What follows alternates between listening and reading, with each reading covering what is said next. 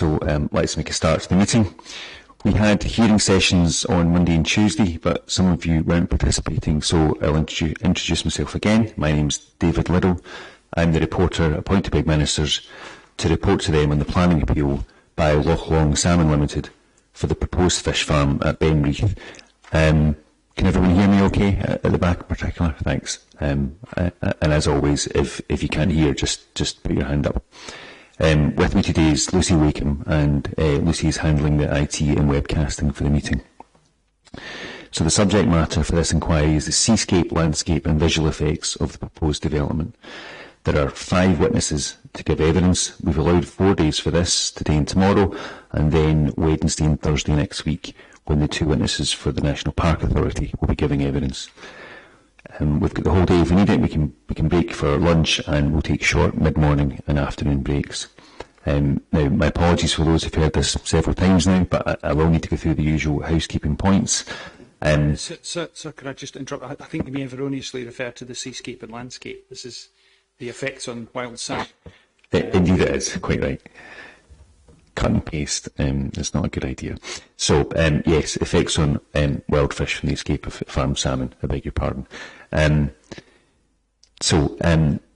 fire escapes are to the left and right of the room, and the muster point is in front of me in the car park. There's also a fire escape behind me in the corridor, which is where the toilets are. And if I can ask everyone to put phones and devices to silent, please. And the other housekeeping points are just about the recording of this. So everyone participating should be aware that the meeting's being webcast and recorded. So by participating, you're agreeing to being recorded and to the use of that information for purposes including staff training and making information available to members of the public. And the recording of the meeting will be retained for viewing on our website. So to operate the microphones here in the room, just press once to turn on, and the red light should come on. Press again to turn off when you've finished speaking. And if we all use the microphones correctly, that will make sure we have the best recording for the webcast and indeed better audibility for people in the room. So I'm just going to ask those who are participating to introduce themselves, and firstly for the appellant, Mr. Findlay. Yes, so my name's James Findlay, King's Counsel, and I have Nicholas Wright sitting to my right, who's going to be giving our evidence. Thank you. And Mr. McKee for the Park Authority. Good morning, sir, and everyone. My name is Alistair McKee. I'm a solicitor. I'm representing the National Park Authority. On my right is Fiona Stewart, who is the Park's Natural Heritage and Planning Advisor, who will be assisting me. Thank you. Thank you. And for Argyll District Salmon Fisheries Board and the Fisheries Trust. Yes, indeed. Roger Brooke. I'm the convener of the District Salmon Fishery Board and a director of the Fishery Trust. And although it's not relevant to escapes, I am a resident of Loch Goilhead, so I'm very local to this. Do you know, Mr. Brooke, whether Mr. Liddle from the Loch Lomond Angling Improvement Association is planning to attend this morning? No, I don't. I've had no communication with Mr. Liddle. Okay, so I have Mr. Liddle down as a participant. I have a statement of case from him, but we don't have a recognition. So I was going to ask him, but it may well be that he would rely on that and can speak to that and take questions on that. But we'll take that as it goes. Are there any procedural? Well, I'll explain how this is going to work in a moment. But is there any procedural items we need to address first of all? Sir, can I just mention the intention of Mr. Bainbridge to make a further representation? Can I just be clear, sir? Is he? I think when he first made a representation to the application, he was doing it on behalf of the Arrochar and the Talbot and Ardluey Community Council. Does he wish to make a further representation on behalf of that Community Council? Is that the capacity in which he wishes to make that further representation, sir? I just wanted to be clear. That's my understanding, but he's nodding his head. I think yes. If that is the case, sir, then the Park Authority have no objection to making a further representation, as long as the Park have the opportunity of reading that and potentially responding in any closing submissions, sir. Okay, and the appellants have already indicated that's fine. Well, I'm very grateful for that. Mr. Bainbridge, we'll write out to you and ask you if you want to update or restate as it is the Community Council's representations, and then I'll give both these two parties the chance to comment if they wish. So thank you for that.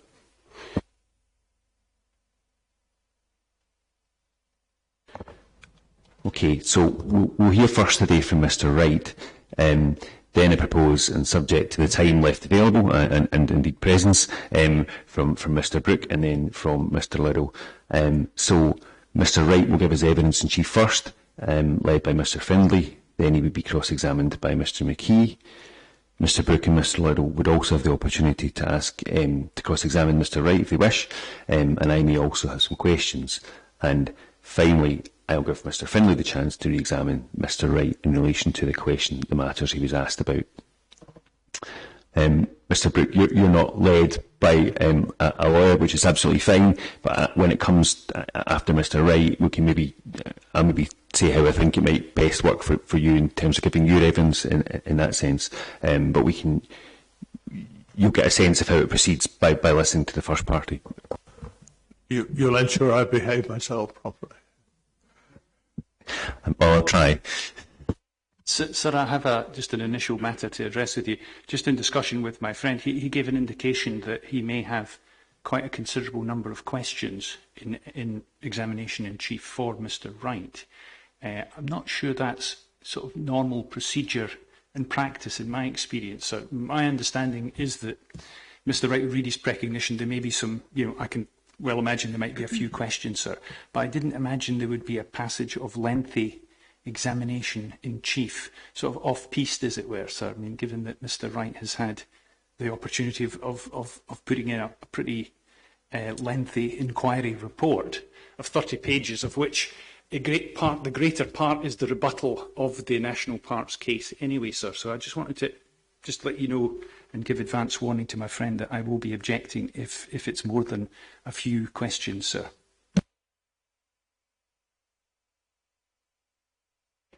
Mr. Findlay, have you got any comments on that? Yes. Well, first of all, I don't accept Mr. McKee's starting point, but this is a complicated integration and effect on an SAC are complicated matters. Mr. Wright not only needs to respond to more fully the report of Professor Adams and his precognition, but also the precognition of Ms. Stewart. And there are a number of matters raised in those precognitions and reports that so we consider it would be of assistance, hopefully to you, to have dealt with in a structured way in evidence in chief. Some of the questions that I will be asking will go to very specific issues. For instance, Professor Adams' views on seal predation. Some of them go to more generic matters that have been raised by both witnesses for the park. And so in my submission, given a hearing session, an inquiry session that is planned but is probably unlikely to take 4 days, an hour of evidence in chief or thereabouts is entirely proportionate. And when you say responding to more fully to the inquiry report or the earlier evidence, well, let's take it at the inquiry report, is because the number of words available in the precognition doesn't allow for what you would like to do. Absolutely, and we see both in the Park's hearing statement. I'm not suggesting that the Park have in any way not followed the rules. Indeed, they have. We've got fair notice of what they're saying. But in order to respond properly to them, you're limited in your precognition to the number of words you can use. And so, for instance, and there are a number of documents such as the that may be of use to go to that may assist you and may eventually shorten the inquiry time if parties are familiar with them. Sir, I'm maintaining my objection to that, sir. What's being described here, I think, is the role of re-examination, damage limitation. Quite clearly, I'll have questions to ask on seal predation of Mr. Wright, sir, and he can answer them. If Mr. Finlay isn't happy with the way in which they're being answered, he can re-ask that in re-examination. That's the process, sir. And if we're going to have what is, I think, inevitably going to be new points in evidence, new nuances, new assessments of them, that's new evidence, sir, and that's not what this is about. You know, giving advance notice. I think this stretching it too far with the rules, and my understanding of rules and practice. Taking seal predation as an example, there is no mention anywhere in the Park's evidence until Professor Adams' precognition that they don't accept that the impermeable layer will effectively stop seal predation. It's not raised in the officer's report, it's not raised in the appropriate assessment, and it's not raised in Professor Adams' own report. With respect, Mr. McGee, Professor Adams, in his precognition, introduces two new documents, and to suggest that I have to wait till Mr. McKee has cross-examined on these before I elicit Mr. Wright's view is ridiculous, with respect. And if that is the stance that my own friend is taking, it demonstrates that it is without substance. I disagree, sir, because predation is specifically mentioned in the inquiry report that was submitted on the 28th of July of this year, sir. We didn't go into the detail of seals. We did mention predation, and there were documents submitted about the causes of escapes, of which predation is the primary cause. If my friend wished only to talk or raise a few questions about seal predation, I wouldn't be objecting. But I think this is the thin end of the wedge, sir, and we're going to see some gilding, some embroidery going on here for some considerable time, sir, to which we have had no notice. Okay. Yes, so my understanding of rules and practice is that examination in chief is to allow the witness to respond to what has come up in the precognitions, but I'm not averse to taking that notion of responding to evidence to encompass more detail that maybe the size of a precognition didn't allow for. I've got quite a lot of questions myself. The more they can be covered by both your questions, then the easier it is for me, the better it is for me. I hear what you're saying, and I'll try and be alive to that. I'm sure you'll be alive if in any particular instance you feel that we're getting into new evidence. In a technical matter like this, in my experience, an hour of examination in chief, it seems quite normal. It varies, of course, but that's certainly within the envelope. Perhaps I allow too much examination in chief.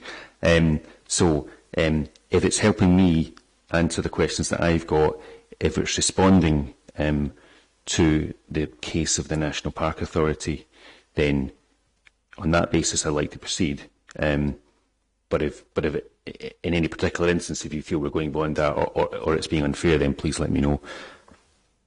Thank you, sir. I'll monitor and object if needed. Okay. I'm grateful. Mr. Finlay, I'll go over to you. We can take Mr. Wright's precognition as read, or however you works best. So I'm grateful. I wasn't intending to ask Mr. Wright to read his precognition. I did have one introductory question just to enable him to get used to the sound of his own voice and the room, so to speak. And that was by way of introduction of him to the, if you like, the wider audience. you was to ask Mr. Wright the number of appropriate assessments you've undertaken and the examples where they've involved SACs and salmon. Thank you. Yes, as stated in page 1 of my precognition, I have undertaken shadow appropriate assessments for over 80 separate development projects, including for SACs as well as SPAs, and this includes for approximately 20 salmon farm applications. I have undertaken assessments for the purpose of habitat regulation appraisals for the Endrick Water Special Area of Conservation for a number of salmon farm developments, including the proposed developments, Ardine Fish Farm in Loch Striven and North Arran Fish Farm in the Firth of Clyde. Pause for a moment to follow the, make sure they... I know this anyway. Yes, absolutely. So carry on. Apologies, I'll try not to go over treaded ground. My other shadow appropriate assessment for salmon farms I've undertaken are multiple for multiple open net sites on Loch Rogue for the effects on Lagabad SAC in Isle of Lewis. Can maybe the witness slow down a bit? I just can't note this fast enough. It's new evidence, sir. Loch Rogue is ROAG, just in case my friend, and the Langavat SAC is LANGAVAT.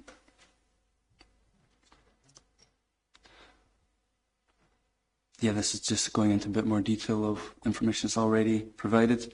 I've also undertaken shadow appropriate assessments for salmon farms on other designations, including the Inner Hebrides and Minchin's SAC, designated for harbour porpoise, the South East Isla Skerries SAC, designated for harbour seal, and the Ailsa Craig SPA, designated for breeding northern gannet and other seabirds.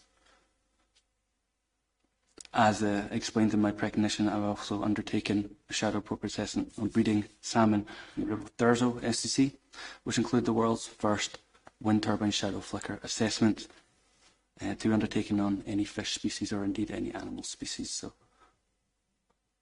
that's my point. I have quite extensive experience in these matters. Thank you. Now, could I ask you to have to hand the MPA 49, which is the Endrick Water SAC entry. So I'll just wait whilst parties get hold of that. So my next question is just about familiarisation with this document. And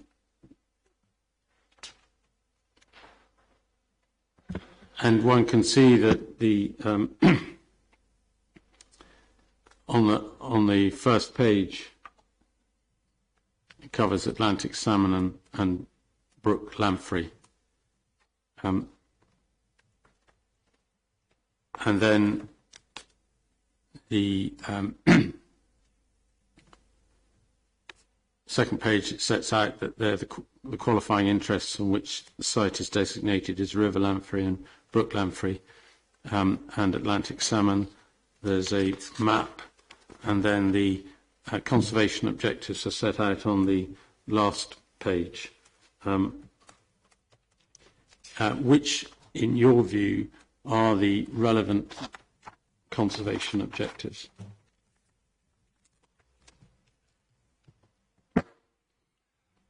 Yeah, thank you.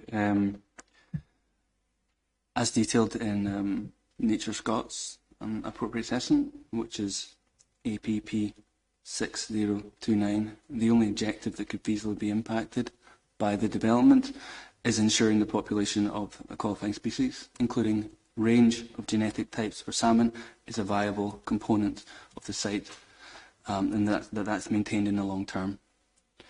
Nature Scott conclude. So, just pause there for a moment. So, just again to identify, so that it's not the first objective, it's the second objective and the first, if you like, indentation or arrow. Yes, so it's conservation objective 2, and it's the first of that, so 2A, if you will.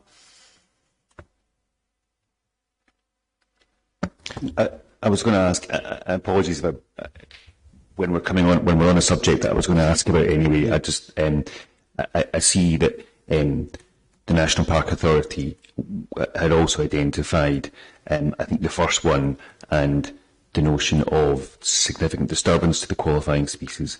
We'll come on to that. Right, okay, that's fine. Absolutely, and that's one of the reasons for introducing this document, was to then pick up that point. You'd referred to the Nature Scott appropriate assessment. It may be worth having that out. That's APP 629.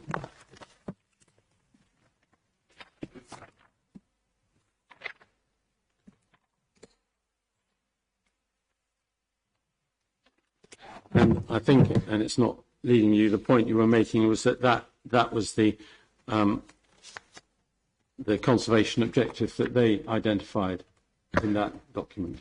Yes, that's true. And Nature Scott concluded that due to the physical separation distance between the development and the SEC, that the remaining conservation objectives would not be impacted. And this same approach was applied recently by Nature Scott and other appropriate assessments for local open net sites, which we can discuss later. Yeah, we'll come to those other sites in due course. So that's 629.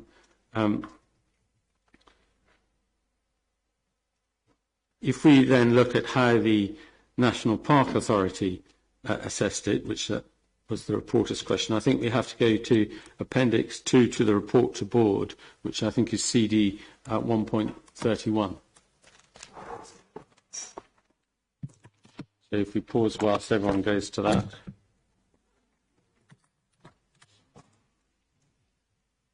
CD 131, APP 132, I think.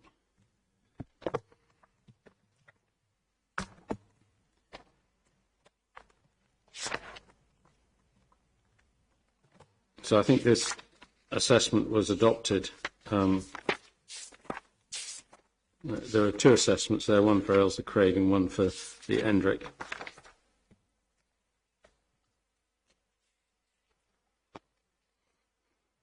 Sorry, one other, before we move off MPA 49,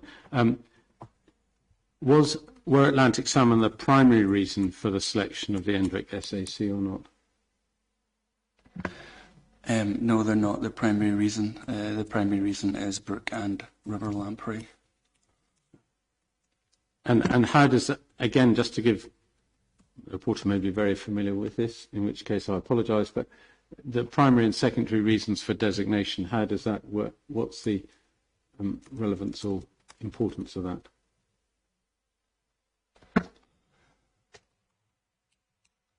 For all intents and purposes, a secondary qualifying feature should be assessed just in the same way as a primary one should. Thank you. Just in case there was any issue about that. Thank you. Right. I was going to ask it because I wasn't aware of that primary and secondary, maybe because I've not read everything that's there, but you're not making a point that is of some lesser significance because of that. No.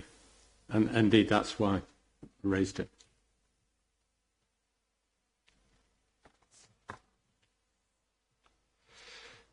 So if we look at the parks,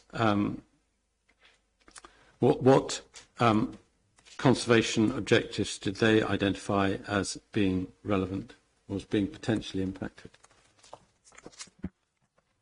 So the National Park Authority took a different approach to Nature Scott, and indeed the shadow appropriate assessment that I undertook.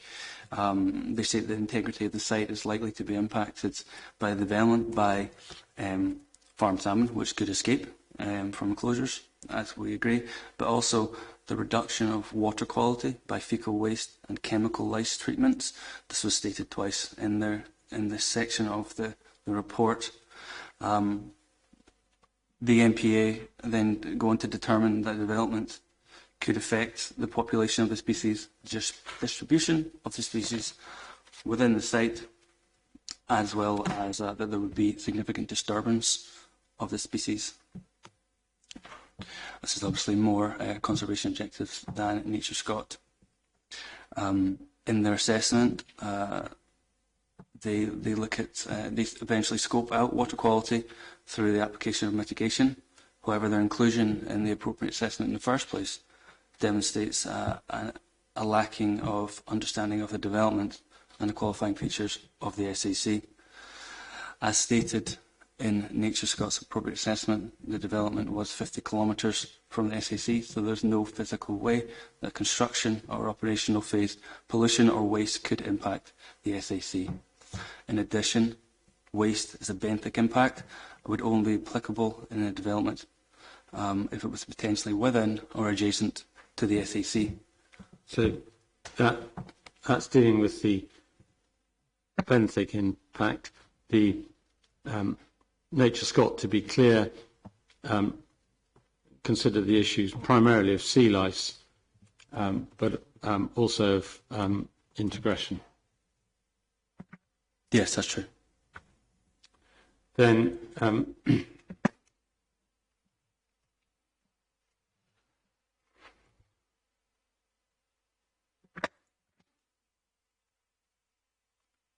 they are concerned, as I understand it, or they reached the view that the distribution of species within the site would be impacted.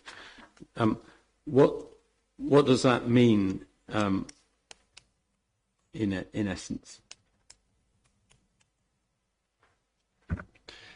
Yeah, the MP state that distribution of species will be impacted by the site.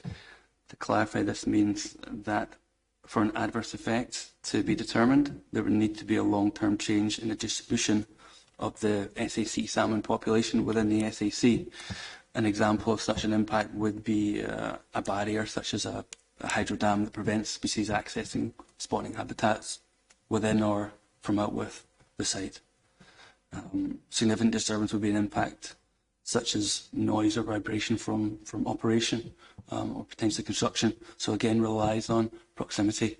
And as stated before, the SAC is 50 kilometres from the development.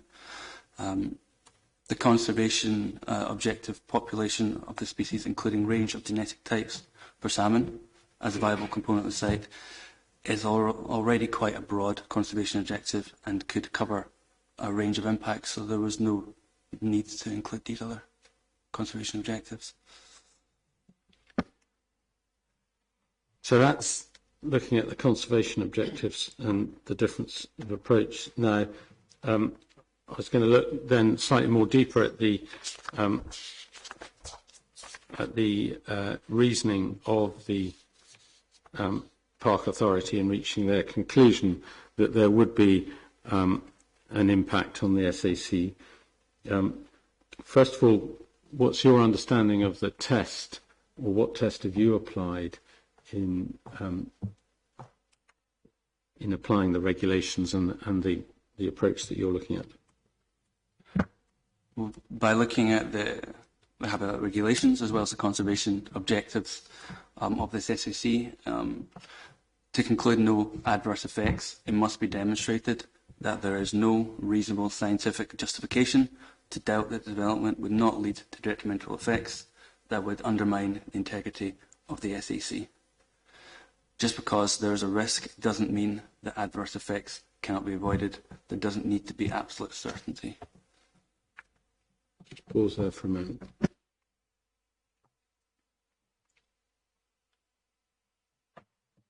If we go to page 85 of the document, CD 131, we have the conclusion of the board, and they say that if you look in the second paragraph, we don't agree with the advice of Nature Scott.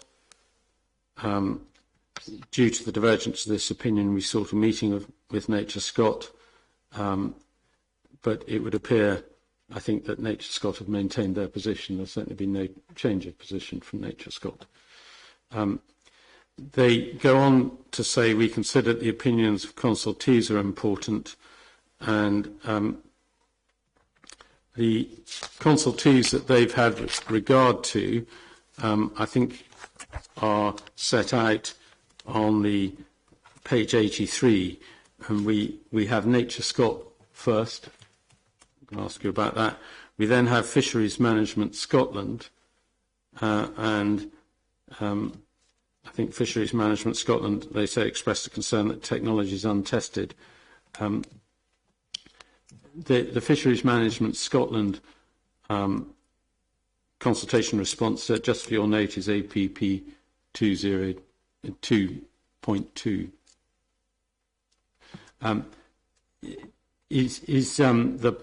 In your view, is the Parks assessment of Fishery Management Scotland's response accurate?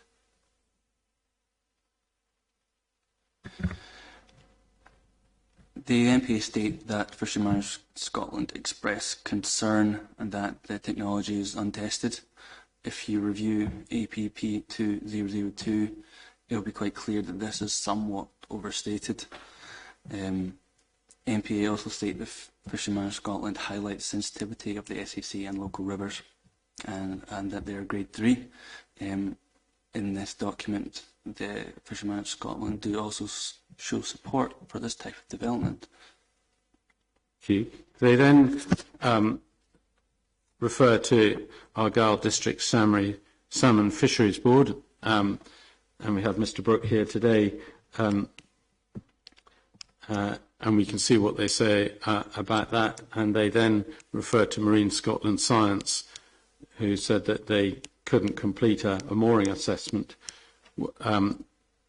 at that stage. What's your understanding about when mooring assessments are undertaken usually? Well, typically for an open net site, a mooring assessment is not really required at the application stage. It's usually accepted that after consent that these kind of things would be dealt with through a planning condition. So yeah, it's an additional expectation. But in any event, I think in this case we have a mooring assessment on certainly a model from Marine Scotland Science, and so just for your note, that's APP 626.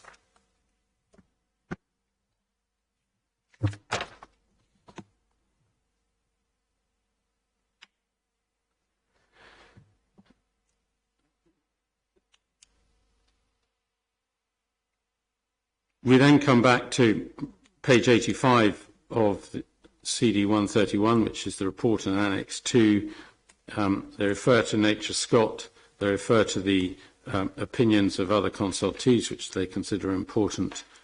And then they refer to a FEMP, the FEMP, which is Technical Appendix 4.2.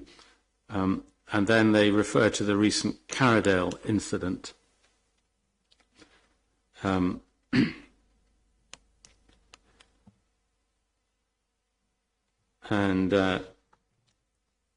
that seems to be the extent of their evidence, or their, and then they refer to the local salmon rivers about the SAC. And we note that they conclude on page 86 that the fish farm will have an adverse effect on the integrity of the Endrick Water SAC.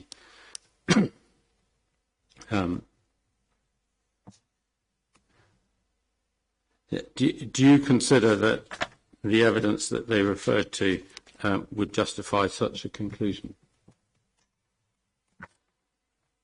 Well, firstly, referring to the Carradale incident, this is a recent large-scale event that occurred in an open net site. This is a different technology in a different location.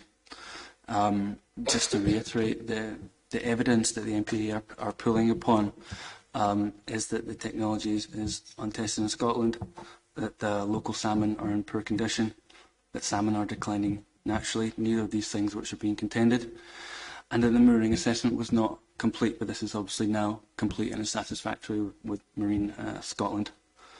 As I mentioned, salmon is not in contention, and it is actually a good argument to support this development. Sir, could I just maybe come in?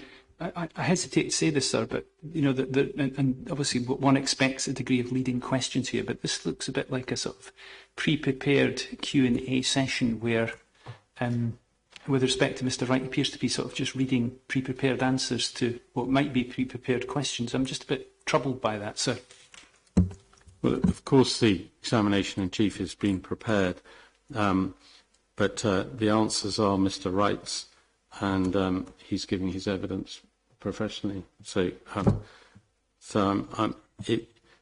this is a complicated issue, and the fact that the question and answer have been prepared in advance is intended to assist you in having a clear exposition of party's case, and I would expect no less of a learned friend when he reads his witnesses. Indeed, one could see that yesterday his witnesses had prepared scripts, again, not surprisingly, for the questions you were asking them. It's a common feature. It may be a common feature of hearing, sir, but I'm less familiar that it's a common feature of cross-examination and inquiries. I just put down a marker, sir. I'm not making a big point. Okay, I mean, it's examination-in-chief at the moment, but yeah, it's fine. We're still on scene setting and process. There's nothing that's unfamiliar so far. That's fine.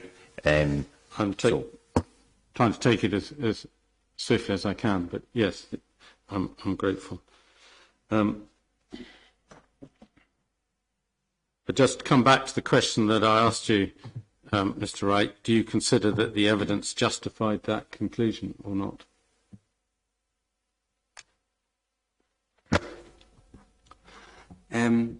No information presented by the MPA in the appropriate assessment provides reasonable scientific doubt that there would not be an adverse effect on the SAC, and it's not adequate reason to disagree with Nature Scott either.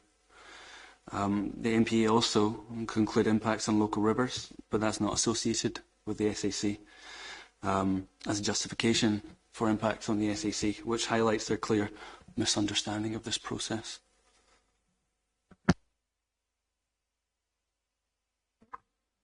So, following, what would you consider the test should be for an adverse effect to be determined on the Endrick Water SAC?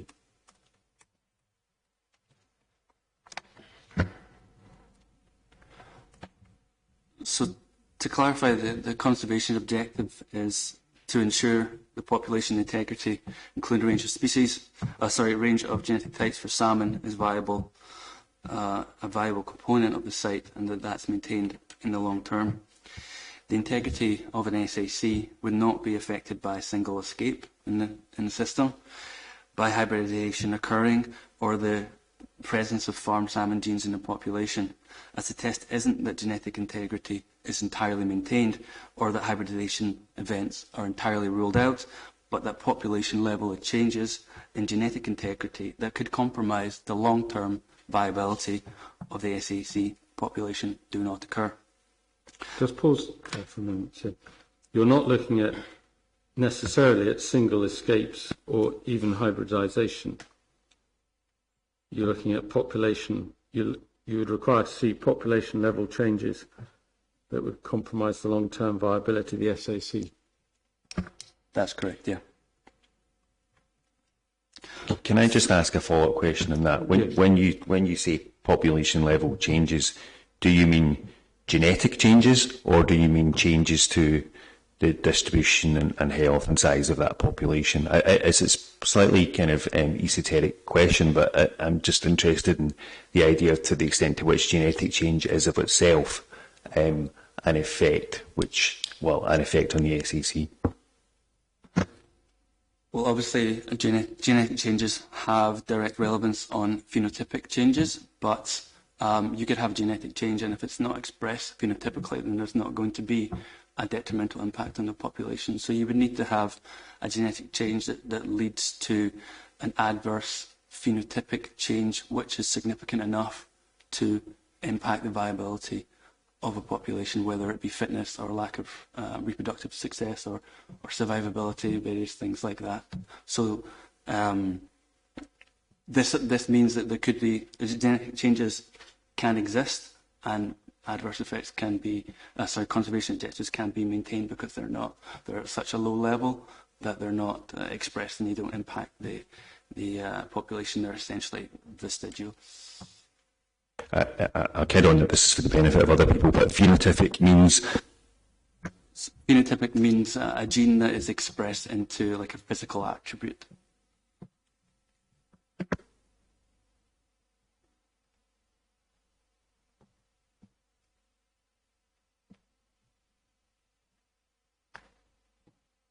Okay, forgive me. No. I asked the same question as well when Mr. Wright came up with it.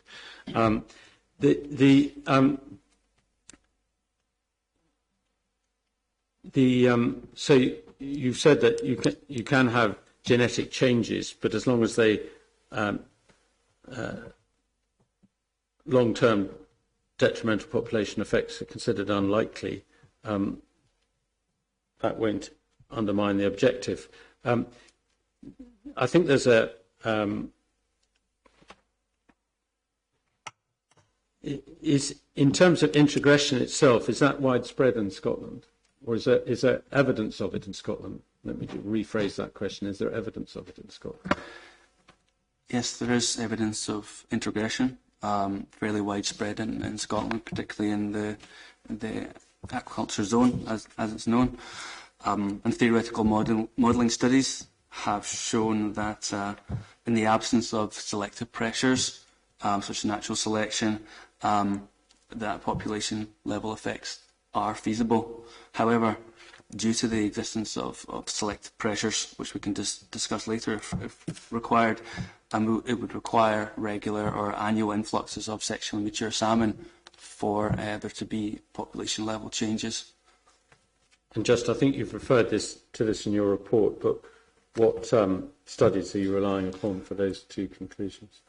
So the study that determines the theoretical modelling study is McGinnity 2003, and that's PPA-002-2020. One of the studies that investigates selection pressures is Fleming 2000 APP-6064.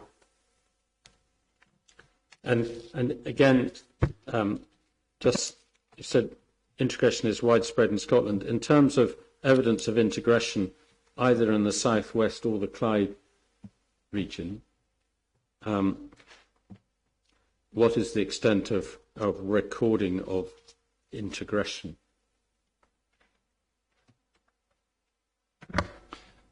So this is a reference to the recent national population level study of introgression, and which looked at the entirety of Scotland. It defined two regions: one, the Clyde region, which the SEC is within, and one is the South region, which is anything south of the Clyde. Within the Clyde region, there was one documented introgression event, and that boiled down to one fish that was recorded and it was in the Indrick Water SAC.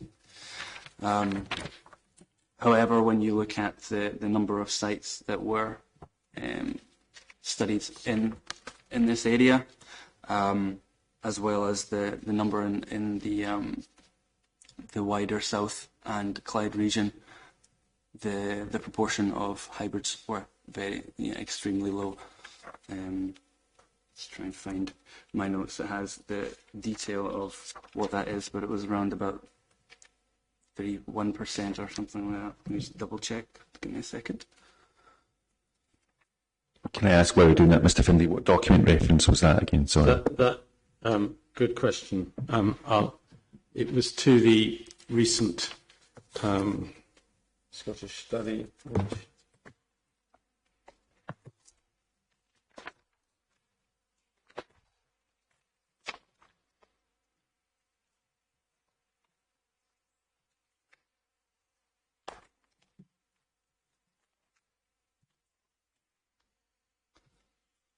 I'm going to have to ask Mr. Wright for it. It's NPA-002-2020, sir, which is the 2023 NEPS study, I think, is the one they're looking for.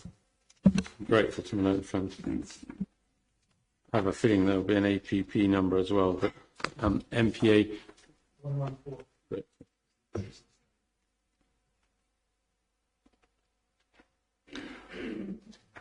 We'll come back. Apologies, my printout is rather oddly coordinated. Sorry, I found it here.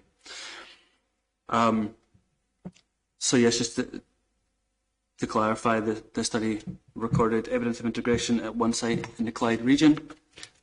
This is one of 2 sites sampled in the SAC catchment, but was in fact a single hybrid fish. A total of 28 fish were recorded in the SAC. So this is the equivalent of 3.57% of the sample SAC population and 1.52 of the sample population of the Clyde region. When you consider this the southern region as well, that's obviously far greater and insignificant. Can I just clarify? Sorry, I think you're referring to, not want to interrupt you too much, but I think it's the Scottish Government National Assessment of 2021 is the document you're now referring to, which is NPA 44. Great. Which is the overall marine Scottish science report on the national assessment of the influence of farmed salmon on the genetic makeup of wild salmon. That's correct. So if we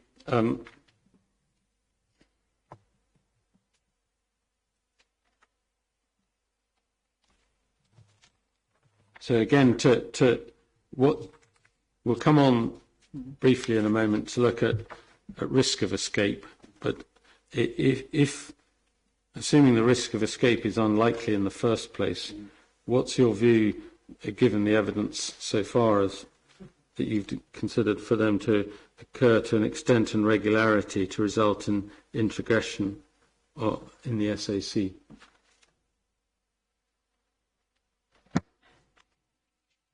Well, given how unlikely escapes occurring from development are in the first place, which we can discuss further, for this to occur to an extent and irregularity to result in integration in the SAC it's close to impossible, especially when you consider that such a scenario would undoubtedly be a complete failure of the development, and the like result of that would be that the site would be decommissioned or completely redeveloped. So that kind of failure is not something that's going to happen.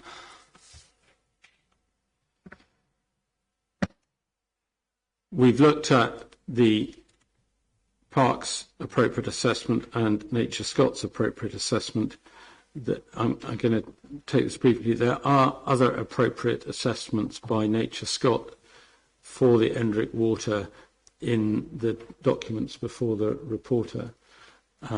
So just for your note, the North Kilbrannan, which is APP 633, the Ardine site, which is APP 650, and the North Arran site, which is APP 61.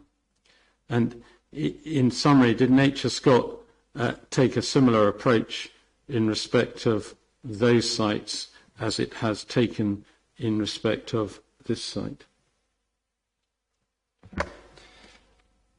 Yes, they took the same approach and assessed the same conservation objectives. Thank you.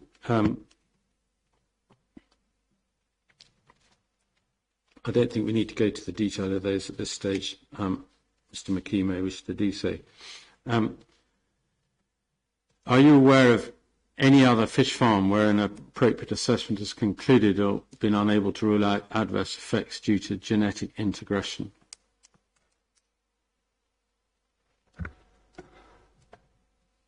No, I'm not aware of any, despite there being approximately 7 salmon SACs across Scotland with similar or worse SAC connectivity to this development. The key concern has always been for Nature Scott of sea lice, and the level of scrutiny of this, quite correctly, has increased on new as well as operational sites. due to concerns raised by the sector and conservation bodies and regulatory bodies, but the same can't be said for integration. So, in terms of, we know this, the concern here isn't sea lice because the park eventually scoped that out due to mitigation. So we are looking solely at integration. Yeah, that's correct. I now want to move on to the issue of escapes.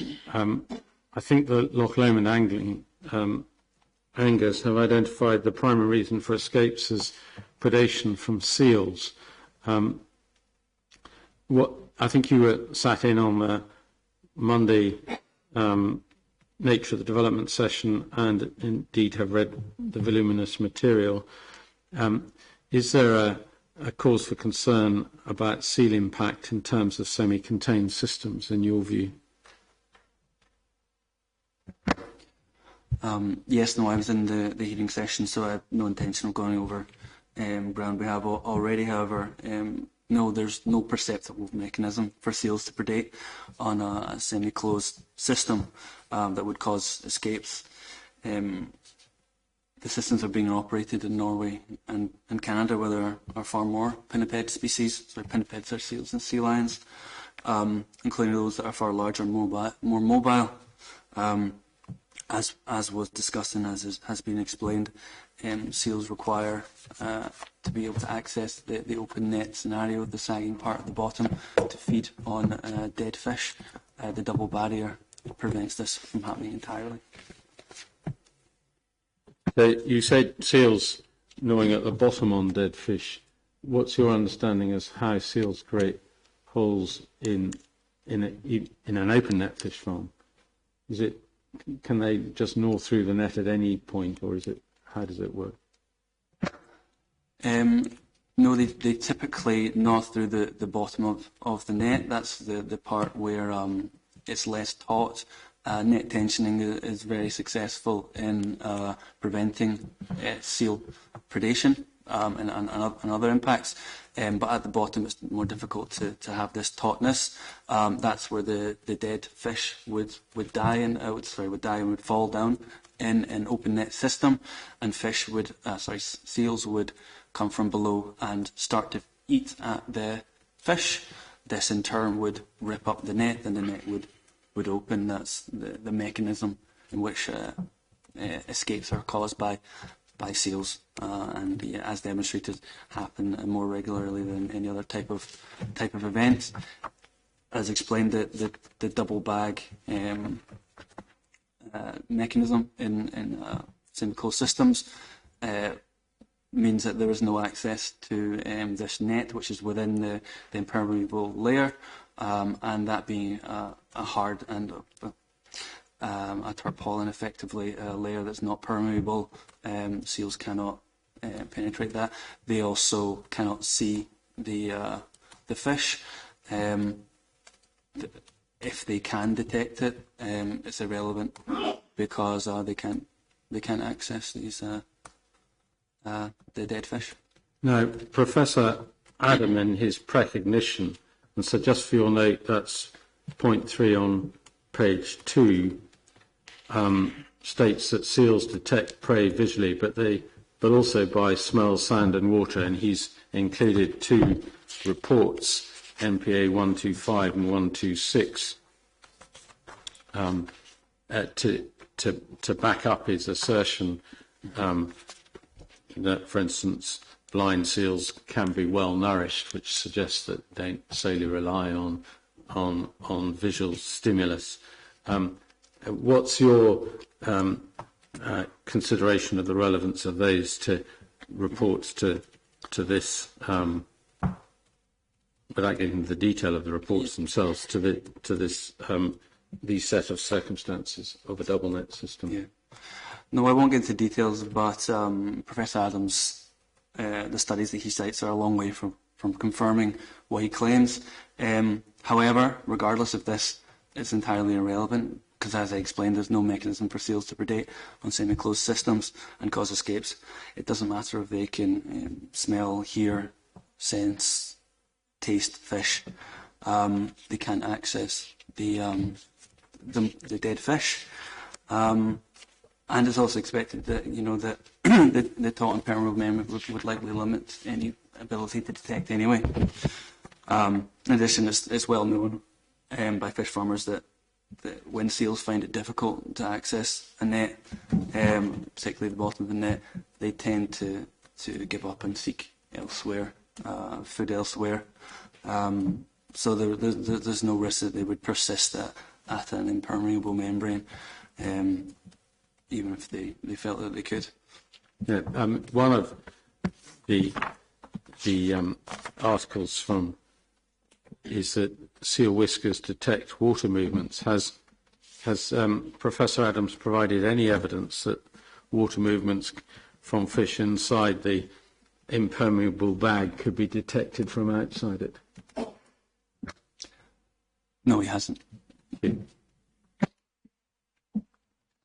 The Auckland Angling Association also referred to adverse weather as being the cause of escape, and I think you've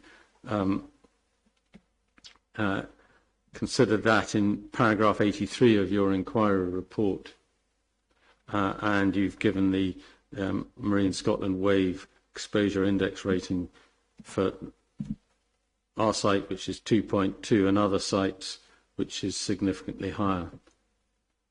What, in terms of assessing risk, in terms of location, how do you rate this site? This site, when compared to open net sites in particular, it's in an area of comparative shelter. Open net systems require more exposed sites, typically with more turbulent conditions to operate. This site requires a more sheltered area to operate. Being more sheltered, it has lower wave exposure, therefore, and there's less susceptible for waves and adverse weather conditions. So this means that open net sites are considerably more vulnerable to adverse weather than semi-closed contained sites. And unlike semi-closed contained sites, open nets also only have one line of defence, whereas the semi-closed system has this double barrier, which would be more robust when it comes to adverse weather, largely as both would require to fail for an escape to occur. Okay.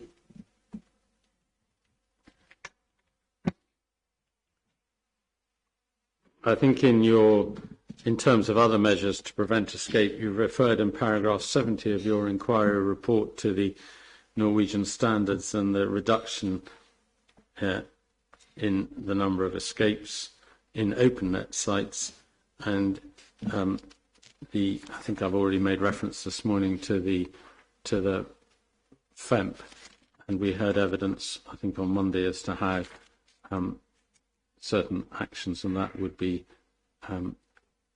undertaken, so for instance checking the nets and the like and repairs of the nets. Are those matters that are appropriate to take into account in reaching your view as to impact on the SAC?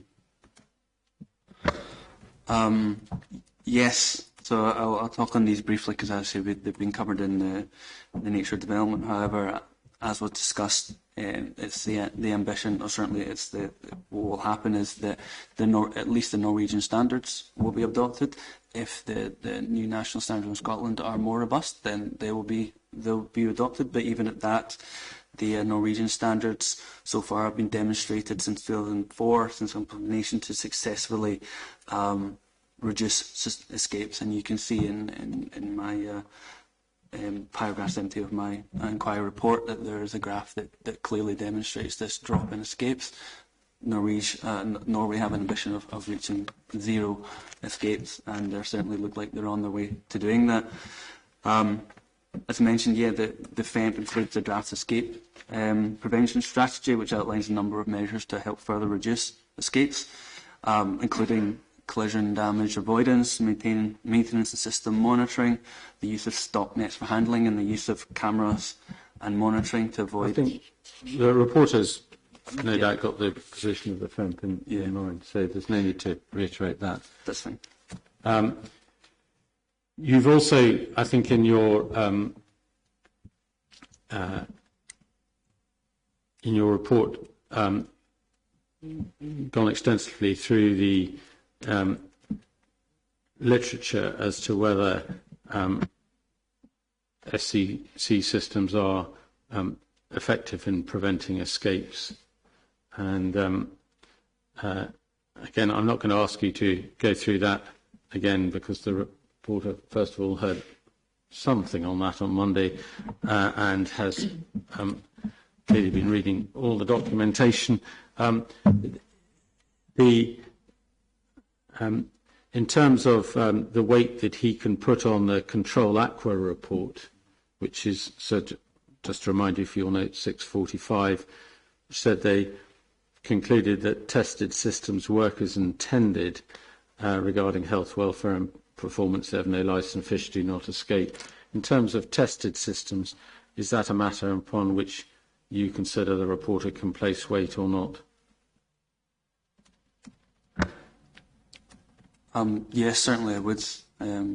As was discussed, this is an 8-year-long academic study into semi-closed systems, a variety of them, and it concluded that fish don't escape. Thank you. And you refer to other documentation as well, which I don't think we need to go to. But I want you to move on to the second part of your report, which is assuming that you're wrong about that, or the reporter disagrees with you about that, and that an escape event occurs. And I think that there could be a significant number of fish in the pens, depending on which model is used. Could you explain what would need to happen for population level integration to occur and for the objectives to be undermined? What would need to happen? Firstly, sir, for your benefit, it might be helpful if I explain some of the terminologies. It's words that we've heard already, but I just thought it'd be good to clarify in some of them. So first, it's important to define the difference between hybridization and integration. Just pause for me. Yeah, I was going to say, if we take this bit slowly, that would be helpful, thanks. No problem. So hybridization is crossbreeding between two species. But for the sake of this impact, we're looking at different genotypes of the same species, Atlantic salmon.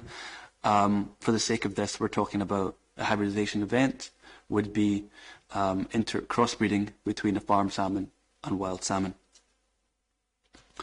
And so they're both Atlantic salmon, they're just two different genotypes of the same species. Yes.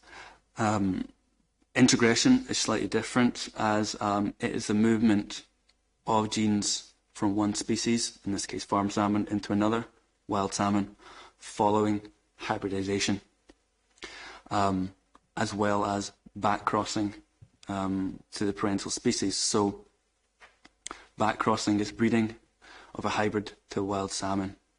So for integration to commence, there needs to be hybridization first, and then a hybrid needs to mate with a wild salmon.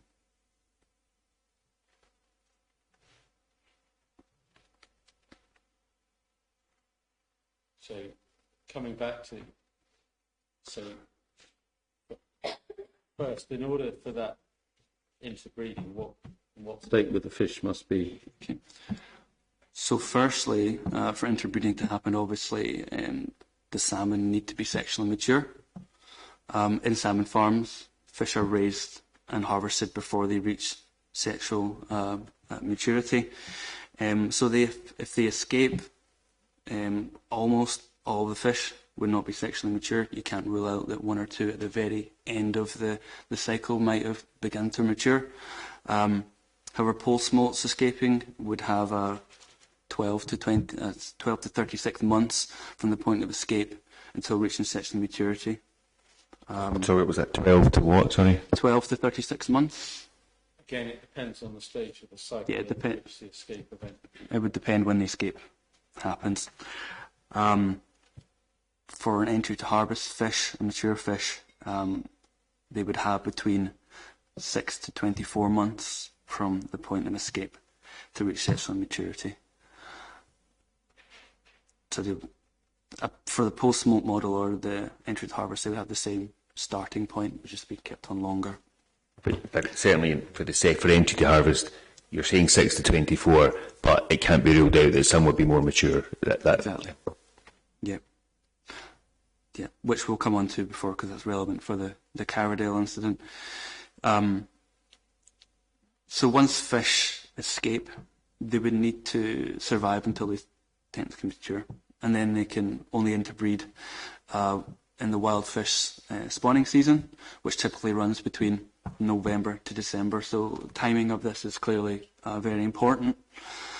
For example, if an escape event occurs in January, the fish may not be able to breed until November. In some rivers, the spawning season can be extended, but typically it ends in December. But certainly, from whatever point an escape happens, the fish will need to survive until that, at least November. And only if they reach sexual maturity by that time. If they're still very young, it still could be a number of years before they do that. So you add 12 months to every year until sexual maturity. So clearly time of the year and time of escape would impact the likelihood of interbreeding and therefore integration. Just pausing there. The ability of a farm fish to survive until they reach maturity, how does that compare to a sexual maturity, to a normal, to a wild salmon of the same age?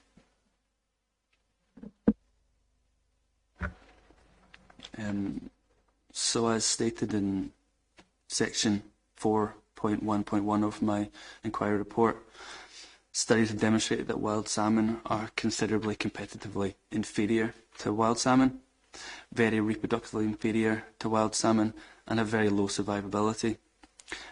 Studies such as those documented in APP 6.64 also show that farmed males were found to be behaviourally deficient, infrequently attained access to spawning females, and exhibited inappropriate mating behaviour. So hybridisation is typically limited to wild male to farmed female crosses. I think Mr. Finley's question was a different one, though, wasn't it? He asked how long a wild fish takes to reach sexual maturity, didn't you? Well, it was more. My question was it's not about how long a wild fish takes, it's the survivability of the difference between the survivability of wild fish and farmed fish to reach sexual maturity, which I think Mr. Wright started to answer and then moved away from it. But perhaps we can have a clear answer to that, Mr. Wright. Yes. Sorry, I was going to the details of some of the limiting factors that would impact survivability, and studies that have demonstrated that escaped salmon have very low survivability, and there's a number of studies referenced that state that. So given that very low level of survivability and the time that's required for them to survive, to interbreed, the likelihood of this happening, particularly in a post-smoke model, is very, very low from a single event.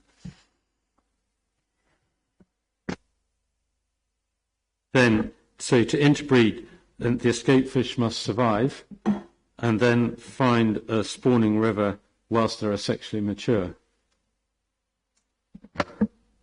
Yeah.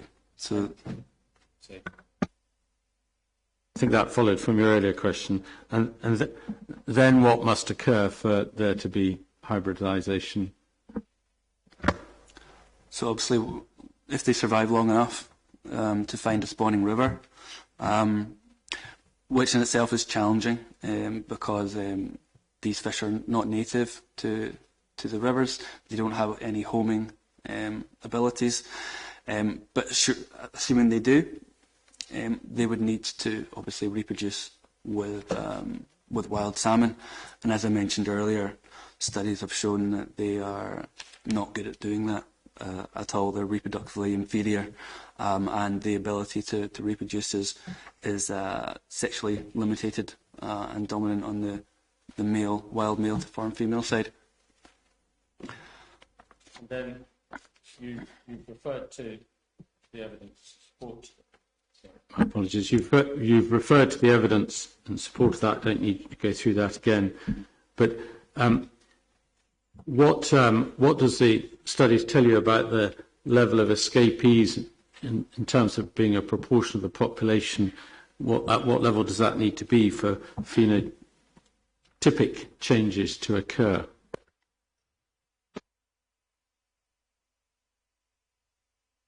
I just turned it off.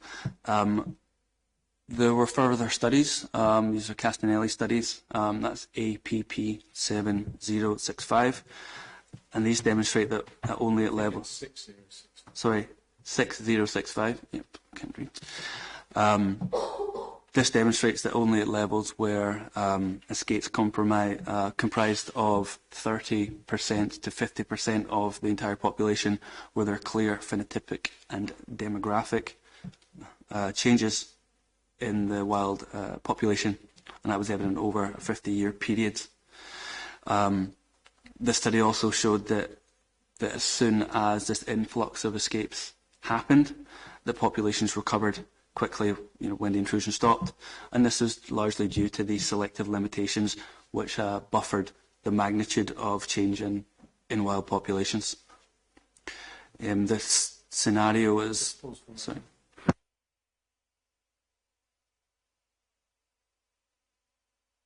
No, that's fine. Just making sure that I got you right there. You said 30 to 35% are escaped fish, not are hybrids in that example. Is that right? Yes. So, Mr. Wright, the point is that you get phenotypic changes where the escapees comprise 30 to 50% of the population. You also made the point about that when farm salmon intrusion stopped, the populations recover. And what, just perhaps you could explain a little bit more detail why you understand that to be the case. Yes, the same study did demonstrate that, as I said. The reason for this is due to these selective limitations that we discussed earlier. Thank you. Then, coming back to the Scottish Government National Assessment Report, which is NPA 44,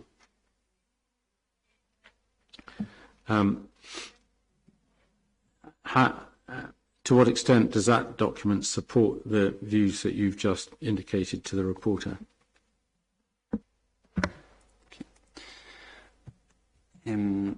So the scenario we described earlier is supported by the Scottish Government National Assessment Report, as it concluded that the majority of integration was a result of recent hybridisation events, and as such is unlikely that the pattern of integration detected is primarily driven by farm fish from historical stocking from multiple generations in the past.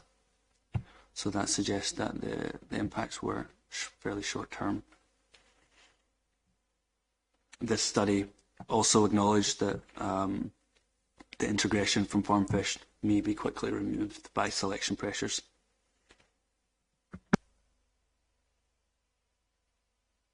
If you could summarise what would be needed for hybridisation to occur.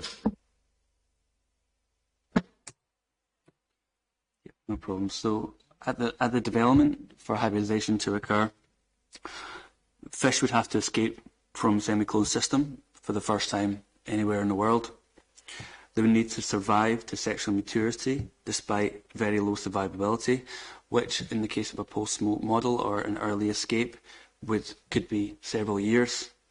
The fish would also need to swim over 50 kilometres to the Endrick water, bypassing 7 more local rivers. They would need to enter these rivers at the right time by surviving to the spawning season, and they would need to successfully spawn despite very low reproductive success. Sorry. No, that's fine. You've alighted upon a point I was going to ask about, and in terms of spawning, that would only be within the Endrick SEC. That wouldn't happen in Loch Lomond or in the Leven. Is that your understanding?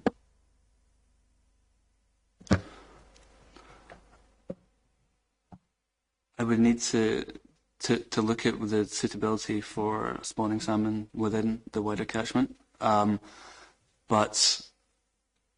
the SEC population are the SEC population. They're separate from other populations. They could breed in other areas. Certainly, hybridization could occur in other areas. I'm just interested in that point. I mean, it's maybe something I can come back to, but if a fish on its way to the SEC breeds in Leven, might that not still affect the SEC population? So just to explain what would happen after breeding takes place, so salmon are anadromous, which means that they migrate as pole smolts out to sea. So once that breeding takes place, the offspring, which have low survivability generally, would then move out to the sea. Because salmon have farm salmon have very poor homing techniques and don't have a home river, they could therefore return anywhere. So it wouldn't be the case that just because they're adjacent and spawning adjacent that they would impact the SAC.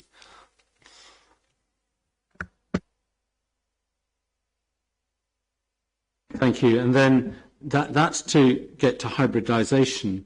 To cause, again, to summarise the point, to cause adverse effects, what would the hybrids need to do then?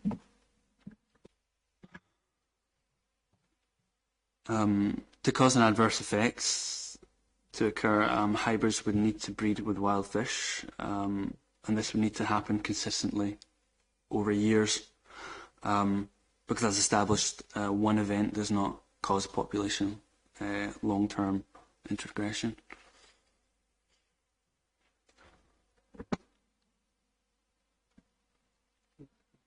Thank you. Now, it may be put to you by Mr. McKeon, I apologise for stealing his thunder, but introgression has been widely reported in other areas in Scotland.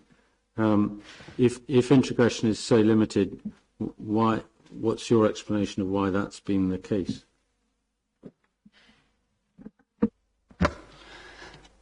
As we covered before, introgression is widespread, and we don't refute that at all. However, population level detrimental effects are yet to be demonstrated. As stated in APP 6029, introgression was largely correlated to proximity and abundance of open net farms,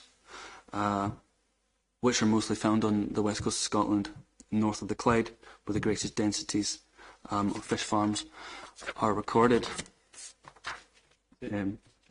Apologies, is it just density or density and proximity to rivers? Yes, it's density and proximity to rivers. You know, they affect each other basically. With increased density of sites and proximity to each other and to rivers, the risk increases. However, studies suggest that much of this impact is likely driven by the location of sites, i.e. close to rivers or other sites, as well as the behaviour and age of escapes. The same study states that in order for salmon to reach their feeding areas, as we mentioned in the winter when they migrate out, those on the west coast move northwards, which follows as largely driven by prevailing currents in the area. Fish escaping at a relatively early age will tend to, in the absence of other cues, follow these same currents. As I mentioned, escaped salmons don't have a particularly good homing senses.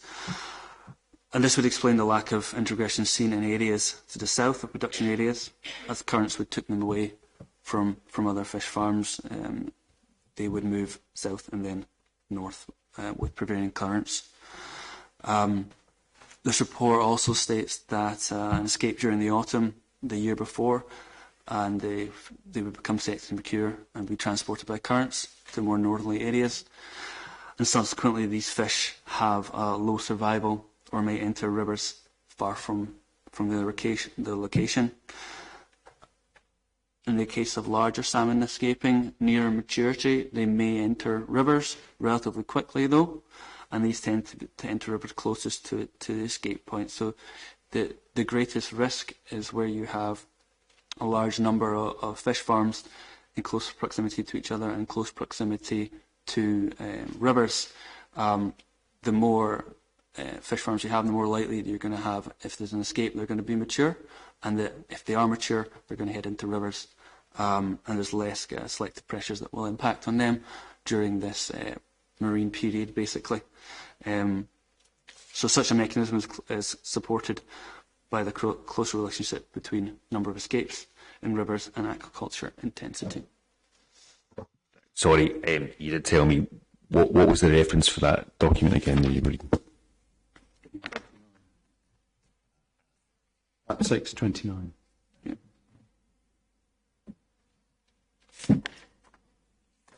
And then coming back to the Carradale event, which said we would do, is there any evidence of large-scale catastrophic escapes in the local area have led to population-level integration? Yes, obviously, Carradale being an example, there have been large-scale catastrophic events. However, we've covered earlier the SGNA report, the Scottish Government report, includes little to no integration recorded in the Clyde region and the South region, where the SAC is located in the Clyde region.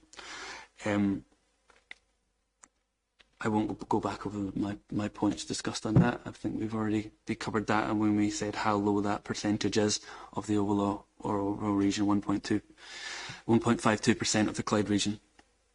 The Carradale event, in fact, provides quite a good proxy for how difficult it can be for escaped fish to interbreed. As detailed in APP 6007, the storm event happened in August. The fish were close to harvest size at this point, so near sexual maturity.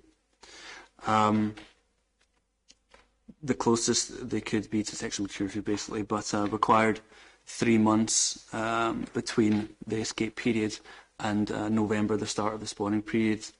And for reference, 43,000 fish escaped. This was a catastrophic failure. That is a large amount of fish. However, that was only 10% of the entire site. From this escape, there was no interbreeding detected, despite escapes being detected widely as far as England and in the SAC. So this provides strong evidence that a massive, large catastrophic escape event can occur. Fish can get into an SAC, but there'll still be no evidence of integration. So what's happening effectively to the fish that escaped? So what's happened is either the fish are not mature yet and they can't spawn, or they died before they were able to spawn. If the escapes were not mature enough but survived, they would need to survive another 12 months at sea. Also relevant to mention that salmon don't feed in fresh water, so they would need to go to sea. And then they would need to return to find a spawning river and successfully breed. As the salmon at Carradale were fairly mature, there has been no spawning, so it seems that that's unlikely, very, very unlikely to happen. Expanding on that's not the only widespread escape event that has happened from open nets. This is part of the reason for the existence of this development in the first place. As detailed in my inquiry report, paragraph 117, at open net sites within Loch Stribbon and Loch Leven, there were 1,700 177474 escapes across 11 events, and this excludes Carradale. In the last 30 years, however, little to no integration has been recorded. As I reiterated, 1 fish in the 2 regions were recorded. And just taking that further and thinking about that, the point you've been making is that even if a fish hybridization occurred, the fish then went out to sea and came back, that could happen because there's no homing instinct from any escape, any hybrid fish in any part of the west coast of Scotland. It could eventually make its way back to the Clyde and potentially the Endrick water. Is that correct? It could, yes. However, studies have shown that it's more likely that a fish leaving an escaped fish leaving, a hybrid fish leaving, would be unlikely to return back to the River Endrick. They were more likely to be more widely dispersed. But over the years, given all the escapes in Scotland and the lack of evidence of say, for one fish of integration in the Endrick SAC, how does that affect your conclusion that there'll be no impact on the objectives of the SAC? What the studies demonstrate is that the area in which the site is located is not vulnerable to integration or escapes when compared to other areas in Scotland where there's a large and established density of open net farms. So the requirement to meet that level is extensive. There would need to be, as I said, a regular catastrophic failure of the site, a prolonged escape event, more than one, that would need to happen over a number of years, as no documented escape events have ever taken place in semi-closed systems. That's a very difficult thing to achieve and very, very unlikely. So, as I've explained, and I won't go through the steps, there are various steps that need to take, each increasingly less likely and less likely and less likely as you go, when you consider what the wide body of scientific consensus knows about this effect. And when you look at the MPA's evidence, that really does not represent the scientific consensus or any reason to any reasonable scientific doubt on whether the integrity of the site would be maintained. And then the last issue I wanted to ask you about was the suggestion that integration might be irreversible. What's your view on that? Yes, I saw this mentioned in a couple of the submissions, and it was a little bit confusing because clearly introgression, just like any genetic effect, is clearly not irreversible. That's how natural selection, that's how evolution happens.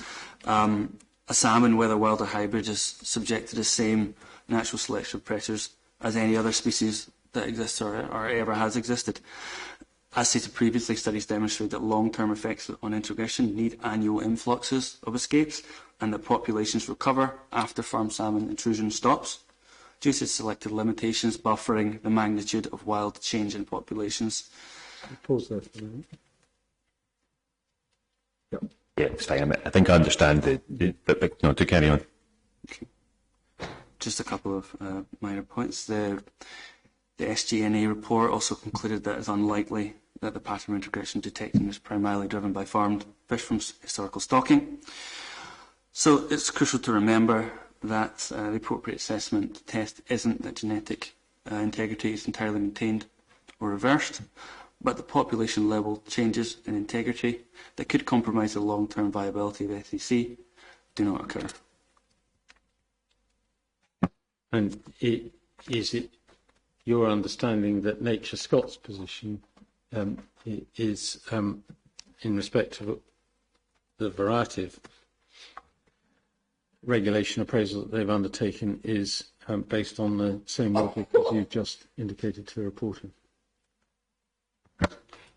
Yes, that's my conclusion, and there's no reason for me to doubt that. So thank you very much. Those are the questions in chief. Okay, thank you very much. Thank you very much, Mr. Wright. Do you want a short break before we move on? Do you want a short break before we move on? Maybe I should ask you first of all, Mr. Wright. Yeah, we can certainly do that. But do you want a few minutes? Short break's fine, sir. Yeah. I would just say that we obviously wouldn't expect Mr. Wright to be discussing his evidence before he's cross-examined, sir. Put your marker down. Put a little genetic marker down there, sir. Okay. Right. Well, yeah. I mean, let's just. If it's 5 minutes enough, I just mean a quick camera break. So let's come back at 11 then, just to give him a little bit more time. But if we can try and start 10 past. Thank you for your evidence so far, Mr. Wright. Mr. McKee, I will pass over to you for cross-examination. Thank you. Thank you, sir. Good morning, Mr. Wright. Put my cards on the table. I only studied biology, chemistry, and physics at school, but I have someone who's got a lifelong interest in nature conservation. I'm also a very experienced scuba diver, so we'll see how we get on. Your advocate has had a fairly free hand in expanding, the evidence which you presented in your precognition. We'll be going to that in some detail, but can we maybe start by agreeing that you're giving evidence here today, expert evidence, to this inquiry as an ecologist?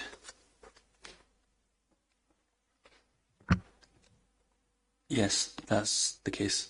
Yeah, and just taking that point a bit further, so insofar as at least part of your evidence concerns information about the maturity, the resilience of the new proposed technology, may we agree that that's really the domain for others rather than an ecologist, those such as engineers? Yes, I'm not an engineer, but I rely on the technical advice provided to me by experts. Right. So it's kind of fair comment that when you discuss the maturity of the technology in your inquiry report and the resilience of that, you're really relying upon information and evidence that's been provided to you by others.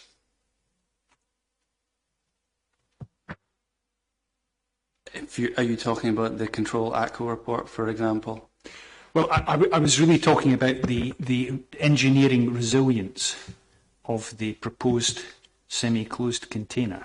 When you talk about it, you're saying it's going to reduce escapes. You are referring to the evidence provided by others. Yes, of course I am. That's the process of any assessment, including in a habitats regulations appraisal. Okay. So, in terms of the semi-closed system, have you actually been to Norway or Faroe Islands or Canada to witness one of these systems in operation? No, as you stated, I'm not an engineer, so there's no reason for me to do that. Okay, so you've never seen one in existence or operating. Okay. No, but I don't understand the relevance of this question. Well, you're giving evidence about the overall resilience of this technology to resist escapes. Mm-hmm. The National Park's evidence doesn't really concern the issues about sea lice, but do you not think a working knowledge of how this new system is going to operate would be important? Site visits, is that not what scientists do, take site visits? I bet Mr. Shotter and Mr. Hawthorne have been to look at the systems.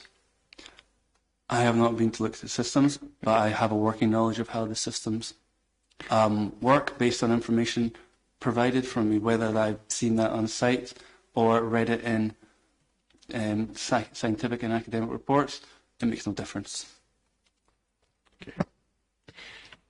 Do you agree with me that opinions are sharply divided between the National Park and the objectors to this project on one hand, and the case of your appellants on the resilience and, shall we say, the ability of this technology to withstand pressures of escapes, seal attacks, weather systems, etc. So I'm just trying to say, the opinion is strongly divided? As you know, I was here on the hearing session on Monday, so I heard both sides of the argument. But you're accepting that opinion is strongly divided. I'm not asking which camp you're in. I think I know which camp you're in, but just opinion is divided. Opinions are divided, but opinion is not rigorous scientific study. Okay. The Endrick Water SAC, have you ever visited the Endrick Water SAC?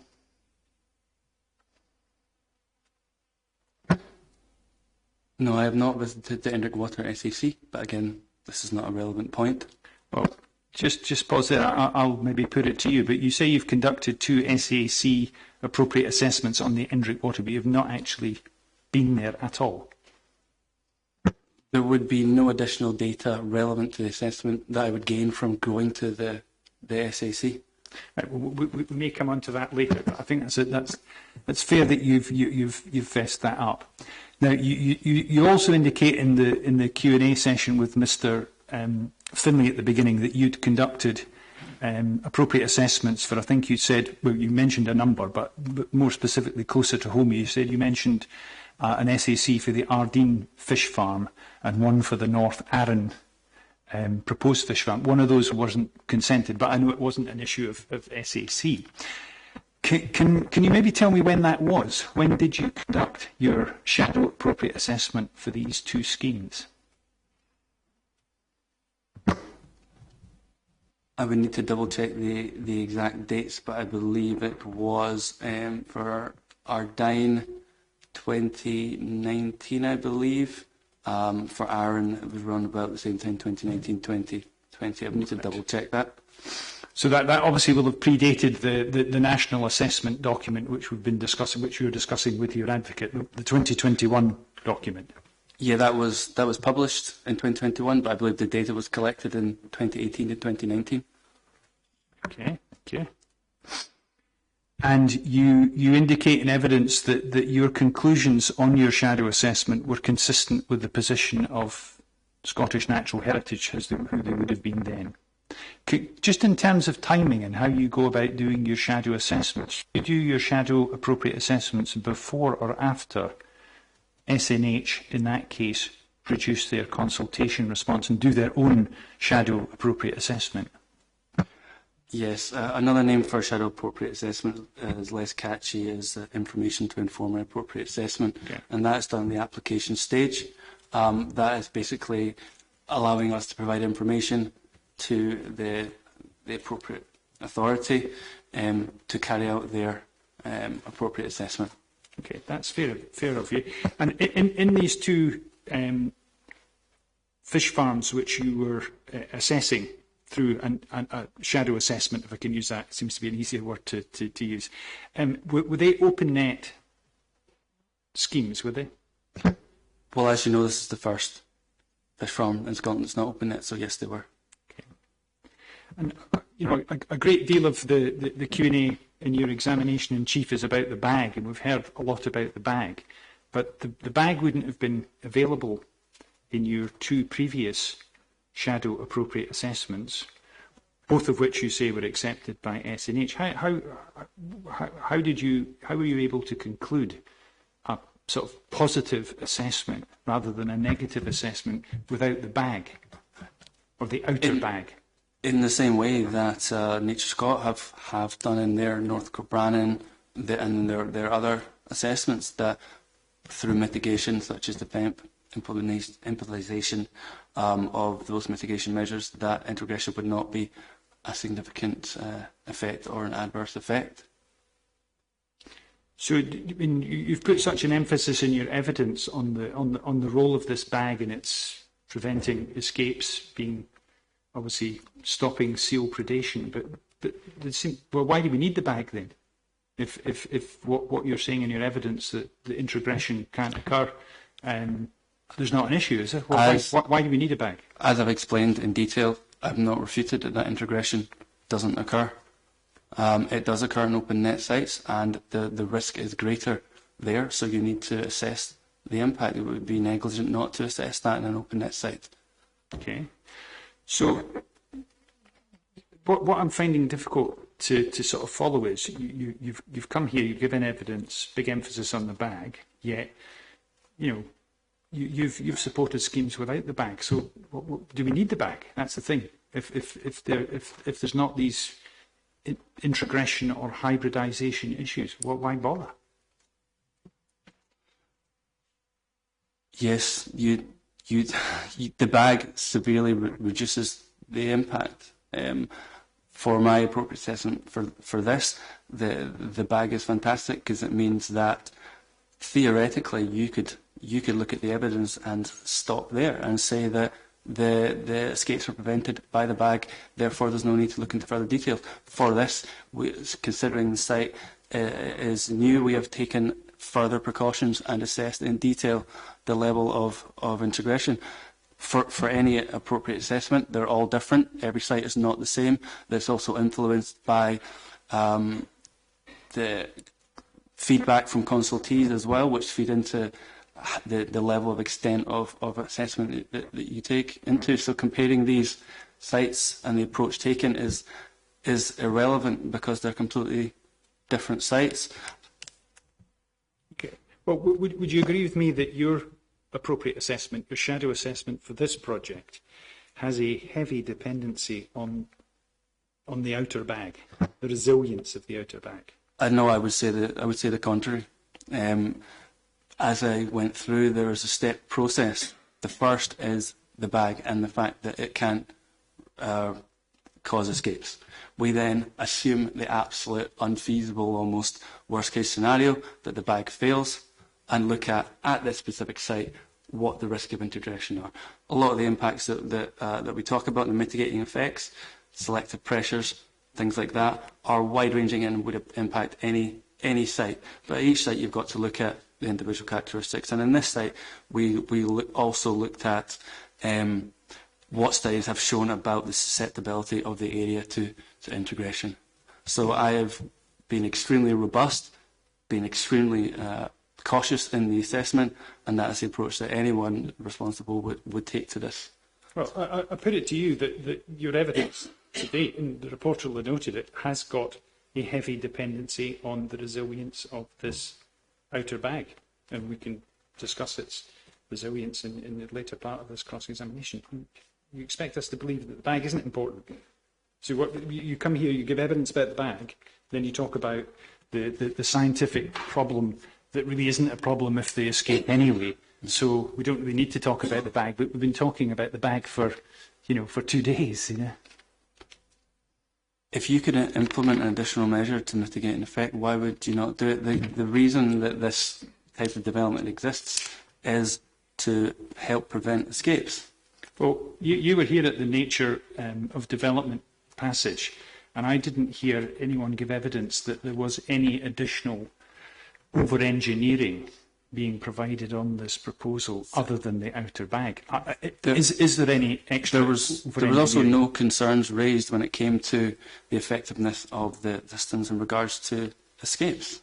Sorry, can you maybe answer my question rather than make a statement? Are there any other over-engineering aspects that have been added to the scheme? I appreciate you haven't seen it, beyond the outer bag. When you say over-engineering? Well, I'll give you an example. You look at the reason for escapes. Moorings go loose. Well, maybe strengthen the moorings. There's metal fatigue. Make it out of stronger metal. Make it out of better materials. As you've explained, I'm not an engineer. However, the site will be developed to Norwegian standards, including the moorings, which have been tested by Marine Scotland and approved. This is the same process that would follow for any open net sites which are more vulnerable to escapes. You mentioned Norwegian standards, but how at a practical level would that be sort of in force and available in Scotland? We deal with British standards. Is that that's a question for implementation of conditions. Sorry, can you choose? I'm not sure that's entirely fair for this witness. I can deal with that in closing submissions, whether a condition could impose Norwegian standards or not. Well, I'd like to see what Mr. Wright has to say about it, sir. I know He's not Mr. a Finlay will have an planning answer. expert nor a but legal expert. Mr. Finlay will have an. Sorry, he has no. So he does not. But he's giving evidence that the Norwegian standard will apply. Surely it's reasonable for me to ask him a question as to how it can be enforced at a I practical level. feel we've covered this ground already, and you're contradicting yourself here. You first of all set out that I'm an ecologist, and I explained that the evidence in regards to the development I'm using information and saying that using that in my assessment. You're now asking me questions about planning and engineering and things like that. It seems contradictory to what you were implying before. I'm asking the questions. You're not that's asking relevant questions. Okay. You have indicated that you are able to give obviously some evidence on the technical aspects of the scheme at a sort of general level, as possibly anybody in this room could. I'm simply commenting that you're buttressing your case by mentioning Norwegian standards, and I'm just asking a fairly basic question about how can we enforce these standards, because they're Norwegian and this is Scotland. Anyway, I'll move on. Just drop it. I'm not. We're not making particular progress there. But you put a lot of weight on your shadow appropriate assessment, which was conducted in early 2022, I think, or 21. Is it 21? And you're obviously buttressing your case by saying that Nature Scot support or do not object to this scheme, and there is some alignment or a degree of alignment between your assessment and theirs. Leading up to this inquiry, you produced your inquiry report, and you've lodged, umpteen scientific papers to support that. Did you, at any stage, consider reconsulting with Nature Scot?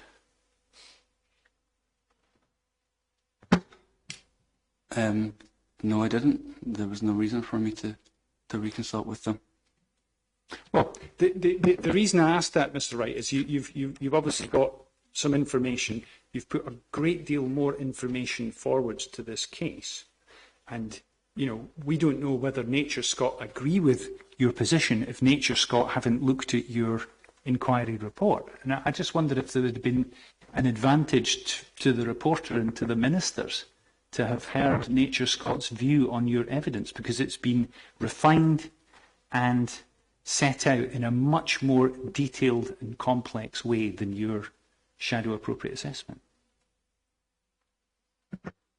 As I stated, there was no need to do that, and it didn't change. It wouldn't have changed the position of the Nature Scot, because it supported their position. Yes, it went into more detail. But they wouldn't know truly what your position is, the position you're adopting today. But we'll maybe pass that. But would you agree with me that if ministers are minded to approve this scheme and they have to go through an appropriate assessment, they're obliged to take the advice of Nature Scot? So there will be a reconsultation in which they will look at your evidence. Is that your understanding of the process? That may well be the case. Okay.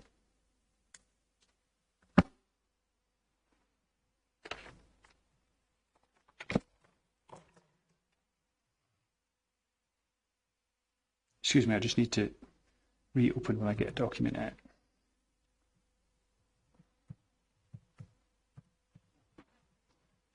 I was wondering, although it's not really my decision on that particular question that you raised, Mr. McKee, whether ministers did have to go back to Nature Scot after they get my report, and it's a matter for them. But it's useful to have your view on it. Well, my view, sir, is that the ministers will be the competent authority. The National Park were the competent authority, and the competent authority must consult the opinion of Nature Scot if it's going to approve the scheme. So it's inevitable that they would do so. If they did not, it would be a pretty serious breach of Regulation 48. But just dealing with Regulation 48, which is kind of the basis of appropriate assessment, these are not legal questions as such. But you would agree with me that the National Park Authority, as the competent authority, were obliged to consult and obtain the opinions of Nature Scott. You obviously you accept that, don't you? Yes, I accept that. Do you also agree that the National Park Authority, as the competent authority, are not bound by the advice and opinions of Nature Scott? Yes. And would you agree with me that unlike many other, perhaps all, local planning authorities, the National Park Authority, and this may be the case with Cairngorms, but the National Park Authority for Loch Lomond and Trossachs, or Trossachs and Loch Lomond, has its own in-house experts in terms of appropriate assessment, and chooses to seek their opinions as well? Yes, I understand that. And I also understand that in the majority of cases, recent ones that have been discussed, they have deferred to Nature Scott. Yeah, they don't. With their particular park area, they may choose to do so as a matter of protocol. But the point I'm making, Mr. Wright, is that unlike, for example, Argyll and Bute Council, who don't employ ecologists to deal with appropriate assessment, it's different at the National Park Authority. So it's a slightly different approach. They have in-house expertise. Yes, I understand. Okay. Right. So where we've got to is the Park Authority have to consult with SNH. They're not bound by their by the advice they get from Nature Scott, but they must have regard to it. Would you agree with me also that in conducting an appropriate assessment, the competent authority can seek the opinion of the general public at large? And that would obviously include statutory consultees, other statutory consultees, and see what their views are. I believe that, the process would allow them to take under other consultees. And Mr. Finlay has put to you what other consultees have said. You know, the Marine Scotland, the Argyll and Bute Fisheries Trust, for example, they expressed a view as well. Obviously, those views are not binding on the National Park Authority, but it's entitled to take them into account. Okay. Thank you. Now, could we maybe just turn to some of the documents here? Could you have the volume 1 of the EIA before you, please, which is CD 1.2? I may take a little time just to produce that. Yeah. Point.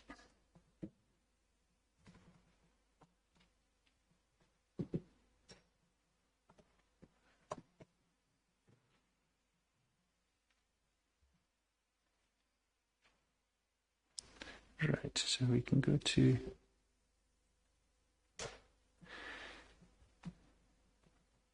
to chapter 4 to begin with.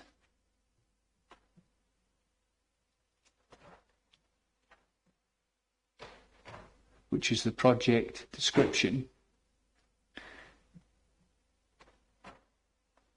Now, there seems to be an ambiguity between the National Park Authority as planning authority and the appellant as to what the project actually is, as unbelievable as that may seem at this late stage. Because in the Park Authority's assessment of the planning application and its refusal, it has incorporated an image or some imagery of the Fisk Certus 3000, which we've debated. The appellant's view is that what they're seeking here is a sort of development envelope, and the Park's view is that the detail of that is locked into the planning drawings. And I think you'll understand where the two parties are. What is your view about? With respect to Mr. McKee, the Park's view is faces two ways, as I pointed out yesterday morning. The Park indicated in their hearing statement on the nature of development that they weren't aware that the applicants were restricting themselves to one particular farm. So if Mr. McKee is going to rehearse the evidence, he has to rehearse all the evidence, not just that favours his current position. I can respond to that, and thank you. I have read the passage of the hearing statement which you quickly read out, and it in no way indicates an ambiguity as to what the project is. And the National Park authorities are of the view that it is locked in terms of those Certus designs. But the question isn't about what we think. I'd like to know what Mr. Reithe thinks the project precisely is about. Is it a development envelope, in the sense of it's a kind of Rochdale envelope type? Is it a precise development? Because that's an important factor. I hope you'd agree for the environmental effects of a project. You need to know what it is before you can assess it. So maybe just have your evidence on that, please. Can I, I'm going to maybe see if we can swap over your microphone. It seems to be a bit flaky. Maybe. It's a bit correct. Right. I'll just. We could probably give you one of those other two down there. Would that work? We'll see. It just seems to be. I don't know if others are hearing it, but it's coming on and off, and so it's distracting you.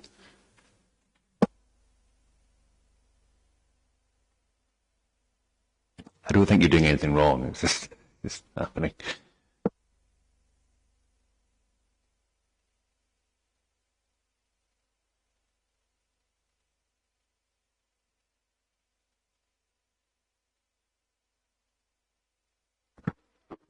Is that working?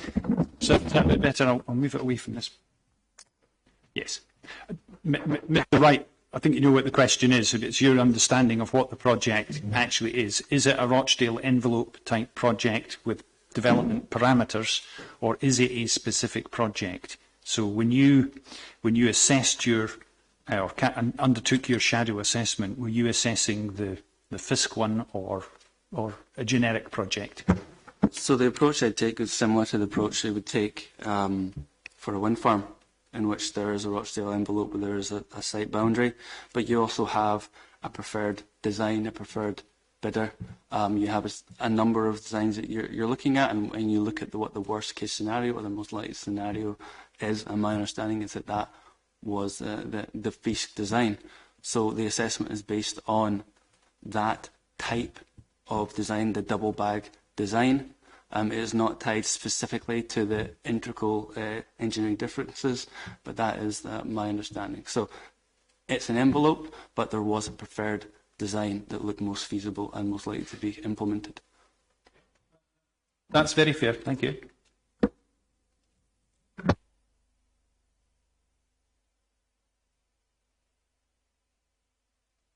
So just so we're clear, I just want to make sure I understood, and we both understood the same thing from that answer, that you'd said there's an envelope, it's based on, you said a FISC type design. You don't mean that a particular model, you mean a double bag system. Is that what you're telling me?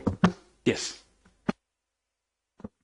The National Park obviously stands by its position that it's one of the refused drawings, so it is locked into the planning, that particular design. Otherwise, we don't have a double bag, you know.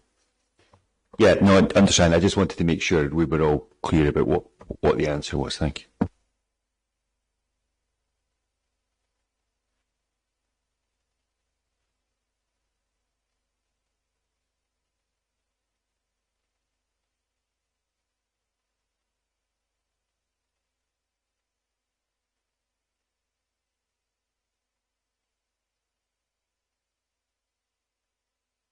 Could you please look at project it's project team and competency, which is paragraph 1.4 of the EIA,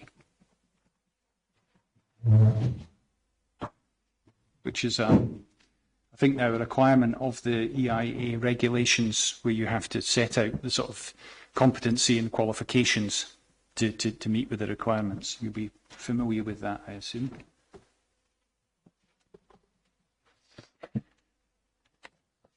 Can you see that, Mr. It's actually on page 6 on my one, but there's 428 pages on it, so it can be a bit tricky navigating.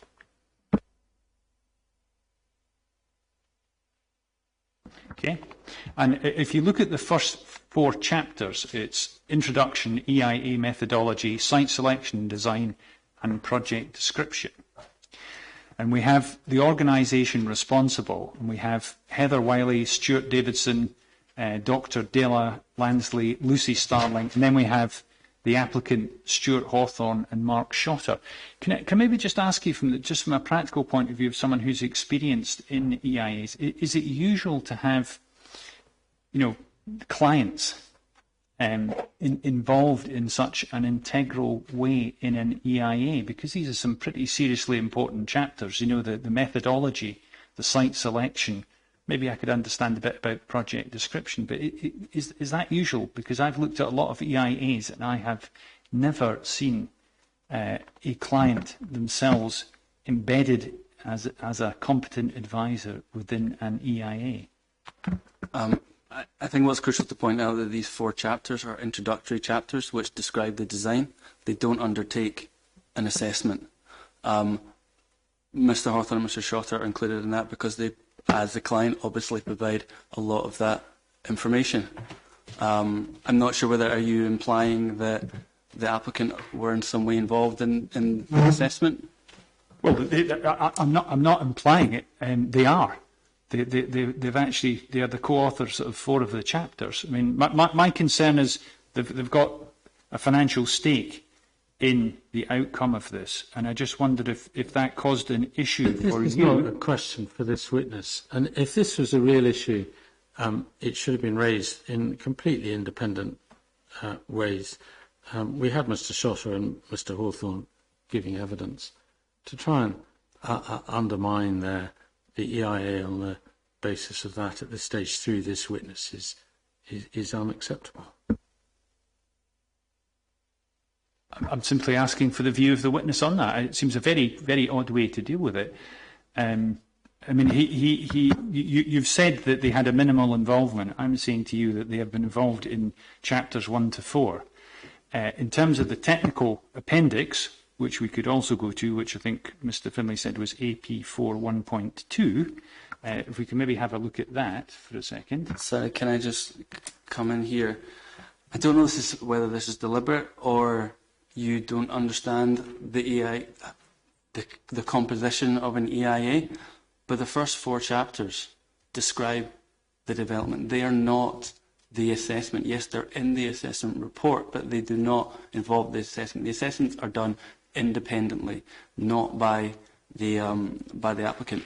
Again, the appendices, which involves a lot of the site-specific mitigation and processes, of course, is provided by the applicant. That is not part of the assessment. That's information that is required to undertake the assessment.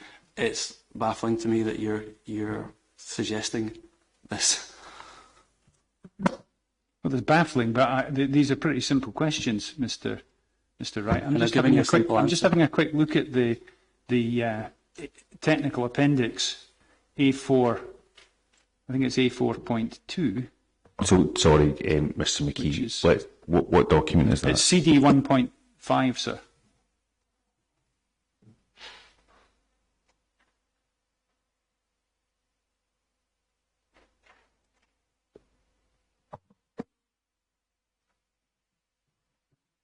Technical Appendix A4.2. Can you have that in front of you, Mr. Wright? Where's that in the PDF, if you've got the same one as me? It's actually the second document in that PDF, sir. It's about 40 pages in.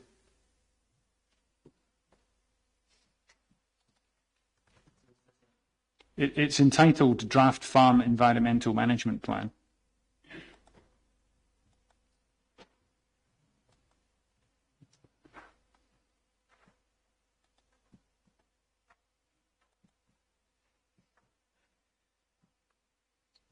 Did you have that? If you can scroll down to the authors of that document, can you tell me who the authors are?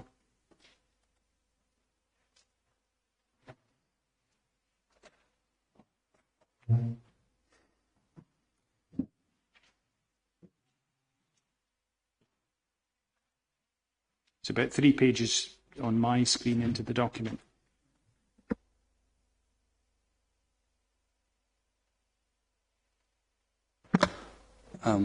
Yes, I can.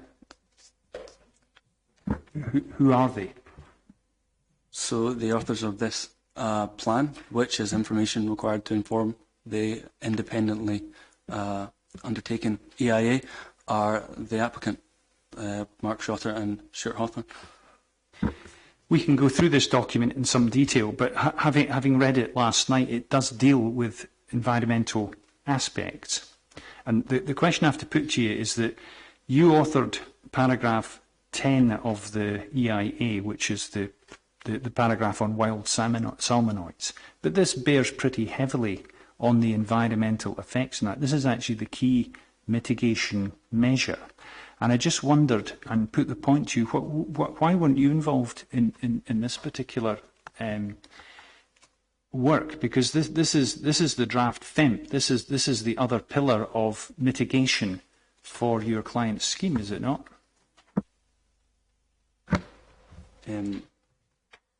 I have not been listed or mentioned as the author or involved because I did not write this, but that's not to say that my assessment and discussions with the applicant would have not fed into their approach.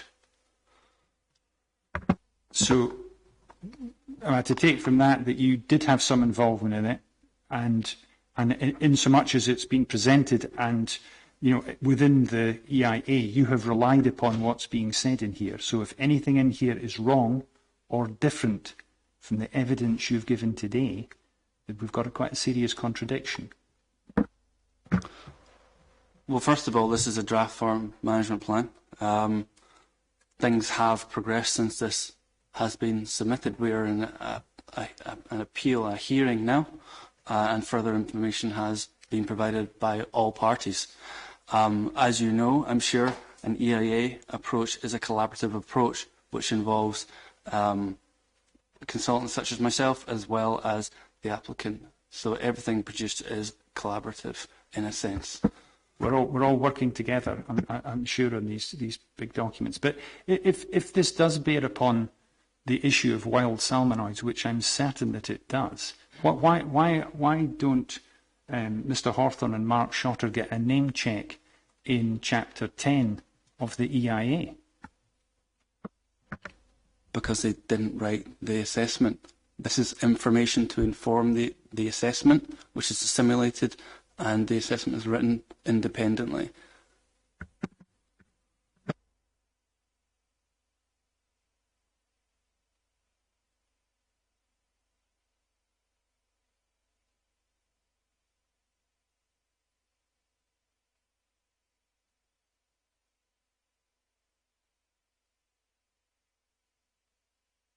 If you could turn to your precognition, I think we've got there at last.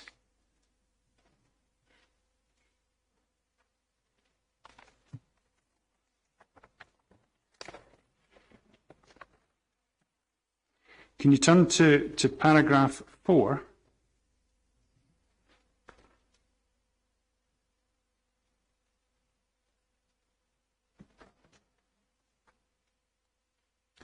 You state here, and I'll read for the benefit of those in the audience. It says, it's in my view, beyond doubt that the SCC technology at the PD, which must be the proposed development, will prevent escapes as demonstrated over a decade of deployment.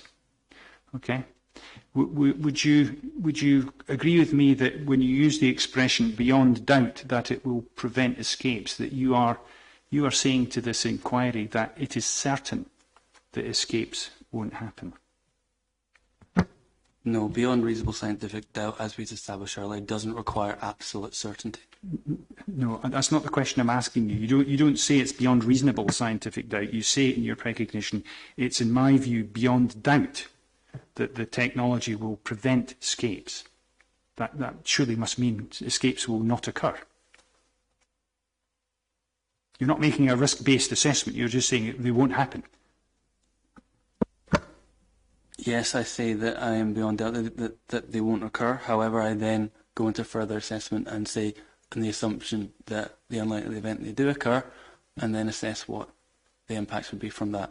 So, would you agree with me that in undertaking an appropriate assessment, be it the competent authority, you and your shadow, or the ministers, that the terminology about the likelihood or otherwise of the escapes is pretty important. Okay, so you wouldn't want to be sort of loose with your language. Would you agree with that?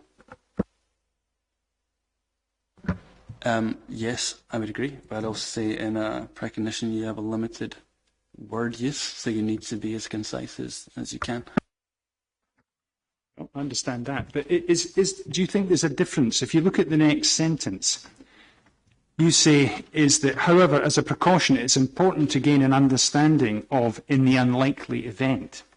Would you agree with me that there is a real material difference between saying escapes will never happen and then saying it's an unlikely event? I mean, you could have said it's very unlikely, but you said unlikely.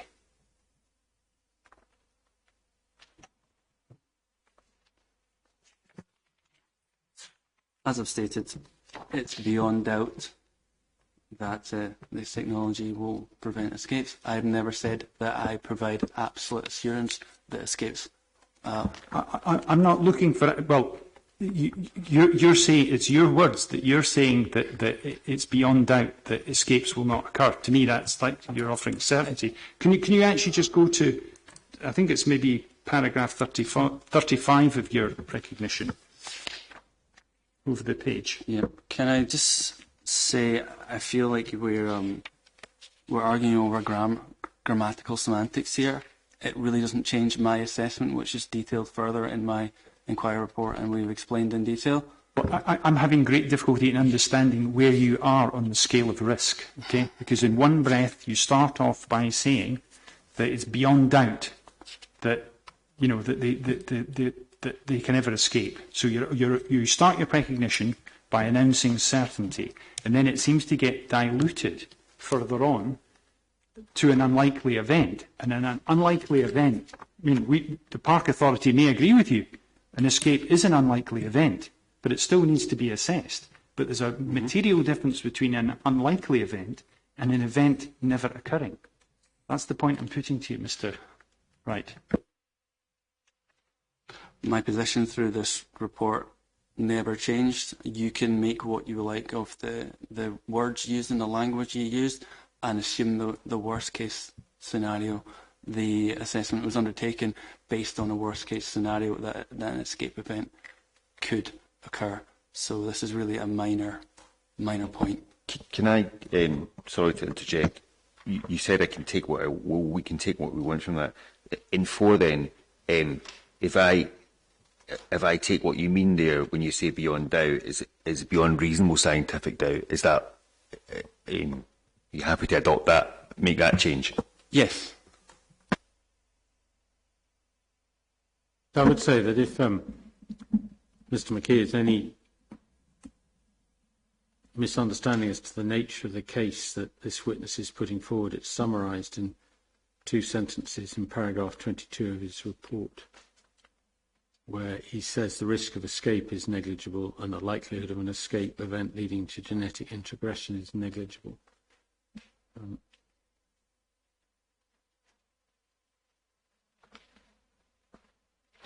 Sorry, Mr. McKee, I interrupted.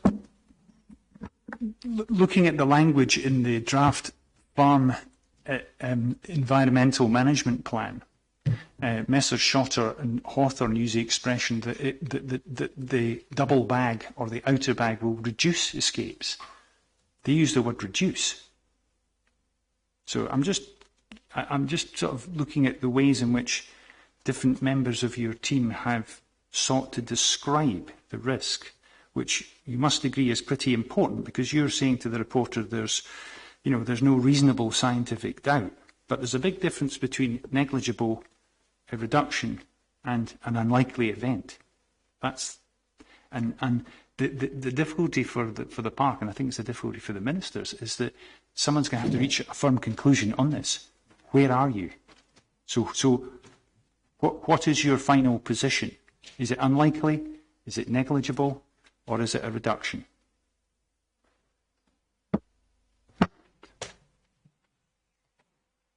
It states a reduction. That would not be the words that I were using, and that's not the words that I have used within my assessment. And that is also not the conclusions of Control Aqua, for example, who say that they do not escape. I'm not interested in what control accuracy. Okay, we will come to that. I'm interested in your opinion. You wrote the shadow appropriate assessment. You tell this inquiry what the level of risk is, so we can all be sure where you stand, because you're using 3 different descriptive words which have different meanings. The risk is negligible.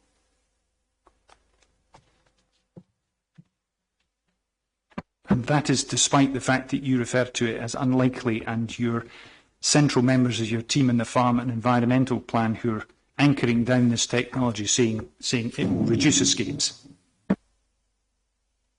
As I've said, the risk is negligible. That's my position.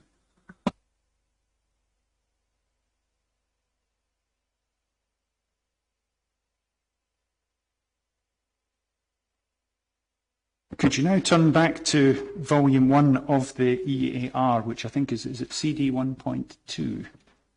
If I can find it.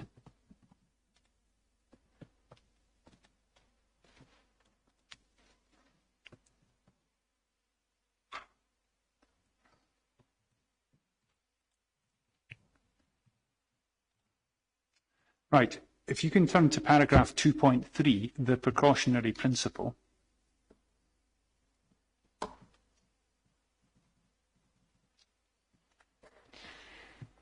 And you have already embedded this in your evidence. In a few moments ago, we are saying you applied the precautionary principle.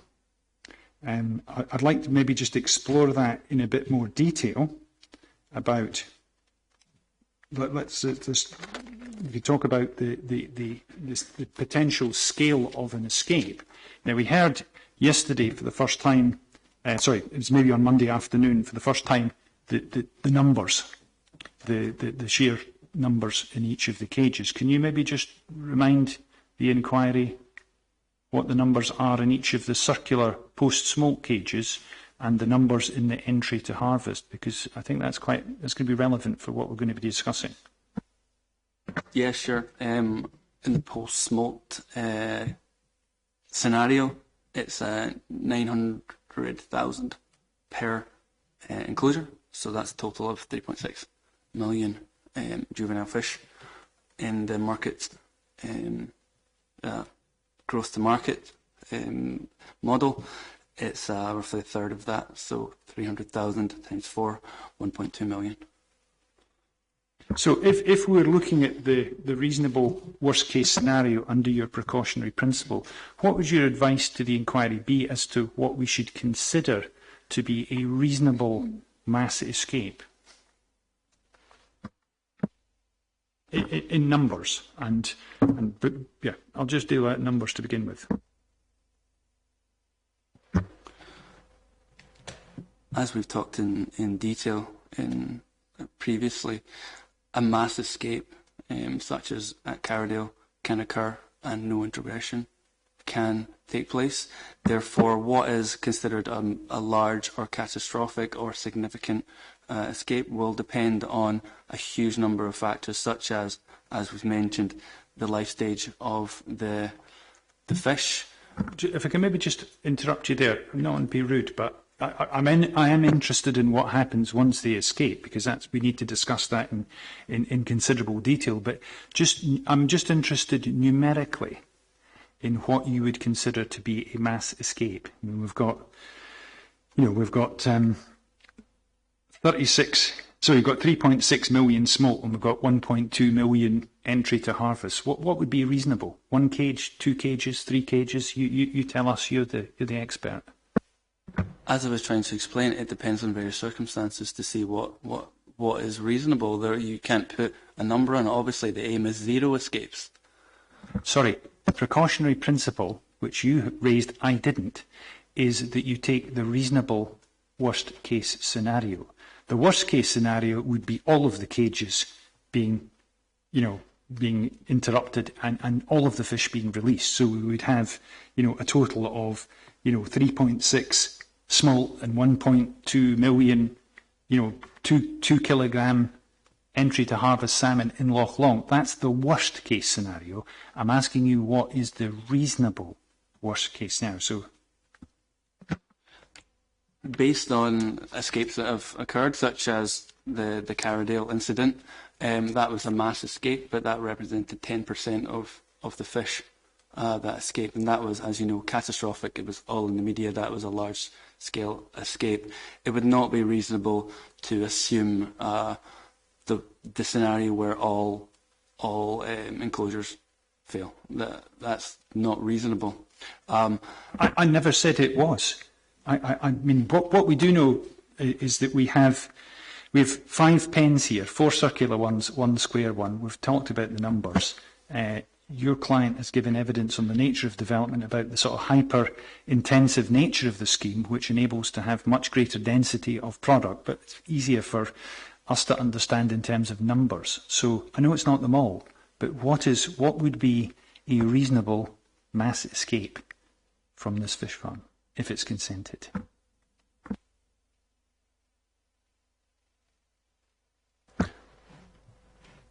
Again, I know you're going to keep pushing me on a number here, but as I've said, that it varies hugely on the site and the conditions and the age of the fish. Are you expecting me just to pull a number?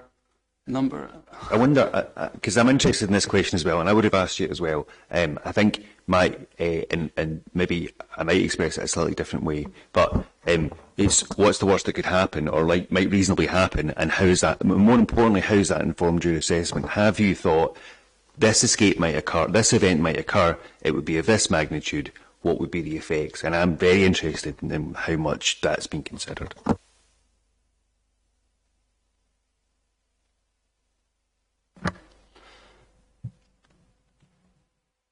We describe obviously the potential ways that an escape could occur.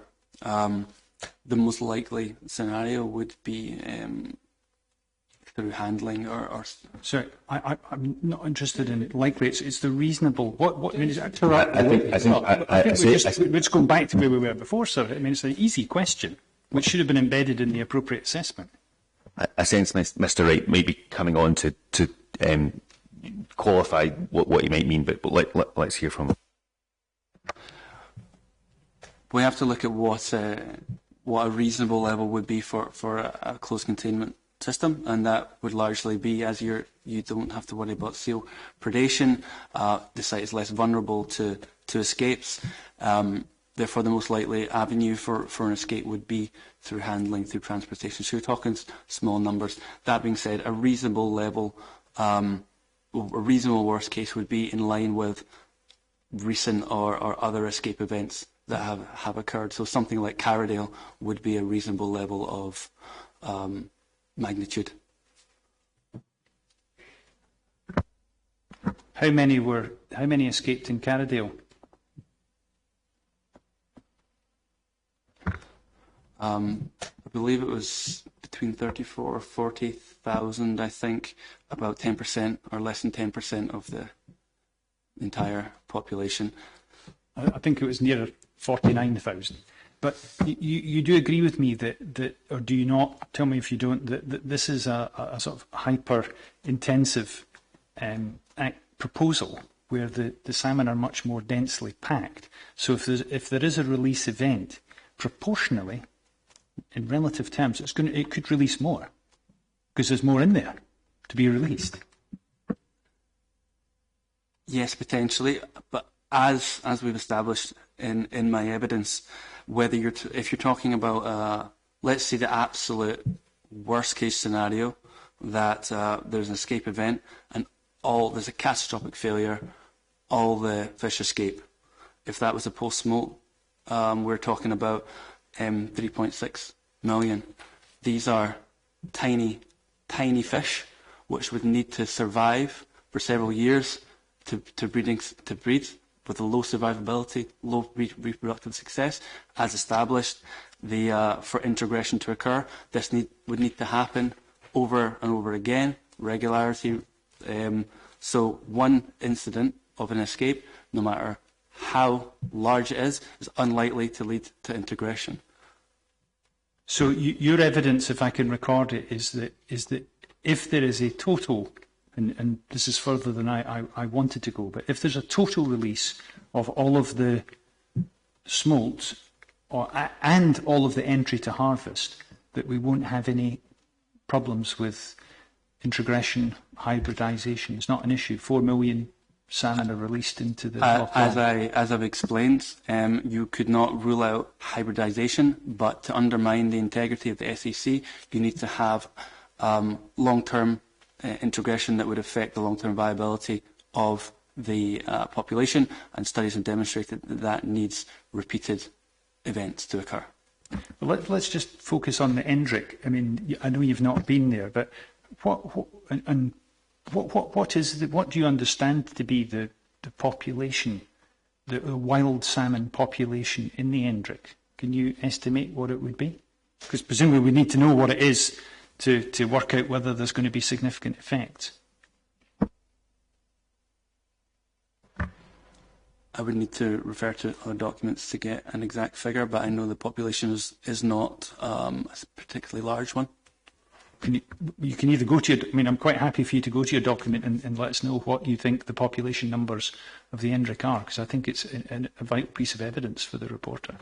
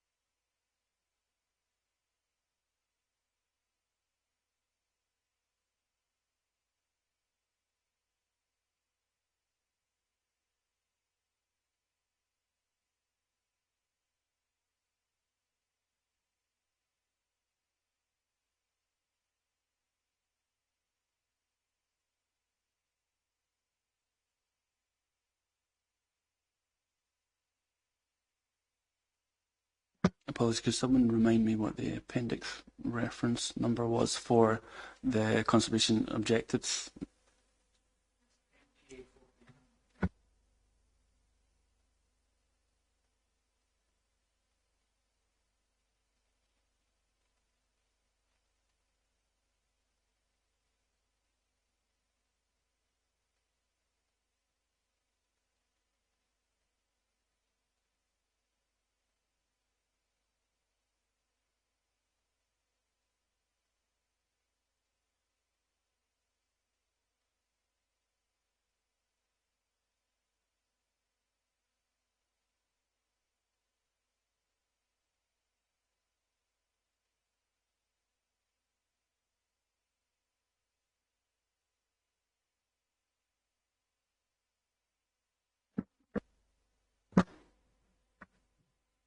Don't seem to be able to find that in any of the documents that have been submitted. Would you agree with me that the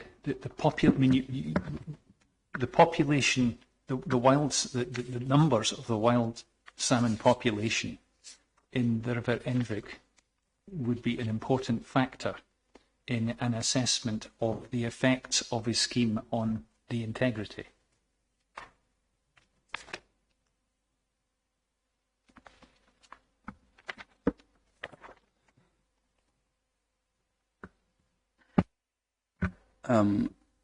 It's not a factor that Nature Scott have considered within their appropriate assessment.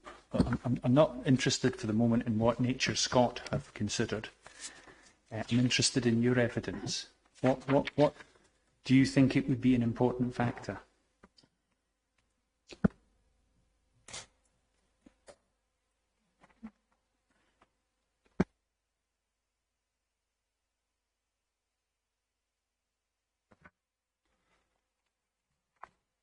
It's has some bearing, since as it would determine the sensitivity potentially of the site. However, I would say that studies have shown that larger populations are more susceptible to integration because there's more individuals to breed with. As I said, it also doesn't have any influence on the survivability of the escapes, and that is the mitigating factor. But I think we can agree that it's not something which you have picked up in your evidence, your appropriate assessment, or your inquiry report, or your recognition, for that matter. It is not something I have picked up, but as I said, it's not something that Nature Scott have picked up. I don't believe the MPA have also mentioned that. It's not influenced anyone's appropriate assessment. It is the MPA and Nature Scott's role to undertake appropriate assessments. Mine is to provide information. If I've not provided information that's required, if it's relevant, it would be expected to be taken into consideration by the MPA and by Nature Scott. And if that hasn't done, then it's clearly not considered relevant. It does form part of the NPA's case, whether it's a position with Nature Scott or not. But I mean, My friend suggested it forms part of the case. Is it part of the information? I just want to be clear. Is it part of the information he's saying the NPA took into account in reaching their appropriate assessment? The fragility of this river is specifically referred to in the NPA's appropriate assessment because it refers to it as I think a grade 2 river, which is unfavourable and recovering. So that's a different point. It's the numbers of fish that you were putting to, not the fragility of the river. If you want to ask the witness about his evidence as to whether he took into account the fragility of the river, that's a different issue. I think these two issues are the same, but right. So you've got NPA 49 in front of you, don't you? Okay, and you were taken through some evidence by Mr. Findlay, and I think your point, and you're saying your views coincide with Nature Scott. There are two objectives here, which the National Park Authority say that this project has an adverse effect upon. And the first one is the requirement to avoid deterioration of the habitats of the quality of species. That's not our case, okay? Or significant disturbance to the qualifying species. Now, I think you've agreed with Mr. Findlay that the salmon are a qualifying species for the purpose, or wild salmon for the purposes of the SAC. Now, what I'm slightly perplexed about is why you think that farmed salmon that have escaped, that might then breed with wild salmon in the River Endrick, is not a significant disturbance. I can't think of what could be a more significant disturbance, but can you maybe just unpack why you hold that view? First of all, it's the same view shared by Nature Scott, and secondly, the first conservation objective conservation objective 2.A, as I mentioned, is a very far-ranging one. It refers to population species, including genetic type salmon as a vital component of the site. When you look at the approach taken by Nature Scott and myself regarding things like disturbance and distribution, that is related to impacts that have direct effects. Any indirect disturbance from salmons entering the river, for example, would be covered under the population species as a vital component of the site. There's no need to tick any more boxes because they are not relevant as applied by Nature Scott, who are the experts on this. I thought you were an expert on this. Stop deferring to Nature Scott. I have taken the same approach as Nature Scott. Proximity is the factor here that rules out those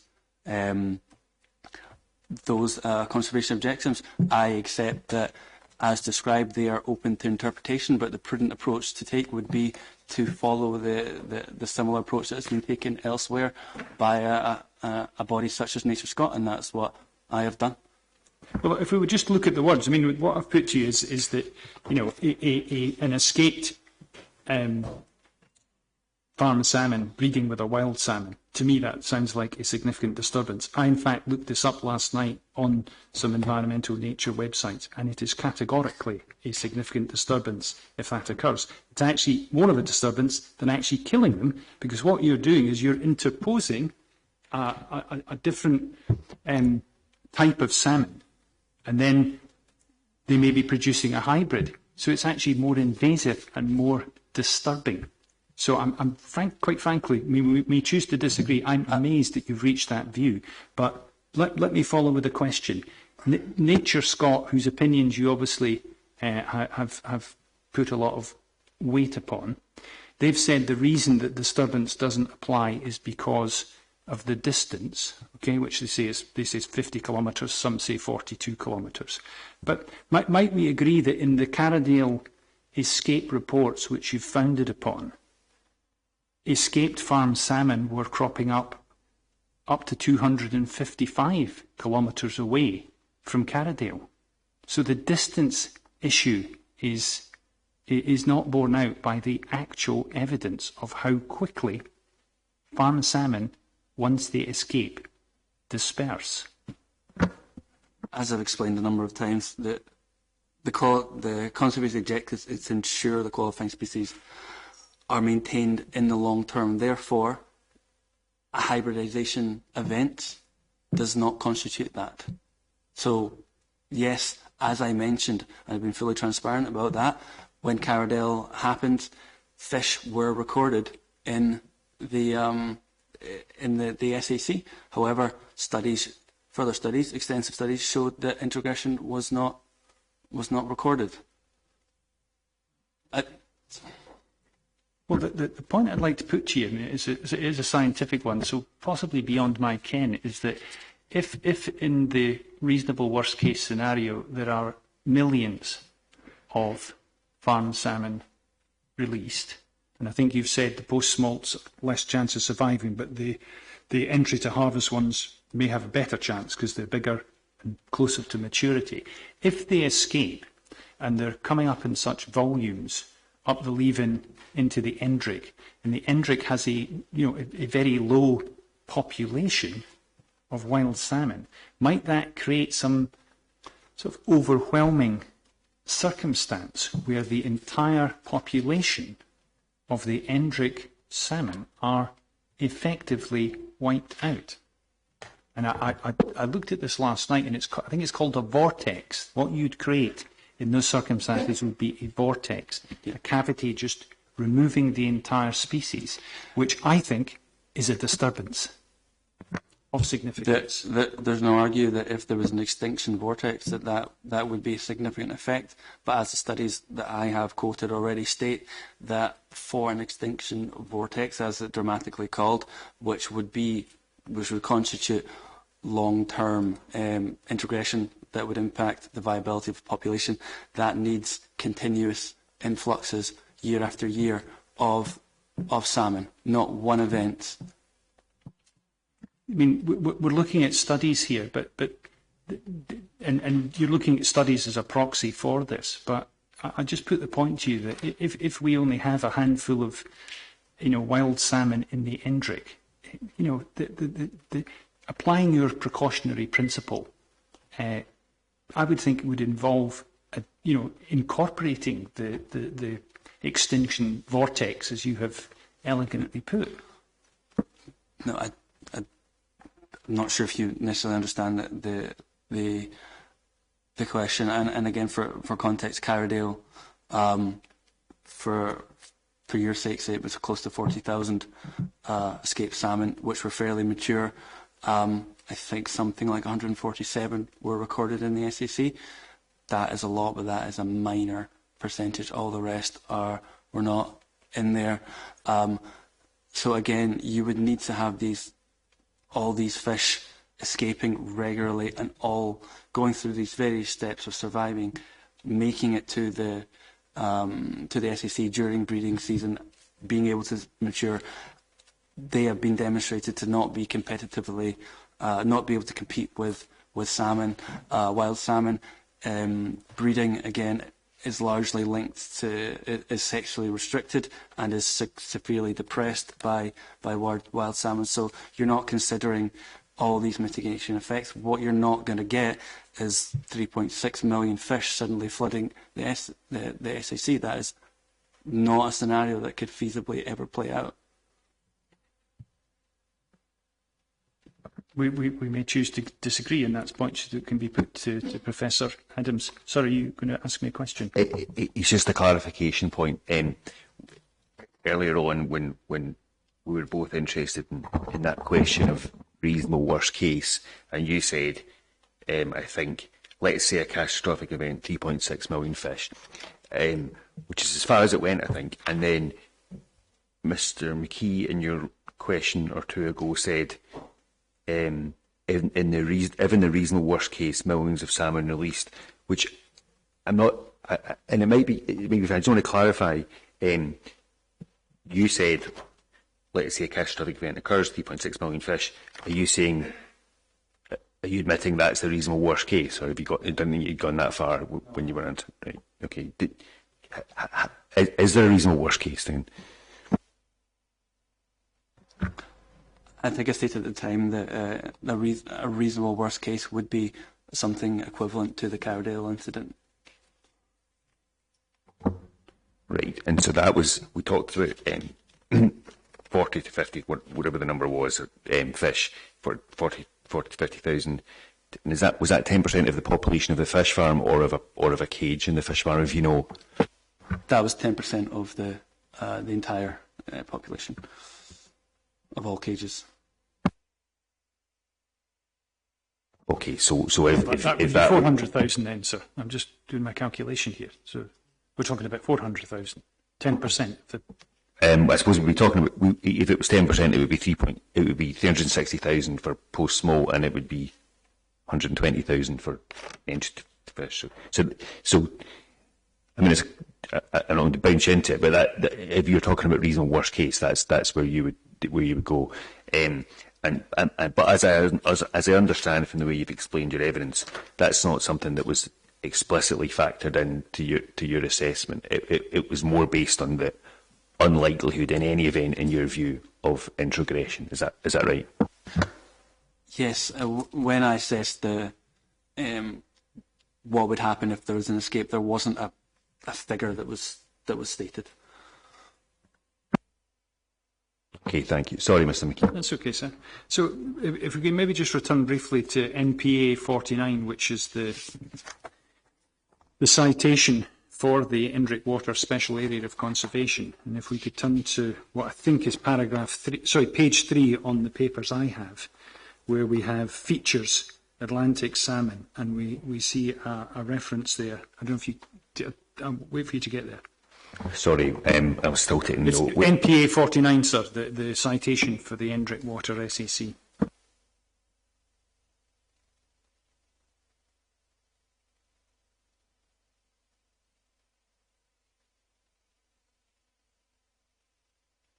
Do you have that in front of you, do you? NPA 49?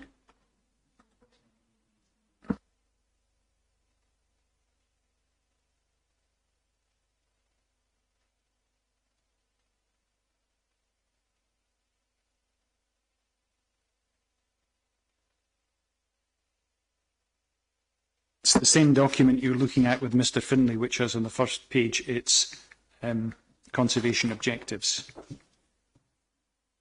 Do you have that? Yeah. Could you go to the page which deals with, firstly, it's actually on one page, but it's got an overview, and then it's got the features. I don't know if you can see that. It's page 3 page 4.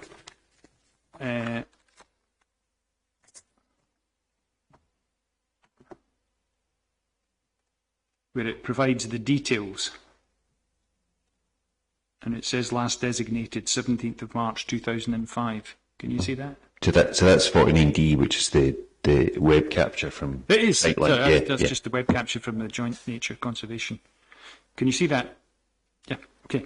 Right. If we look at the details, if you can just look down about the actual documented area, it says 235.48 hectares.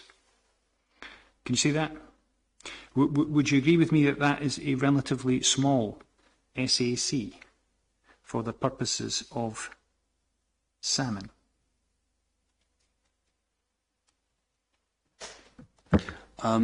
There's certainly SACs that are considerably bigger than that, yes. I'll just give you the example of the River Teith, which also flows into the National Park, which obviously goes to the east coast of Scotland, which is also an SAC for salmon, and it's 1,289 hectares. So it's, it's going to be, it's 10 times bigger. It's not quite 10; it's probably 8 times bigger. Yeah, I'm just looking at the relative scale just now. Okay, so if you could move down and you look at the features, can you see where it says the latest assessment condition, unfavourable recovering? And that's the 15th of August 2011. Can you see that? Can you explain why that significant factor about its current status, unfavourable and recovering, isn't embedded in your shadow appropriate assessment, nor your EIA, nor your inquiry report or recognition?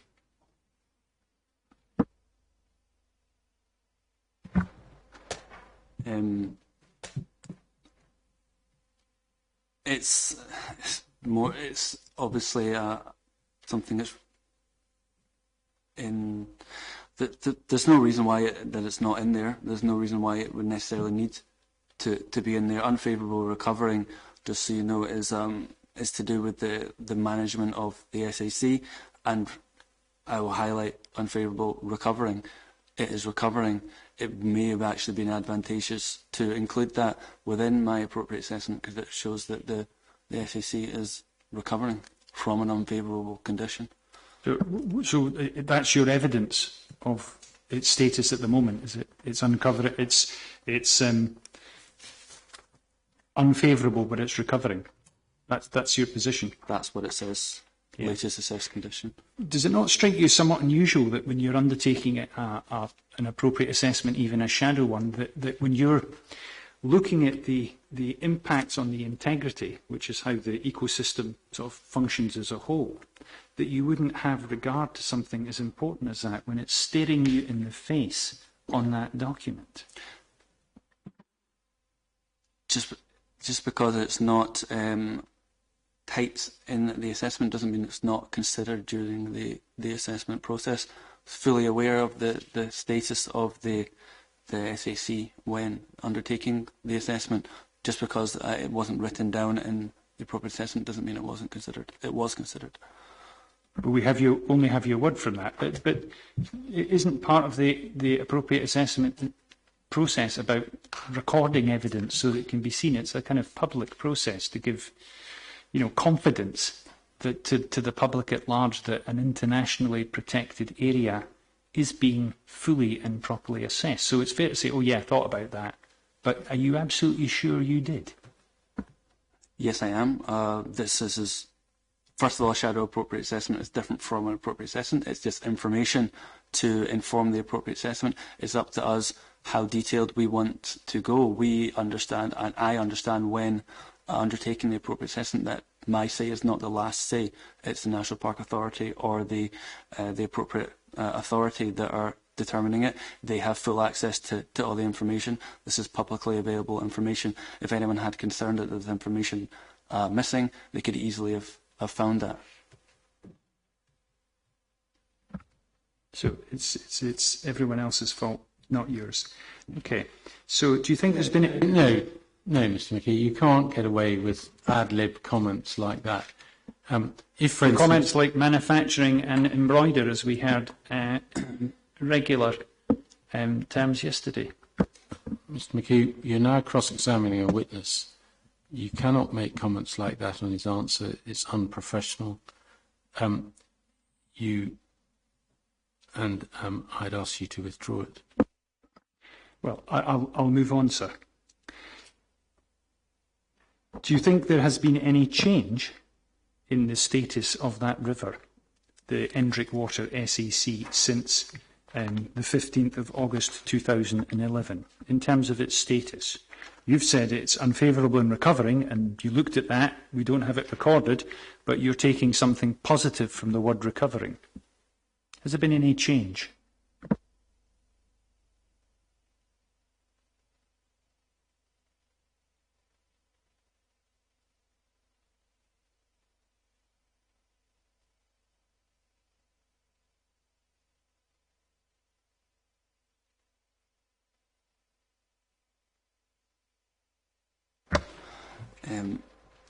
I would need to double check that. That's what's on Nature Scott's website.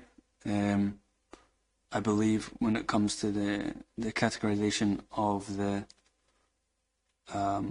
rivers, it was upgraded from a category 2 to a category 3, 3 to a category 2 river, but it's unchanged since 2009. So there has been changes to the grading of the river, but I would need to check my evidence to check whether it has been further assessed, but I would understand it hasn't, as that's not what's presented.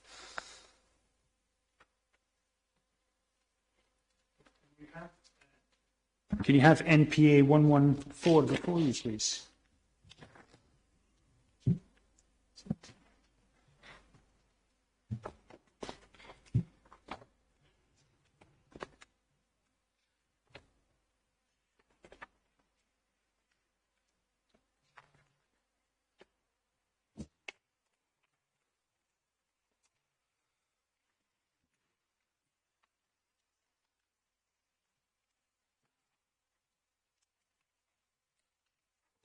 NPA 114, did you say? It's the National Electro-Fishing Programme for Scotland Next 2021, and it's the 2023 report, the most recent report, sir.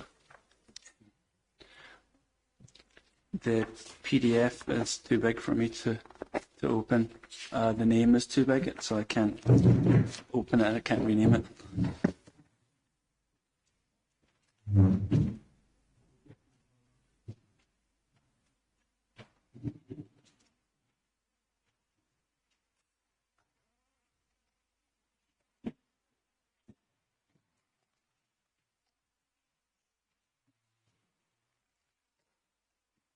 Do you have that before you, do you?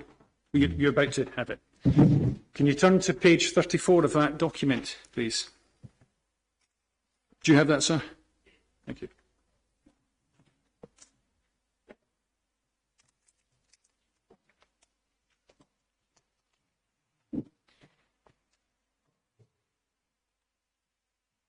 Now, this is a Scottish Marine and Freshwater Science publication. I understand this is the sort of the temple research work being done on wild salmon in Scotland.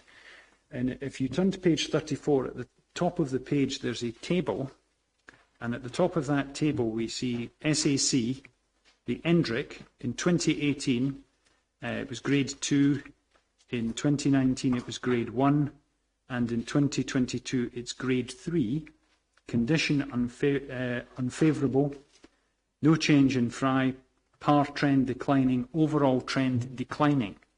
So would you agree with me that in 2011, which is on the SNH Nature Scott's website, where it was given as unfavourable and recovering, it's now being recorded in this most recent publication as overall it's declining?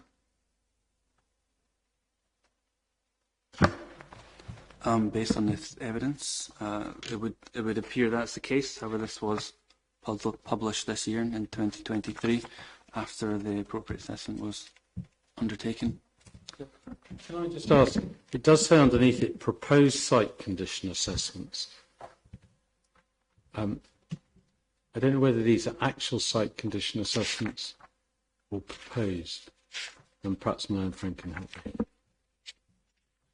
What I think this is, having discussed it with Professor Adams, and he can speak for himself, but my understanding of how he explained to me was that the NEPS report, as it's sort of colloquially described, has used the same methodology as Nature Scott in their assessment of the status. So this doesn't sort of formally alter what is on Nature Scott's website, but it is an assessment done by an august body of scientists who are using the same methodology and reaching a conclusion on its condition assessment, which is why Mr. Finlay is correct that it is proposed and not the formal assessment. But I kind of put the wider point to you. I know you couldn't possibly have... Mr. McKee, if it's proposed and it's not unchanged to Nature Scott, that completely changes the basis on which you put your question to the witness.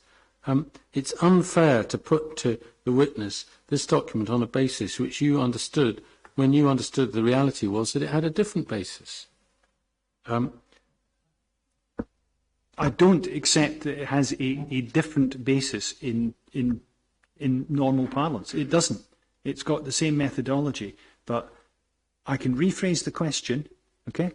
I fully appreciate that you didn't put the 2011 status in your appropriate assessment.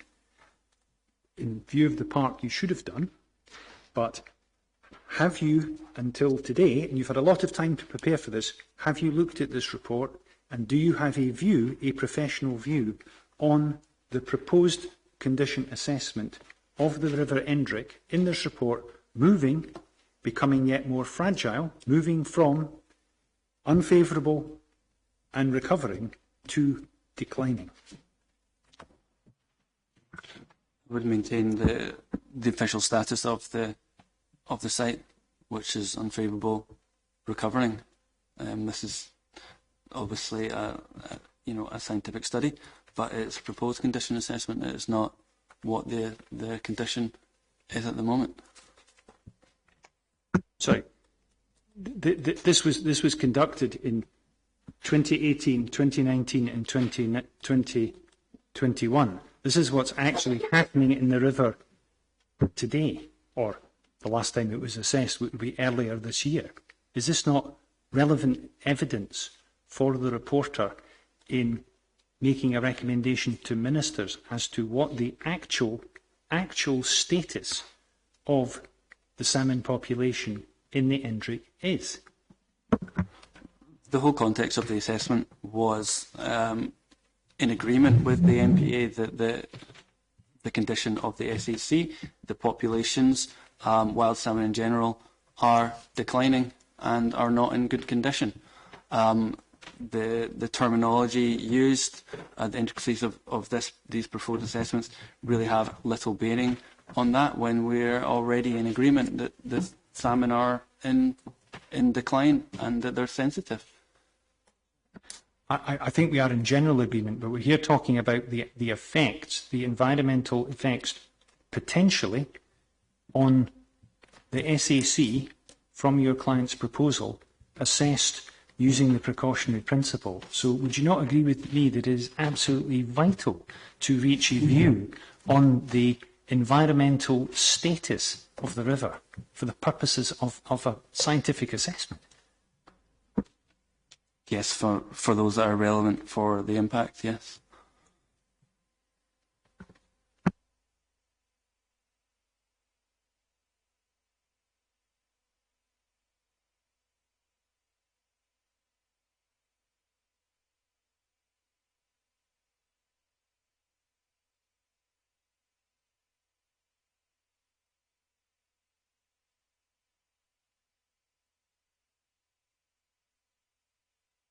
Excuse me, sir, I just need to look at some more documents here.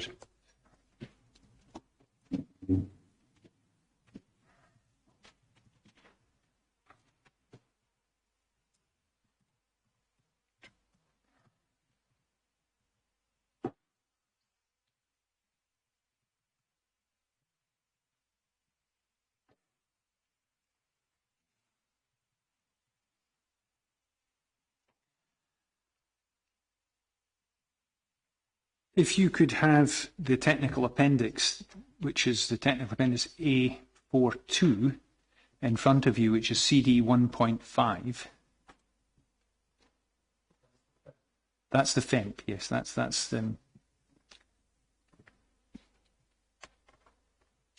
Okay?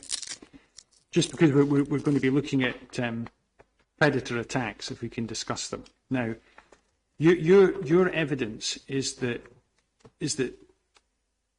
even if seals are drawn towards it, they won't be able to puncture through the outer bag. Okay, that's your position. What's that based on? How do you know a seal won't be able to get through that bag?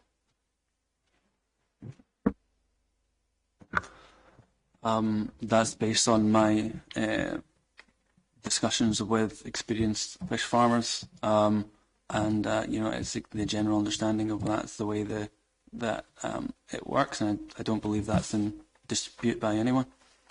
Well, it's about to be disputed by me, but who are these fish farmers you discussed these with, and where are the notes of those meetings? Have they provided evidence today for this in support of your client's case?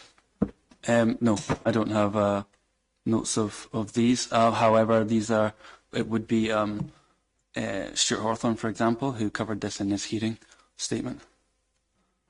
Well, let's just talk about it in general terms. We know you're not an engineer. What's this outer bag made of?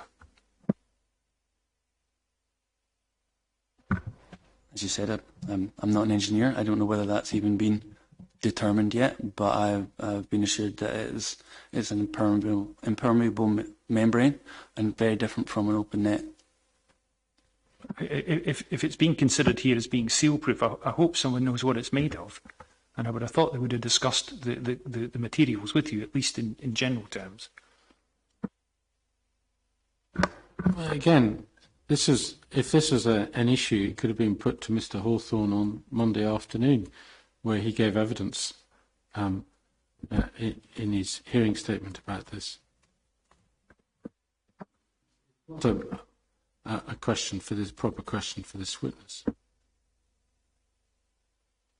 Well, sir, appreciate he's not an engineer, but the resilience of this outer bag is pivotal to his evidence, is pivotal to his appropriate assessment, or his shadow appropriate assessment. I thought he'd at least know what it's made of, I'll let you into secrets, PVC, okay? I read it in your client's documents. Okay? I don't think we need to go into the thickness of it, but so it's your evidence is that the reason it will be seal-proof is because others have told you that's the case. That's just where I'm trying to get to.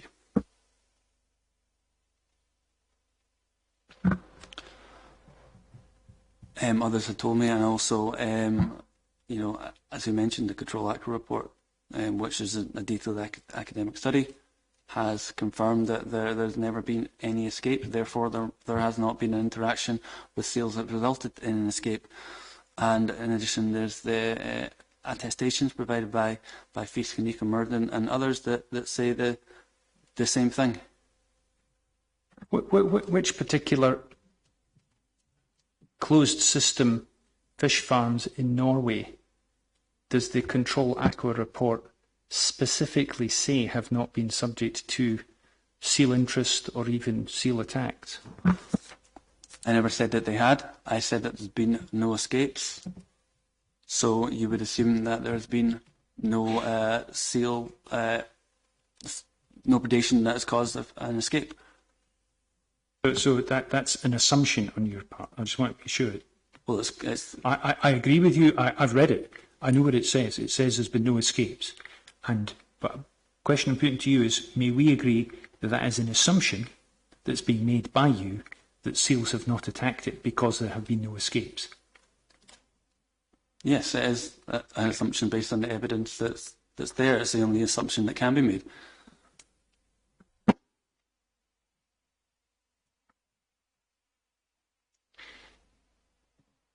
If we turn to, I think it's Appendix 2, and I think you've mentioned that there's various attestations. Fisk was one of the ones you mentioned about the seal-proof nature of the Certus outer bag system. Can you turn to the first Fisk letter on Appendix 2 of it's the technical appendix, sir, AP 4.2. It's a letter it bears to be a letter by Fisk. but it doesn't seem to be addressed to anyone. Okay, can you see that? It's on my screen. It's page 64. If it helps.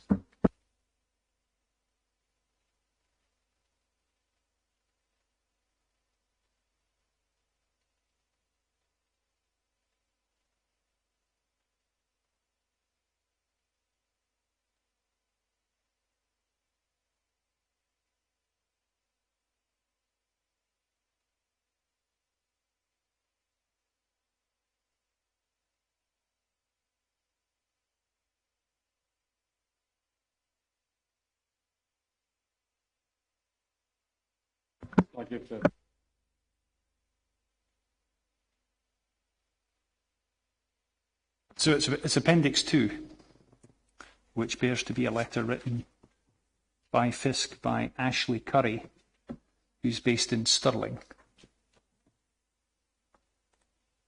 Can you see that? I'll give, it's only 3 short paragraphs, so I'll give you time to read it.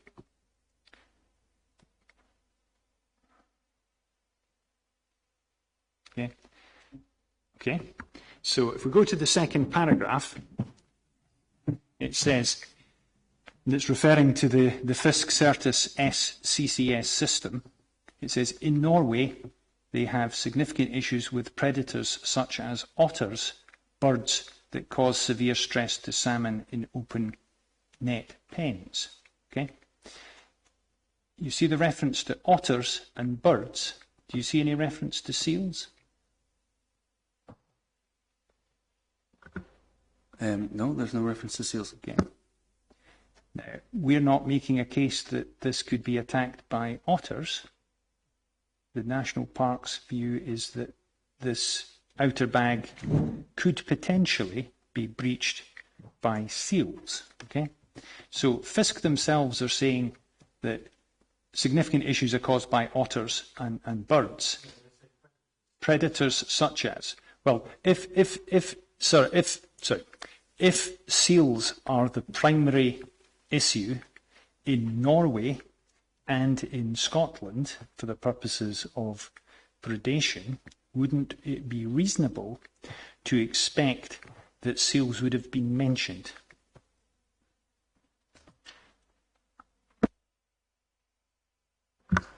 I can't speak on behalf of the author of this. It's widely accepted that seals are the primary predator of open net farms.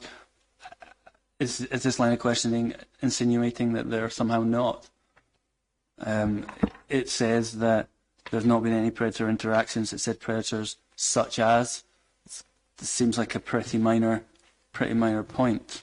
Do you think the person who wrote this made an error by not referencing seals? I mean, the reason I put to you is because if seals are the big issue, wouldn't it be reasonable to expect that when someone was talking about predators such as, the first thing you would mention would be seals, wouldn't it?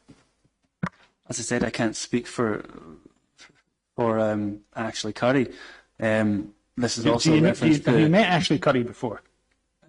That's not relevant. I actually may have met her at the Aquaculture Conference last year because FEAS were presenting in Aviemore. Can I just have a quick point there? So I'm assuming she's not Norwegian. She sounds like she's got a Scottish name. So it's not as if there's a translation issue that she's failed to mention seals. It's specific. It's deliberate. Or are you saying it's an error? I'm just trying to get to the bottom of it. It's perhaps at best a minor exclusion that in the such as she didn't state seals. Okay. Now, I think have you anchored down the EIA part about pinnipeds and seals and the like in the EIA? I think you have. So you're an expert on seals, are you? Yeah, you are an expert on seals. What's the weight of a male mature male grey seal?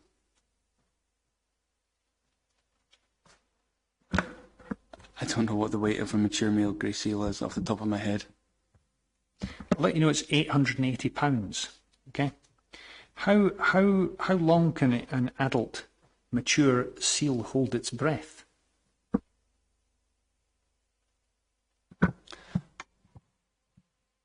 Again, I don't know the exact time, but a long time. Can you give me ballpark?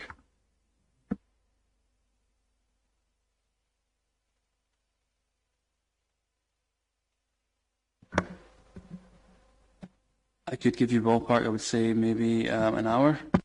Yep, it's an hour and a half, so you were close. How deep can a mature male seal dive to?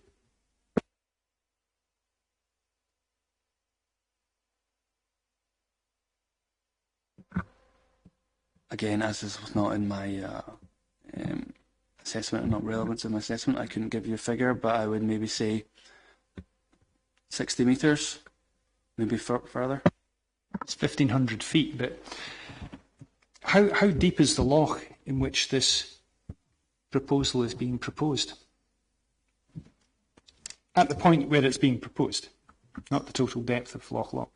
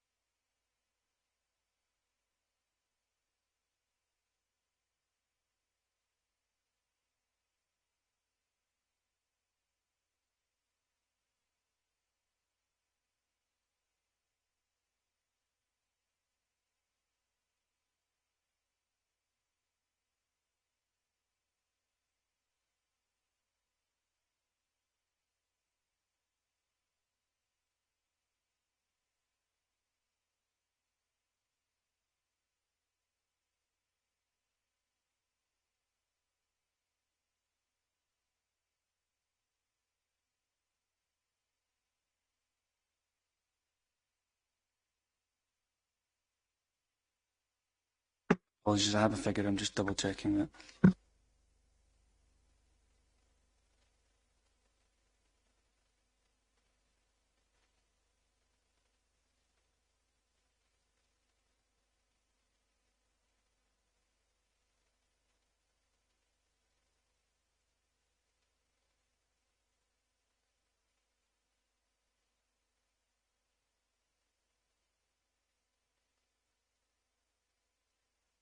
Mr. McKee, just while Mr. Wright's doing that, I'm thinking about when we're going to take a break for lunch. And I'm not rushing you anyway, I'm just getting a sense of what your...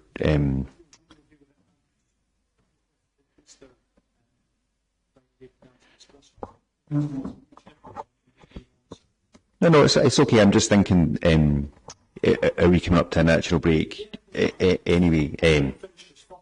Okay. No, that's fine. So you tell me when you think you're at a reasonable break. Okay. Okay.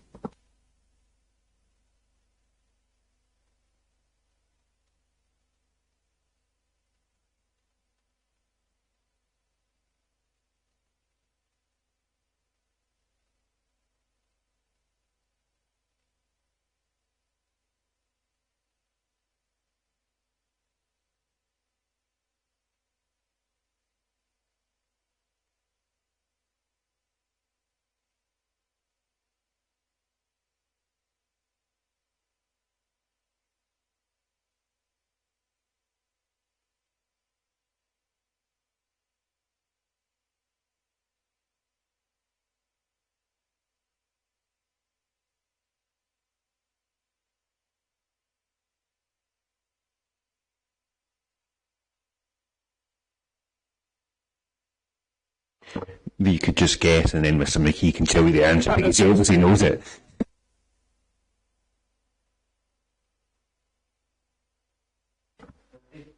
Well, it'll be more than that, because it's really where my question was going to, okay, is that the actual Certus scheme, which we say is embedded, you say it's not, but it's 40 metres deep, isn't it, the bag? So might we agree that a seal, which we have discussed in evidence, that can hold its breath for an hour, weighs 880 pounds, it could be down there chewing away at 40 metres at the bottom of the bag quite easily, couldn't it? As explained earlier, the reason that that seals predate and cause escapes is not because they chew into the bag in order to get to the fish. The escape, the hole in the bag, is an indirect impact of them gnawing at the fish. That is why they're there. That's why they're attacking the bag. That does not exist when it comes to the impermeable material. So the scenario which a fish which can't see, it may well have an idea that there's something there, would be under the water gnawing away for an hour at a bag in order to get fish is not realistic. It's not an expenditure of energy you would expect any animal to engage in when there's plentiful food around with them. It's just it's very unlikely. I mean, you've obviously given evidence that the bag's opaque, and Professor Colin Adams has given some evidence that seals can hunt through using their other senses, their whiskers and sound. Would you agree with me that a seal has a highly developed sense of sound or hearing when compared, for example, to a human? This would depend on whether you're talking about in-air sound or out of water sound. Sorry, I'll just be clear, I'm talking about in the water. Yes, they would have a heightened sense of hearing compared to a person.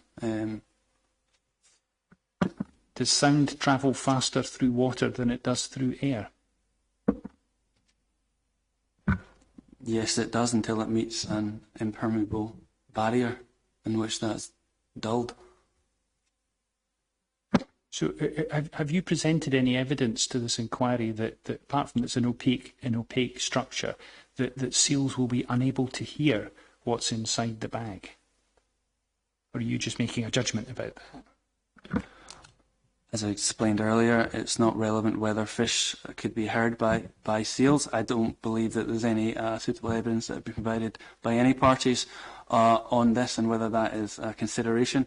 As I explained, there's no mechanism for seals to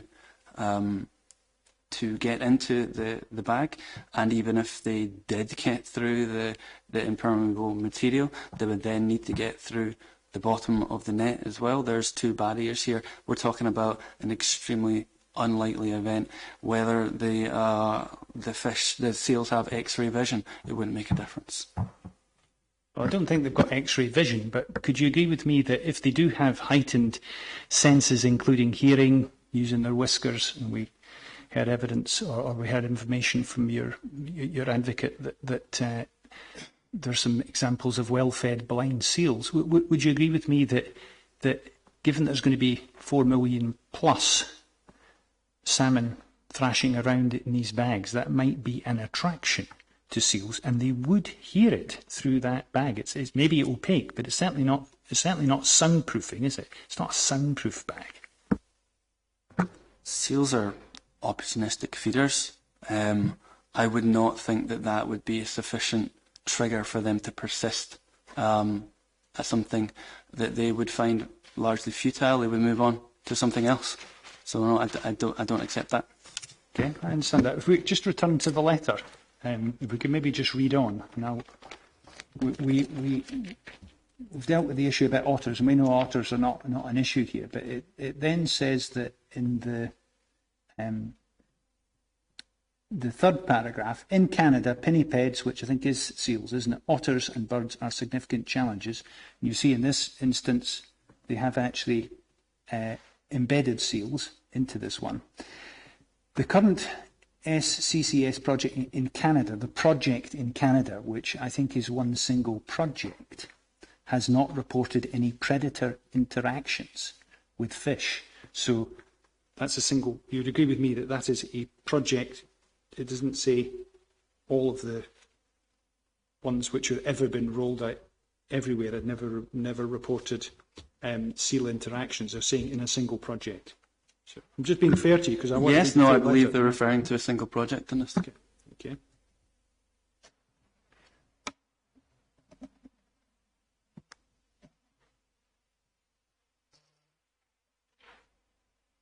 And in terms of seal populations, I think we didn't go there to begin with, but you would agree with me that there are seals in Loch Long? Yes, no, I've seen them, yeah. I think generally is it understood or considered that seal populations in Scotland are increasing? Yes, they are doing well. Now, in the information you provide in your EIA, you talk about studies in 2015 in terms of your assessment of seal populations. Would you agree with me that that seems quite a long time ago to use a 2015 study? Is there more up-to-date information? Could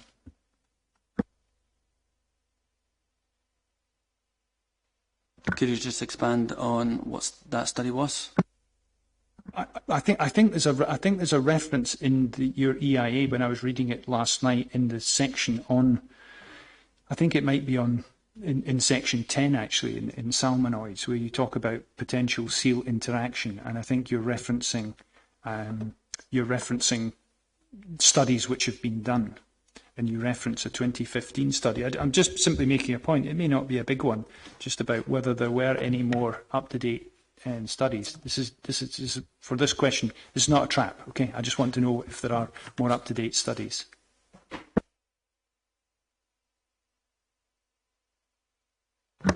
I would need to double check that, but I would have used the best available information at the time for this assessment that's relevant. In as much as your evidence about seals, I think you in fairness to you, you've said there are no designated seal halls within Loch Long, and I've checked, and you're correct about that. But again, that's quite an old study, I think, isn't it? That's in about 2014, 2015 as well.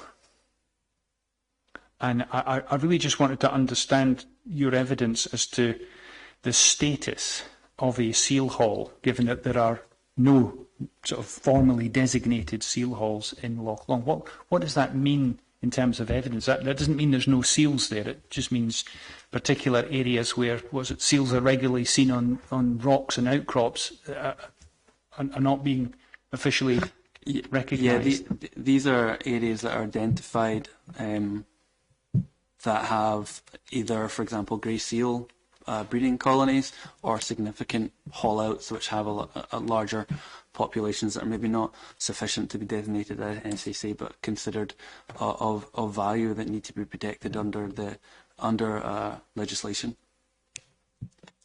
I presume as well that the 2015 data, is that the SMRU summer counts of distribution of grey seals and harbour seals? I've only got higher in biology, yeah.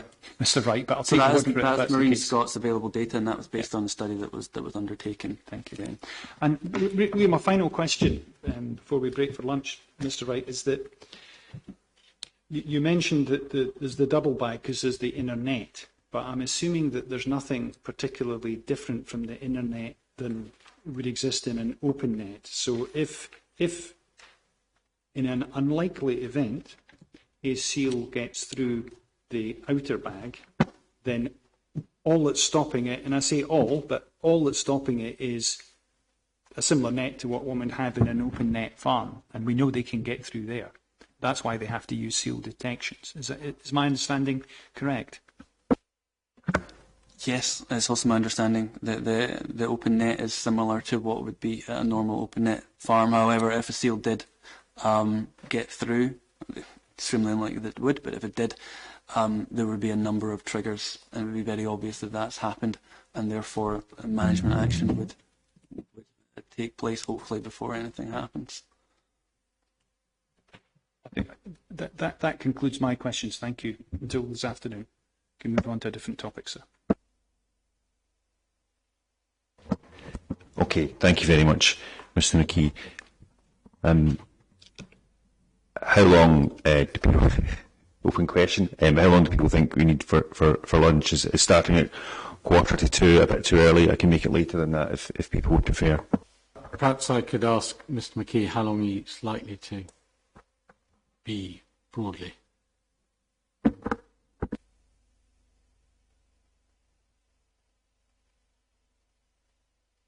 Probably about another hour, sir.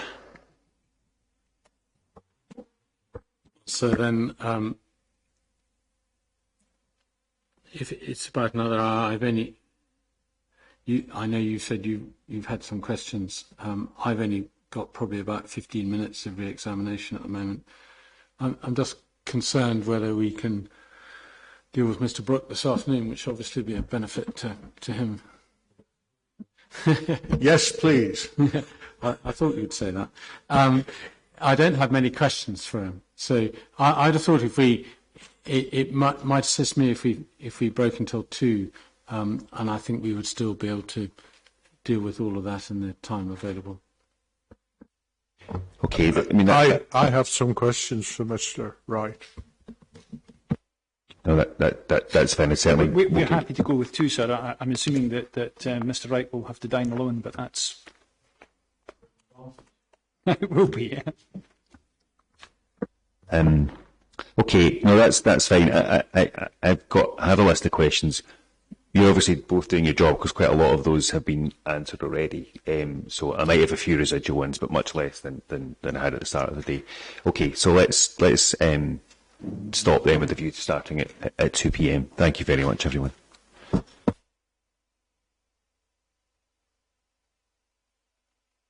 Again, I can give you an update on Mr. Liddell, who I had down to participate today. He's not intending to appear today or tomorrow.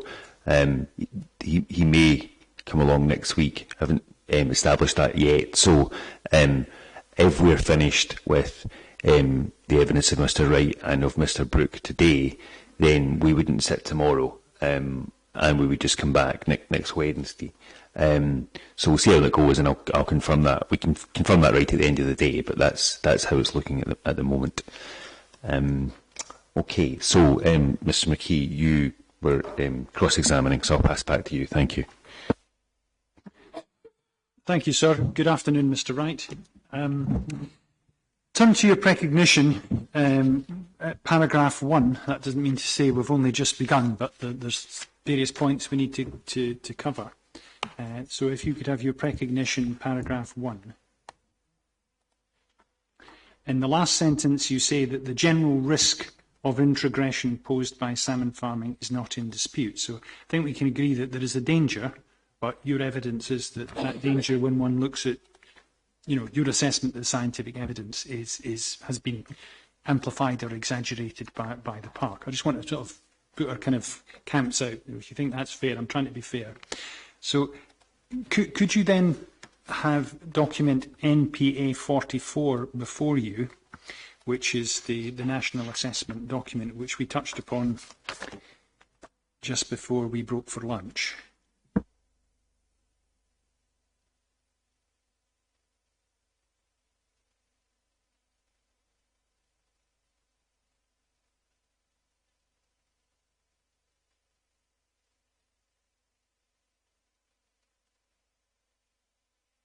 Do you have that before you? Thank you. If you could turn to the executive summary, which is on page 1, although I think my one goes about 3 pages in, but it's on page 1, executive summary. And I think you'll be familiar with this sort of suite of documents, but they're documents produced by experts at Marine Scotland. So if I can maybe just read it, the first couple of sentences of that to you, and I can just want to hear your reaction. So the executive summary starts: interbreeding between escaped farmed Atlantic salmon and wild indigenous salmon, hybridisation, produces genetic material from farmed stocks into wild populations, introgression, with the resulting disruption of the adaptive genetic composition of individuals and populations. Next sentence says this can impact their fitness, resulting in significant negative pressures on the viability of wild populations. Now, I've read those two sentences. Do you disagree with what's being said there? No, I don't. Thank you very much. And if we look further down, which is not the sentence beginning by sampling, but it's actually the next sentence where it starts. This is the first time a survey to examine the genetic status of populations has been conducted across the geographical extent of Scotland. And it goes on to talk about how a bespoke panel of genetic markers has been used. Would you agree with me that this document, and I'm really sort of referring to a conversation I had with Colin Adams, and I'll maybe just put that in context. He has told me that this document was really a step change in the overall assessment of the influence of farmed salmon escapes on genetic integrity. And up to this point, there had been a series of studies, but this was the first time it had been done at a national level. And therefore, in his view, this is a very significant scientific paper. Would you agree with that? I would say that it is a significant paper because the study is the first. However, I would highlight in that same executive summary, it does say it's important to highlight that these results only represent a simple snapshot of the genetic status of populations. They do not provide information on genetic changes caused by ongoing farm escapes that can have cumulative effects. This was very much a preliminary study. It's not. It's maybe not the significance that Colin Adam is. Doesn't carry the weight that maybe he suggests. Although I do acknowledge that it's a very useful document. Okay, that's fair. We know you've not referred to this in your shadow appropriate assessment. But if we go down the page there on page 1, you'll see that there is a series of sort of indications of green, yellow, orange, red, and unclassified in terms of the study work, which gives the indication of the effect of genetic change. Can you see that? Can you? Okay, we'll be returning to this in a moment. But if we move on to the document. It states in page 2, top of the page, there's 252 sites examined, 237 were classified, and of these, signs of introgression were found in salmon at 55 of the sites. Overall conclusion, found 182 sites classified as good, 21 as moderate, 20 as poor, and 14 as very poor. Okay. Then in the next sentence it says that the genetic integrity of populations observed across the country was not uniform, and I think that's fairly picked up in your recognition. But they say rather signs of introgression were concentrated in areas of marine aquaculture production and freshwater smolt rearing. Outside these areas, little to no genetic change was detected. Do you agree with that broadly? Yes. I just want to sort of look at that and then deal with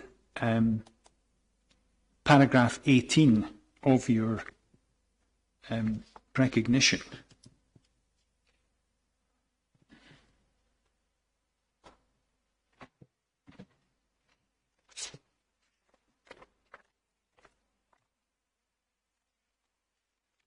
You see that?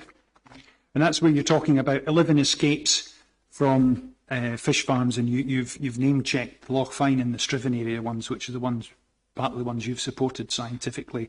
There's been 177,000 fish. And I think your position there is that introgression there has either not occurred or is at a very low level. And I was just really trying to find out what you were expecting us to take from your evidence, because in fairness to the marine science report, it says, the national picture is this, that where there is a proximity of fish farms, genetic change has been identified. And you were giving these as examples where it hadn't happened, but I just wanted to be sure as to what you were saying. Do you disagree with the national trend, and you're using this as one example, or perhaps two examples, to say that that national trend doesn't necessarily apply to the area we're dealing with for the ENDRIC SAC? Yes, so the position that's absent or extremely low is based on the findings of that report, which identify that high levels of integration north of the Clyde, and low levels of integration within the Clyde region, which is where the SEC is located, and the southern Scotland region. So that is an accurate statement based on the data within the report. I was more just trying to, I wasn't saying what you're saying wasn't accurate. I was just sort of looking at the context of it, because the national trend is that if you have a concentration, or if you have aquaculture, then we see genetic change. Whereas if that aquaculture is absent, we, nationally speaking, don't see that change. And you're obviously finding some examples that buck what I've just said. But the kind of point I'm putting to you, it's maybe a bit like a scientist who doesn't agree with climate change. You could say climate change isn't happening because a particular set of circumstances in a particular location are not occurring. Therefore, we have to, take the whole science with a pinch of salt. Is that what you're trying to do here? No, that's not what I'm trying to do at all, and I think you know that. What I'm trying to make clear is that, as I've stated, I accept that genetic integration is a concern, and it's strongly related to not just proximity to aquaculture, but abundance of aquaculture, and that I may say open net sites, which are different developments. But it's really showing that this region in particular, which is identified, particularly the south region, as striking, is stated as the words used, that there is no, that there's a different picture depending on geographical location, and it varies, and that's the whole point of this study. And from what can be concluded from this study is a particular region that we're talking about, there is less integration, notably. I mean, I can see that in the report, but what's your explanation? Why would wild salmon, living and breathing in the River Endrick be any different, be any less vulnerable than salmon anywhere else in Scotland? Do you have an explanation? Yeah, for I believe this I explained this earlier today, as is stated in the report. There's a few reasons. So one is the proximity of and density of aquaculture sites to rivers. When they're more dense, the chance of escapes are more likely. There's more chance that the maturity of the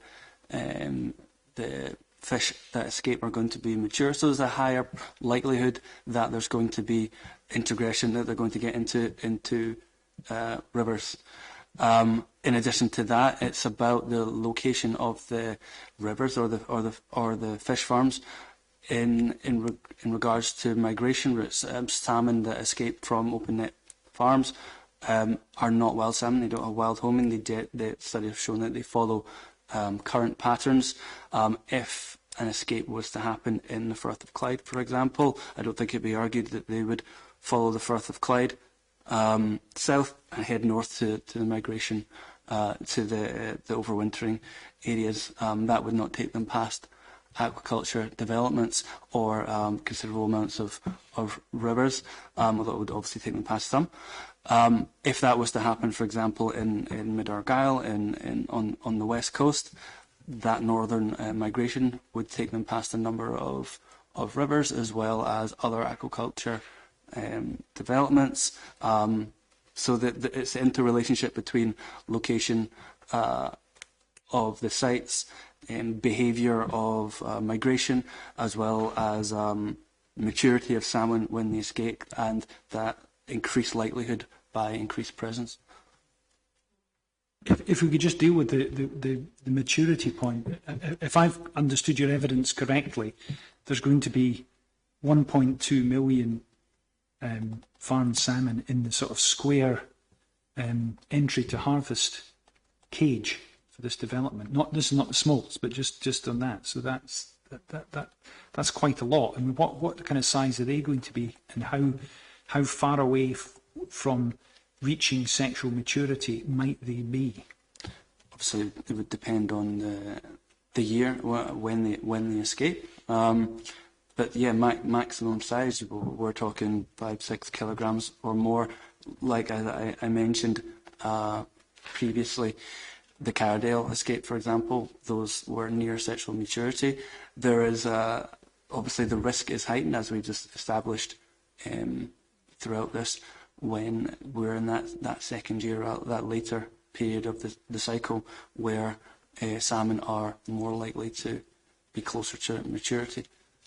And you also mentioned in your evidence earlier that the actual timing of, if there is an escape event, the timing of that was relevant as well. And I think, if I've got you correctly, and I'm trying to sort of follow it, but I think what you're saying is if it happened after November, it would have less an impact because they don't breed over winter. So I'm just trying to find out what would be the reasonable worst time for 5 to 6 kilogram salmon escaping.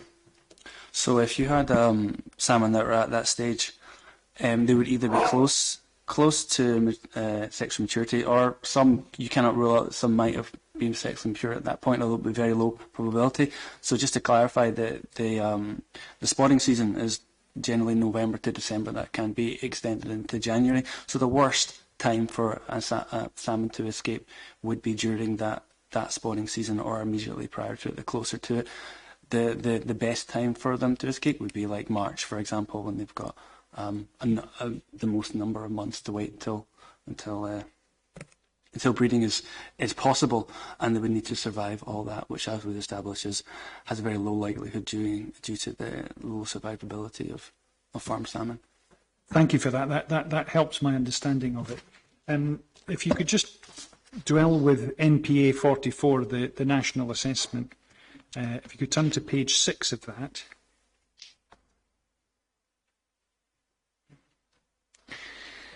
Where it specifies the background to the research report. And I'll maybe just read it to you, and I just want to know if you agree or disagree.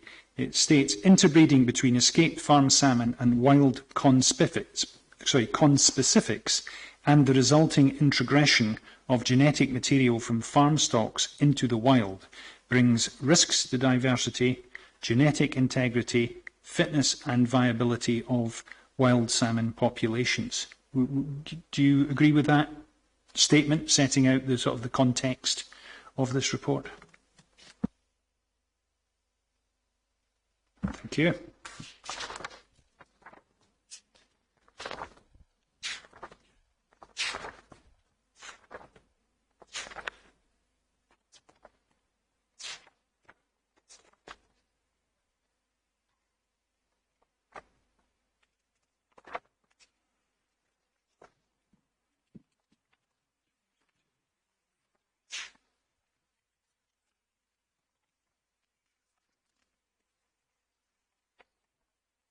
Just bear with me a second, I'm just leafing through this report. I think there's something of relevance for us in here. I think it's on page 35.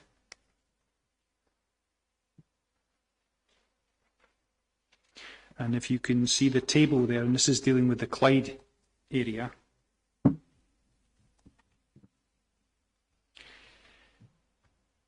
Do you have that diagram in front of you, Mr. Wright? Can you see the orange dot, which has got the number 9 next to it?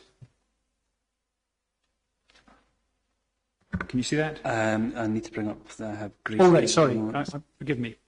By all means, scroll to the document. It's page 35. It's actually figure 14 if you do a control search. Mr. Finlay may have helped you there.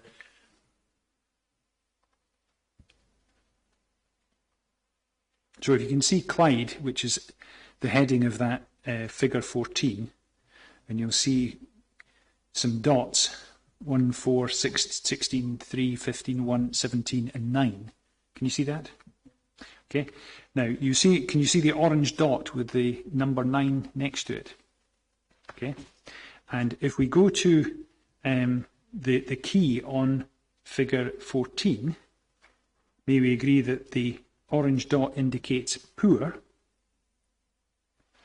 and I won't, if you've got a physical copy, you can go back to page 1, which will tell you what orange means, where it says orange, poor condition, moderate genetic changes detected. And if you can, you see that? Yeah. Okay. Now, in your evidence, and this may be a geographical issue because I know you haven't been there, but you say that there is an indication of a genetic change, this orange dot, but you refer this to as, I think, the lower River Leven. But the question I have to put to you is, would you agree with me that that is, in fact, the River Endrick, not the River Leven? It would be a surprise to no one for me to say yes, I agree, because I mentioned it earlier that it's in the Endrick Water SAC. Yeah, I was just looking at your precognition, which says there was a genetic detection in the, I think you used the word, the lower River Leven. I was just getting our geography sorted out, but that's not the that's how it's stated in the report. Yeah, so that's an error. It should say the River Endrick. No, that's how it's stated in the report. In paragraph 112, it says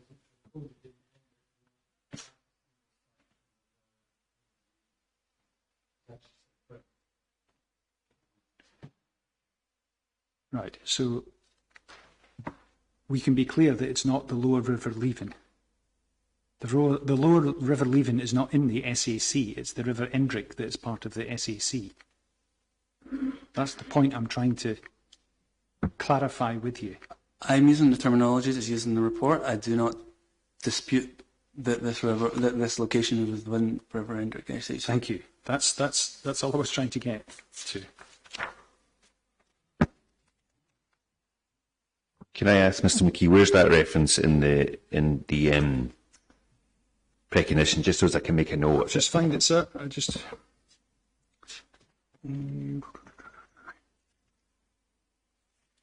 It is.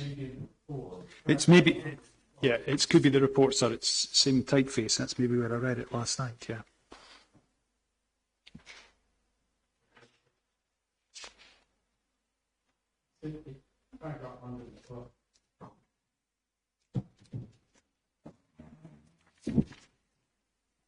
Paragraph 112, where I think Mr. Wright gives written evidence consistent with his oral evidence. And so, just for Mr. McKee's reference on page 36 of the document that we were looking at, you'll see that the single site with evidence of integration is recorded as being on the lower River Leven. So if there's confusion, it's from the document rather than from Mr. Wright. I also think it's important that in paragraph 112, I do say, for context, it's important to note that integration was recorded in Endrick Water, that single site in River Leven, within the SAC. So that's fairly clear. Okay, that's fine. We're clear about that, Mr. Wright. Okay, so could we turn to paragraph 7 of your precognition? And in 7, you set out a number of factors that influence the ability to interbreed if there's an escape. And I don't think there's anything between us. We agree with these factors. Okay. Then we go on to paragraph 8, where you say that from an operational perspective, sexually mature salmon are inedible. It cannot be sold, so farmers strive to harvest all stocks prior to sexual maturity. You then say a small proportion of mature salmon cannot be ruled out. And I think that I think that's the evidence you gave earlier on today, that although they strive to achieve non-sexually mature salmon, we can't rule that out. And there's an addition, so that's a risk, but there's an additional risk that if they do escape, they can then sexually mature, even if they're not mature at the time they release. Okay, so can I ask a question? And you say never ask a question if you don't know the answer. What's the gender of these salmon, and is that important? So there'll be mixed gender, and yes, it's important because studies have shown that the male farm salmon are very poor at reproducing and have extremely limited reproduction success, and therefore the integration is strongly linked to female salmon mating with wild males. But you've said that when they're actually in the sort of cages, there's not a distinction between them. It's both male and female that are in the cages at the same time. Is that right? That's my understanding, yes. So in paragraph 9 you say it's been demonstrated that salmon with a farm fish genes are less successful than those with only wild genes. And you then go on to say that studies have demonstrated, this is in paragraph 10, that farm salmon have a far lower breeding success and survivability. Okay, so you then say that they have a third of the reproductive success of a wild salmon. Can you maybe just unpack what that means? Because does it mean that in any given situation, an escaped farm salmon has got a third of a chance of breeding with a wild one as another wild one?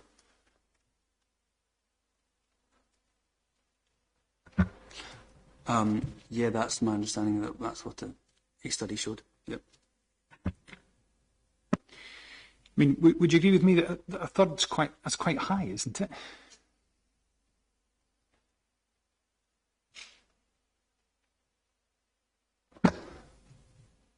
That's just one factor of many that needs to occur. Once so the survivability needs to happen before that, and all the various factors we described. Once reproduction mating happens, the hybrids also have a lower survivability as well. Sorry, Mr. McKee, can I just ask, it's just a clarification point. You asked a question I'd forgotten to ask, or might have asked about the sex of the salmon. So in 10 there, when it said, so males are less successful, farmed males are less successful at breeding than farmed females. At 10 there, you say a third of reproductive success. Does that refer to all farmed fish, or does it refer to only females or only males?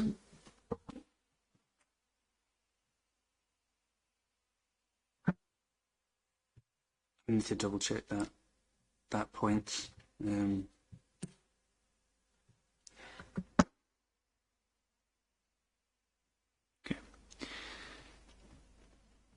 So that in the next bullet in paragraph 10, you say the lifetime success is 16% of wild salmon. Can you maybe just unpack that a little bit for us as well, Mr. Wright?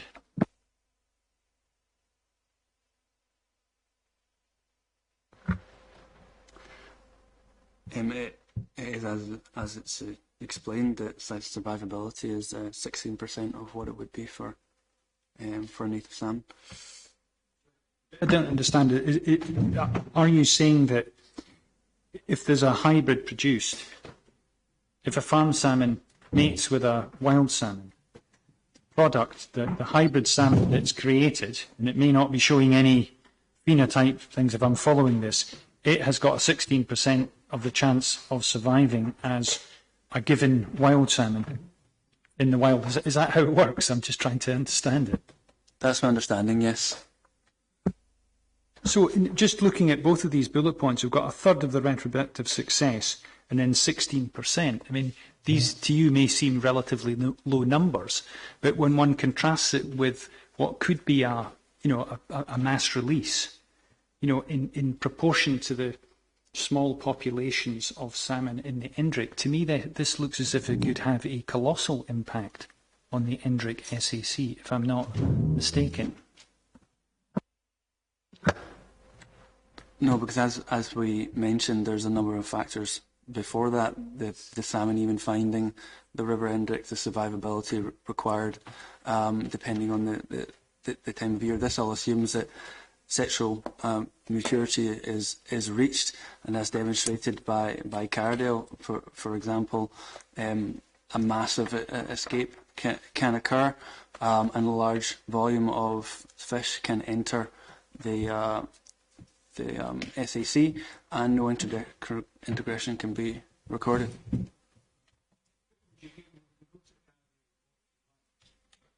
You can go to the Cardale report if you like, but my reading of it is that the conclusion that was being drawn about introgression was it was heavily caveated on the basis that it may be too early in the study to identify whether introgression had in fact occurred.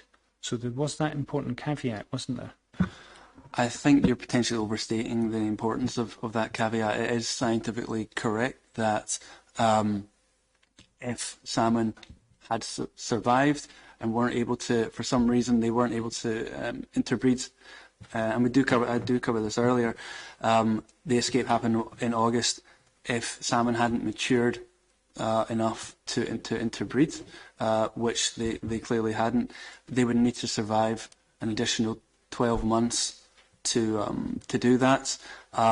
Escaped salmon do not feed or live in rivers, so they would need to migrate out to sea and return. So the probability of that happening is extremely low, and I think that's probably echoed in the fact that a follow-up study, as far as I'm aware, hasn't been commissioned because we're satisfied with the results. As mentioned earlier, this is why you need this continued influx of recruitment of wild salmon to ensure genetic integration happens, because otherwise it peters out very quickly. That's unless we have this vortex effect. But could you have the sort of the last of the Cardale reports before you, which is the 2022 report, and I'll provide a matter number in a minute, sir, once I've got back online.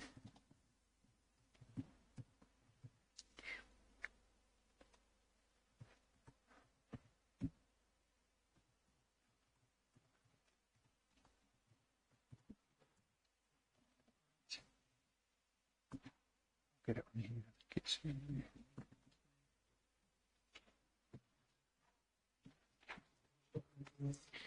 I'm just looking for the number. I was sort of calling it the second Cardale report, but it's called Examination of Levels. But if you just bear with me, I'm just going to put it into the search engine. Yeah, it's APP 6.8.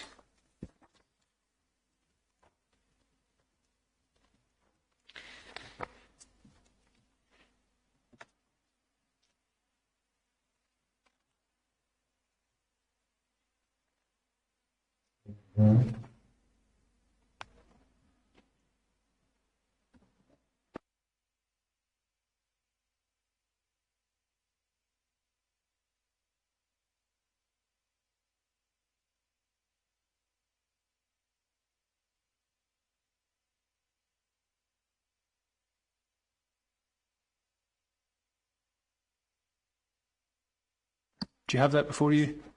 Yeah, I was going to ask that you turn to page 16, and in the second paragraph, and this was the caveat I was remembering, but I think it's helpful to see it in the context of the actual report. Can you see the paragraph starting the absence of?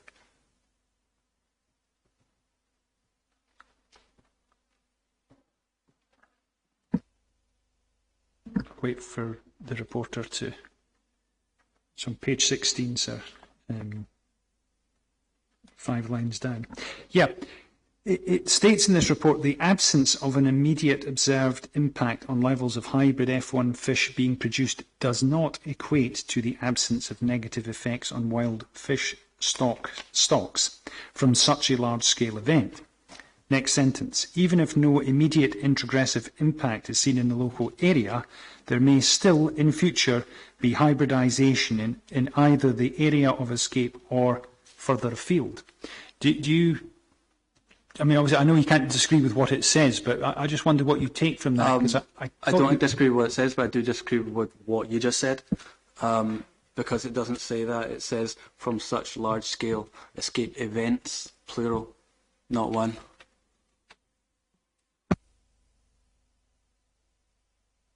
So, what do you think it means when it's referring to events in plural? Then, I'll let you finish because I won't understand it myself. It's saying that the observed levels, if confounded by other events, could lead to population level of escapes events as effects, as we've established. It doesn't say that there's no risk there. Clearly, there are hybrids there, and should hybridisation and integration continue, then it increases the risk. But I mean, even if we can disagree about that, but in the second sentence I put to you, even if no immediate introgressive impact is seen in the local area, there may still in future be hybridisation in the area of escape or further afield. Isn't it pretty much focused, targeted on the Carradale incident, if we call it that? Yes, as I've said, this is highlighted in my inquiry report and recognition, but what it doesn't say is what the level of risk is on that. Obviously, you can't rule that out because you can't rule anything out with absolute certainty. So that's what this is covering. That if there are still hybrids there that have survived, the chances of them reproducing with wild salmon still exists. But as I've maintained throughout this, the likelihood of that is extremely low for the reasons that we've mentioned. I think you're putting a slant on that. I don't think it's saying that you know, to be absolutely sure we can't rule out any future hybridisation. I mean, in fairness, I don't think it's actually saying that. It says simply, even if you can't detect it just now, there may still be. It's not saying that that's a negligible possibility. In fact, it's just saying it might happen. Is that not? I mean, I'm just taking from the English. Yes, that's what I'm saying. Sorry if you didn't understand what I'm saying. What I'm saying is so long as there are hybrids there, then there's a possibility that introgression would continue. But what I'm saying is that the likelihood of these hybrids existing, surviving to interbreed with existing wild stocks is extremely low. So no, you can't entirely rule it out, but it's a very, very, very low probability. Okay. Well, in your recognition, you say that an escapee will only live for 18 months. Okay, that's. I think that's what you say in your recognition, isn't it? You want to refresh your memory? I'm relying on. I don't think I said that it would live that long. I said that's potentially what would be required for it to reach sexual maturity, depending on that age of the salmon. So how long might an escapee survive? I mean, and you say that's an open question. How long would a 4 kilogram salmon escaping into Loch Long, how long would it live? It doesn't just die out after 18 months, does it? I mean, there'll be a number of factors that will affect its lifespan, but I'm just interested in where you get your 18 months from, because I couldn't find that in any of the papers I read, but maybe you've got other papers. Just to clarify again, I've not stated in any point how long salmon live. That would obviously hugely depend on the maturity of the salmon, on the situation. That 18 months is the reference for how long they would need to survive to reach sexual maturity to then spawn. Okay, so I understand that. So, but surely if they're escaping at 4 kilograms or 5 kilograms, I think on your evidence, if I've understood it, that they may be pretty close to sexual maturity. Could be. They might actually, you've also said ones that escape gain sexual maturity. So I'm just trying to understand what the 18 months actually means then. What is it a cut-off date of? If you could refer me to the location, I could explain it fully, but my understanding is that it is from the point of when the age of the salmon, when they escape, the time that it would take for them to mature to be sufficiently large enough to and mature enough to interbreed. Let me just have a quick look through this because I hadn't marked it up, but these are just points that. But I'll find it in a moment. But where do you get the 18-month from? Because surely that's arbitrary, because it depends how mature the salmon is at the point it escapes, doesn't it? I mean, if it's fairly advanced, it's 5 kilograms. It may be, let's say, it could be 2 months away from sexual maturity. Whereas if it escapes as a smolt, it could be, quite a bit away from. A year away from reaching sexual maturity or longer. That's really where I'm getting to with this. I'm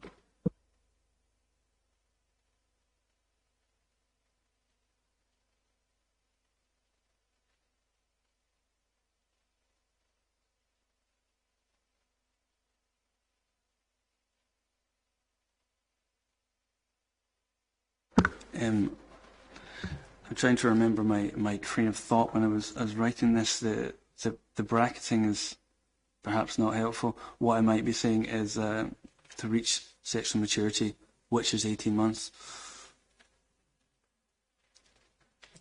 Where are you reading that from, Mr. Wright? Sorry. So this is paragraph 134 in the inquiry report. I think what's important to set out is that, as I explained in the Cowdale incident, that's a good one because we have timescales in there, and we know that what the age of what the maturity level of salmon was. They escaped in August, and we know that they were approaching sexual maturity. So it's not unreasonable to assume that by the time it came to the spawning period in November, that they could have been sexually mature or close to sexual maturity at that point. So 3 months is all it takes for salmon to be able to hybridize. That didn't happen, despite there being, I think, 147 or something like that salmon within the SAC. Therefore, you need to add 12 months onto that. And that gives another 12 months for salmon to mature, but it's another 12 months that salmon would need to survive. So that's 15 months you're talking about. Whether I've got my numbers a few months off on that calculation, I would need to double check. But certainly we're talking a ballpark here that's pretty lined up.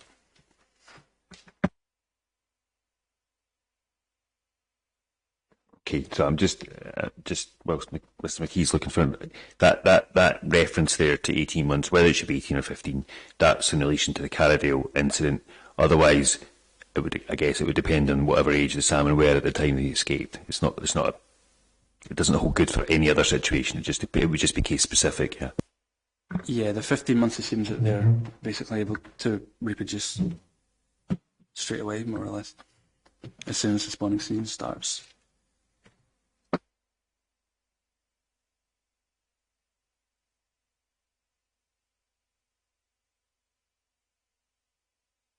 It's paragraph 21, sorry, sir. I could stare in my face, but I had to bring it up and have a quick check on the PDF. So I think what you're saying is that's your best judgment about that. But I think we can agree, can we not, that the period available to an escaped salmon for interbreeding is determined fairly considerably by the extent of its maturity at the point it escapes, in a sense that if it's a smolt, it may not make it because it could be a year, 2 years away from achieving sexual maturity. But if it's, one that's more advanced, a 4 or 5 kilogram one, it may be a few months away from achieving sexual maturity. That's really the point I was trying to make. That's the crux of it, yeah. Yeah, and that's the crux of it. And to go back to our kind of the square cage, we are potentially dealing with 1.2 million entry to harvest salmon that may be achieving sexual maturity should they escape. I appreciate there are a number of factors about whether the survivability, but they may be achieving sexual maturity in a much shorter time than the 18 months. Okay, thank you.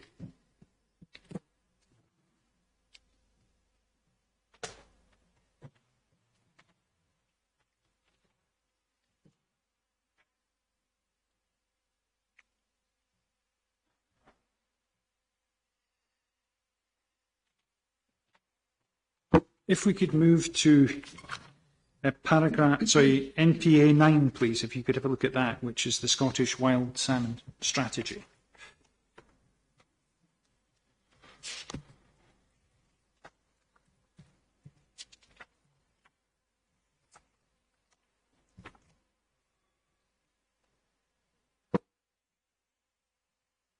NPA 10?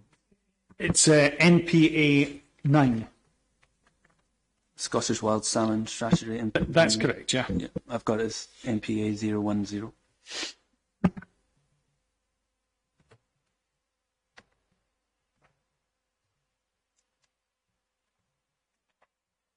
Do you have that, sir? If we could move to the introduction of that document, which is I think we can agree is a Scottish Government publication in 2022. I'll just read the first paragraph of that report to you. It says, Atlantic salmon are iconic migratory fish that start their lives in streams and rivers, migrate to high seas to grow and return home to spawn, connecting vast ranges of diverse habitats. The species has been in serious decline in recent decades across the North Atlantic range. The second paragraph, if I can just read that to you, which sets out what the strategy is. The strategy is to set out the breadth of pressures and management responses in one place for the first time to establish a new path of restoration and recovery for salmon in Scotland. You can see that, and I think you'll be, although I know you're not a planner, you'll not be unaware of the move in planning and indeed environmental policy and law towards biodiversity enhancement, etc. And that's the direction of travel. So we're looking at restoration and recovery of the natural world, including iconic protected species. So that's the context. I just wanted to set that out for you. Then, once we've done that, could we then have a look at your environmental statement at, I think it's from memory, I think it's paragraph, it's chapter 10, but I'll need to just get that up on my screen.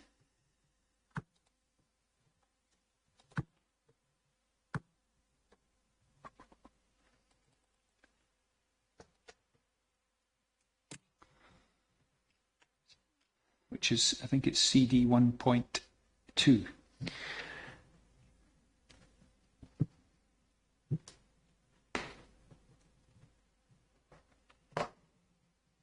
And that paragraph is headed National Population Trends. Now, appreciate we are going to be dealing with the Endrick water, but I just wanted to hear your evidence in terms of your views on national population trends. Okay. So I don't want to sort of read it all to you, but if you go down sort of 3 paragraphs down, where it says national total salmon and grilse, which I think are sort of, is that salmon coming up a river for the first time? Is that a grilse? Is it? Okay. So it says national total salmon and grilse catches recorded between 1952 vary between 41,000 recorded in 1952 and 111,000 recorded in 2010, with the most recent data showing 45,366 salmon caught nationwide in 2020. You see, total catches have declined by approximately 60% between 2010 and 2020. And then you say, and remain marginally above the 1952 levels. Now, the reason I wanted to ask you a question about it is you finish your sentence with that they remain marginally above the 1952 levels. Is your position that the 1952 levels are acceptable? Sorry, I think so. No, and there's complexities in that because obviously this is just rod and catch data, which is the best data that we have, but it's not perfect data. There's also back in 1952. Up until the 70s, I believe, there was also a substantial net fishing that occurred, and that. Can I clarify that it's not just substantial? It was 75% of the fish were taken in coastal nets before they even had the opportunity to go to the river. So the abundance is meaningless until you get the nets taken up.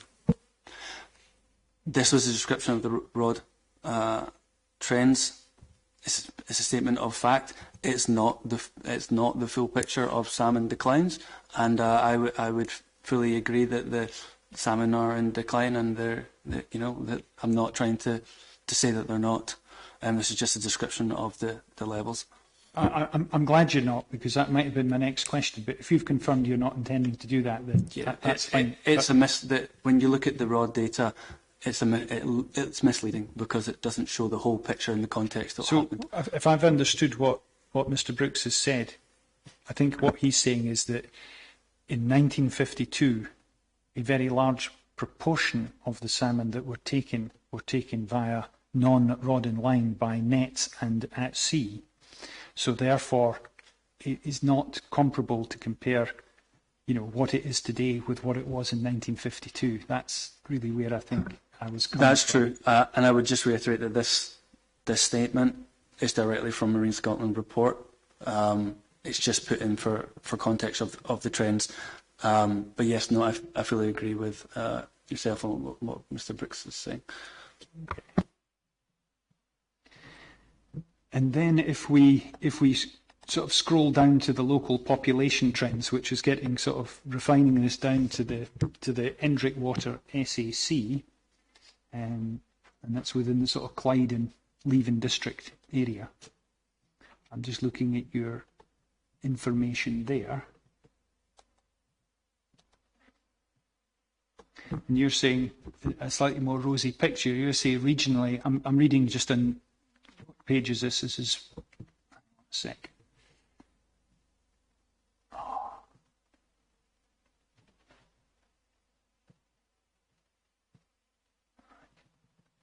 Sorry, I'm just...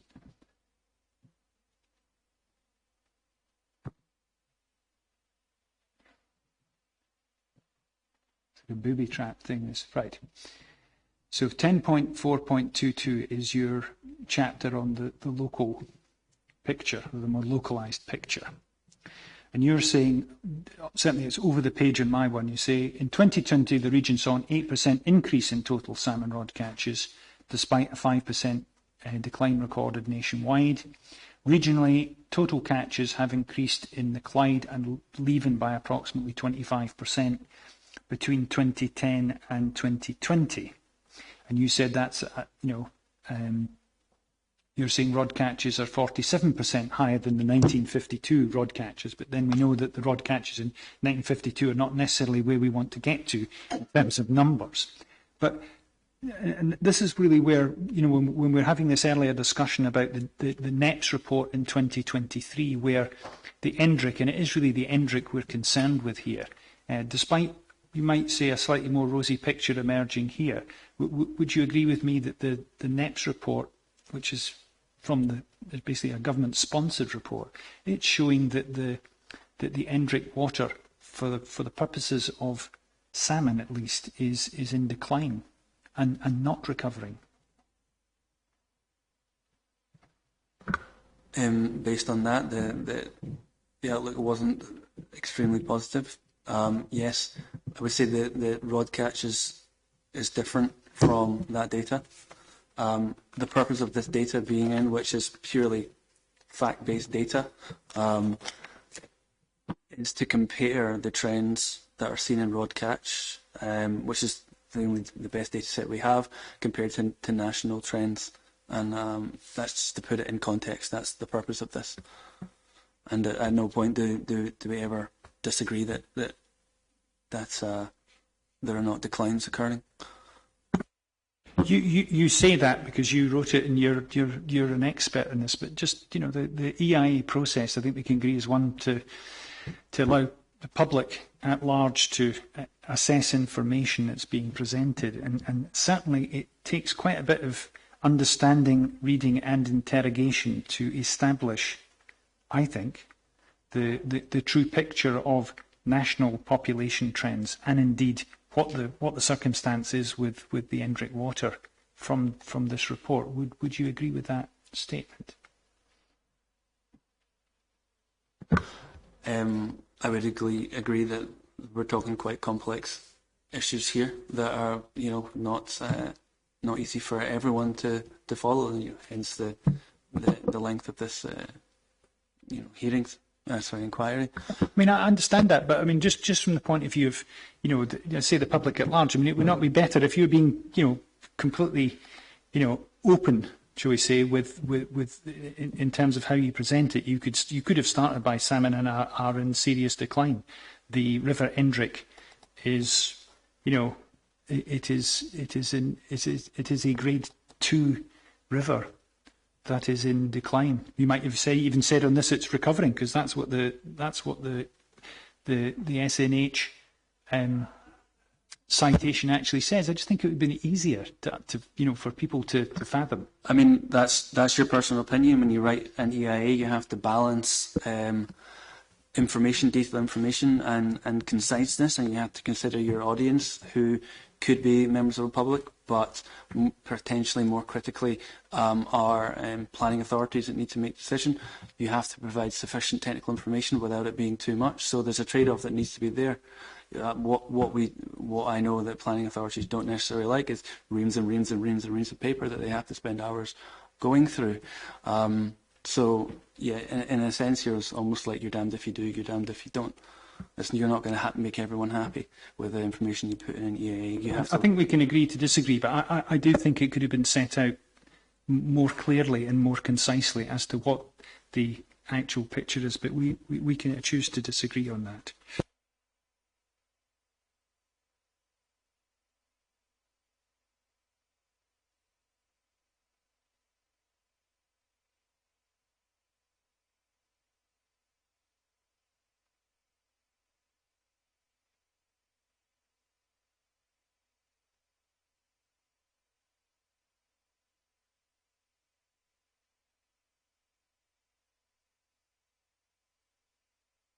Could you have CD 6.4 before you, please?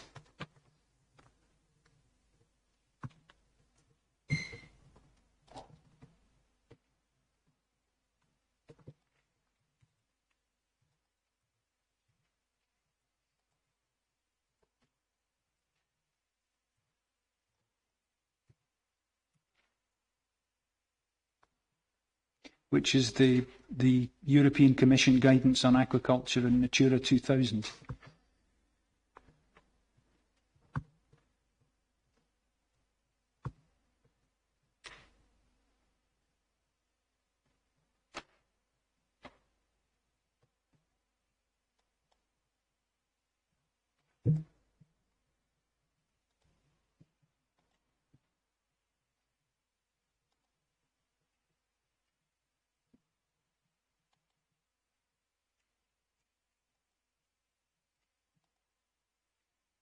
Do you have that before you? Do you?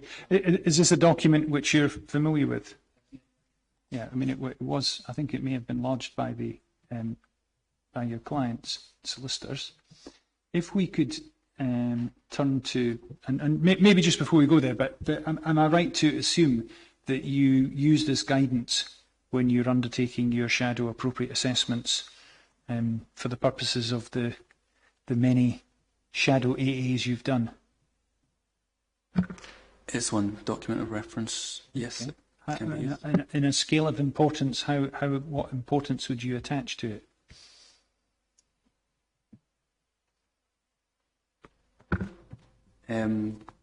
Moderate. Moderate. Okay. Why? I'm just interested. Why only moderate?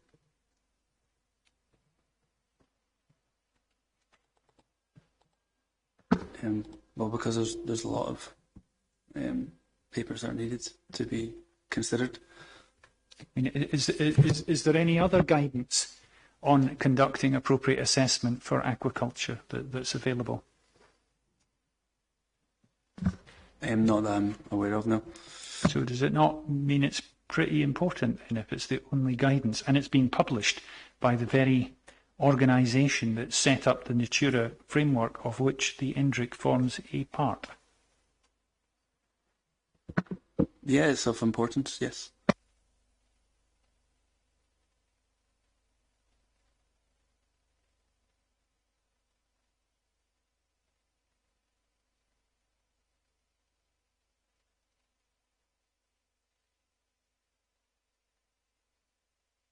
If you could turn to, I think it's page 55 of this document, which is going to take a degree of scrolling.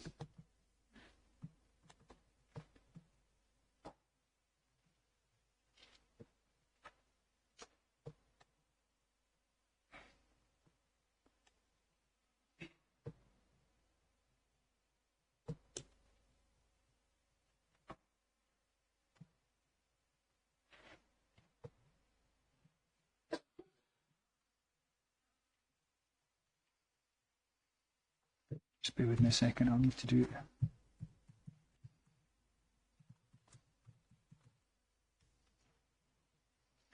Right, I'm just trying to have a quick...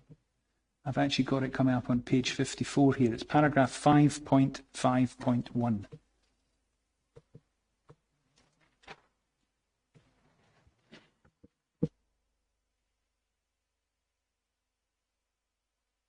Can you see that?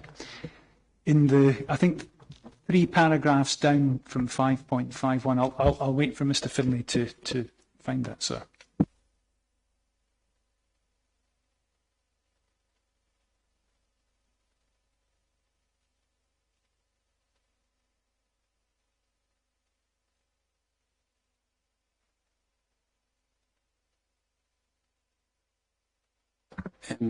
Before you continue, could I just clarify that obviously my assessment is a shadow appropriate assessment.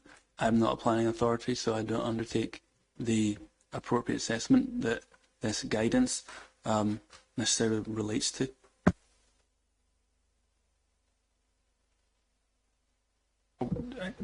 I find that quite astonishing for you to say that, but why do you do a shadow assessment if it's not to fully inform the planning authority and SNH of your views of appropriate assessment?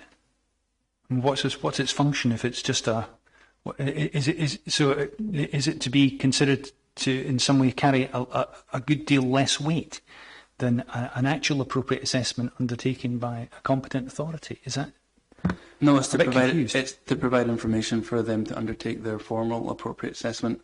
But yes, in the context, it does have less weight because we're not the ones determining it. I do understand that point, but you're not just providing information, are you? You're actually reaching a draft, shall we say, or you're really reaching your own conclusion on whether or not there are adverse effects on the integrity. I mean, that's what your shadow assessment is there, is to present your full understanding of the assessment, the effects, and the prediction, and presumably whether or not, in your view, the project can proceed. So it's more than just a little. I mean, if you're saying it shouldn't carry much weight, we could actually stop asking any further questions.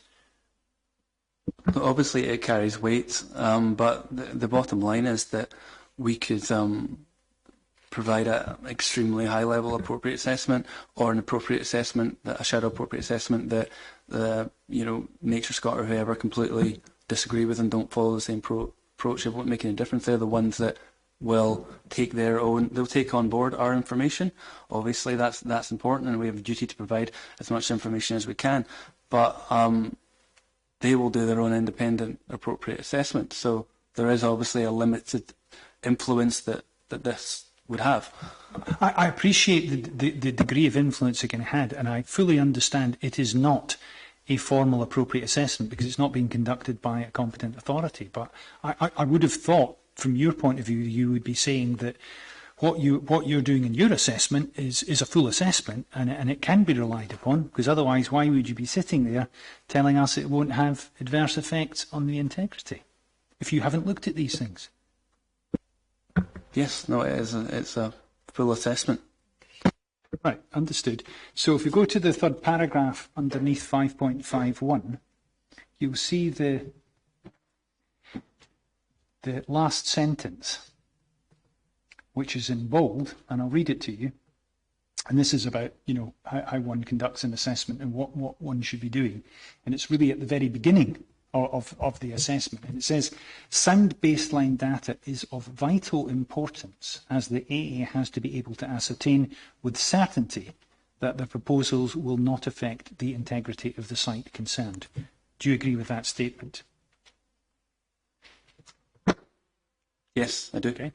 Now, would you also agree with me that you have not looked at sound baseline information, because you have not, and you've said that today, you have not looked at SNH's site assessment for the Endrick SAC in terms of what its integrity actually is? I mean, you can find it on the internet. You haven't even done that. No, you're putting words in my mouth there. I didn't say that at all. I said it wasn't referenced in the report. I didn't say that I wasn't aware of that and didn't consider that in my assessment. And what is sound baseline is not it's for the experts to determine what is sound and what is appropriate for that development and that site and the impact. Well, put it this way, Mr. Wright. I mean, I say I've got a higher in biology taken about 50 years ago, okay? It didn't take me very long to go into the internet and find out that this was a grade 2 river by looking at SNH website. I also went in, I found the NEPS report. I saw that the status of this river had diminished in 2023 down to declining overall. That's just me. I found that.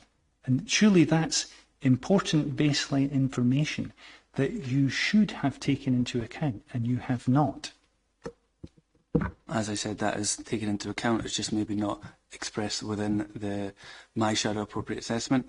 When you also submit an appropriate assessment, you also have to have faith that the planning authority or the Nature Scott will also do a sound assessment as well. My appropriate assessment is not the be-all and end-all of the big picture. There's other assessments that are important. This is a small bit of one element of the baseline. One element of the assessment needs to be considered. It has no real material difference on any of the steps that would have been taken during the assessment. Oh, you say that, Mr. Wright, but you've come here and you're founding on your shadow assessment. I'm not aware, perhaps I may be shown this, that when you submitted that for this scheme, that you put that caveat when it was submitted.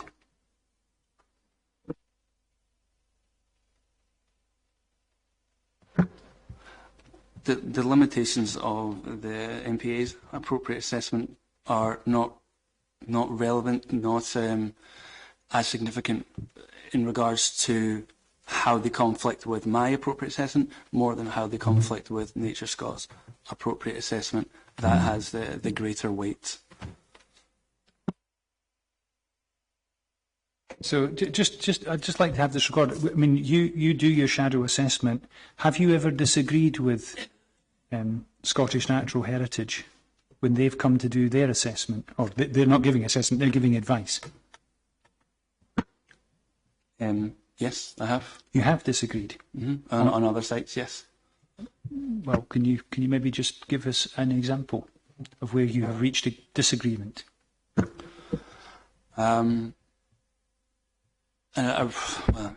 the early stages of consultation for Beinn, for example, which was a while ago, Nature Scott confirmed that there would be significant effects and therefore an appropriate assessment required for the Endrick Water SAC due to sea lice.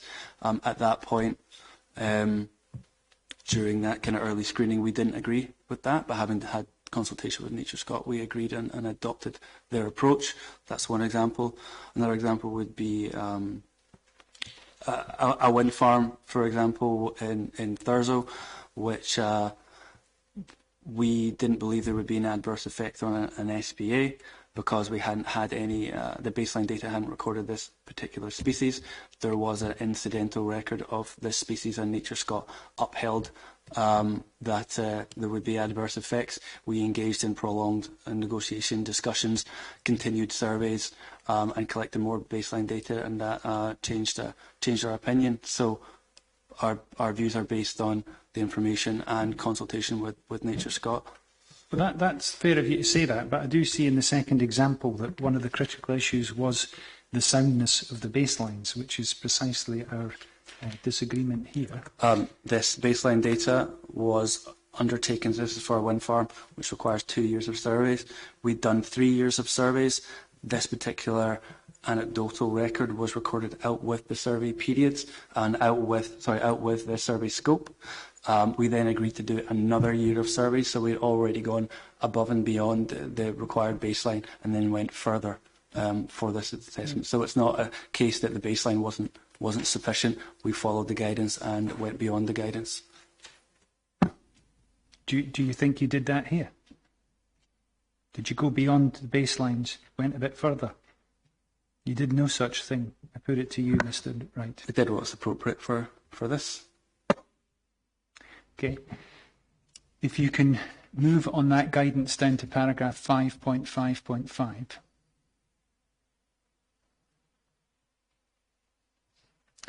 Which is assessing that there are no adverse effects on the site's integrity. Can you see that?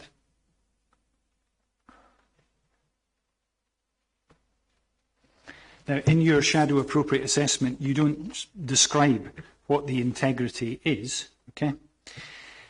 Do you agree with the determination which is set out in those 3 bullet points? It says this means determining whether the planner project will adversely affect the coherence of the site's ecological structure and function across its entire area, the habitats, complex of habitats, and or, in which case, in point here, the populations of species for which the site has been designated. Do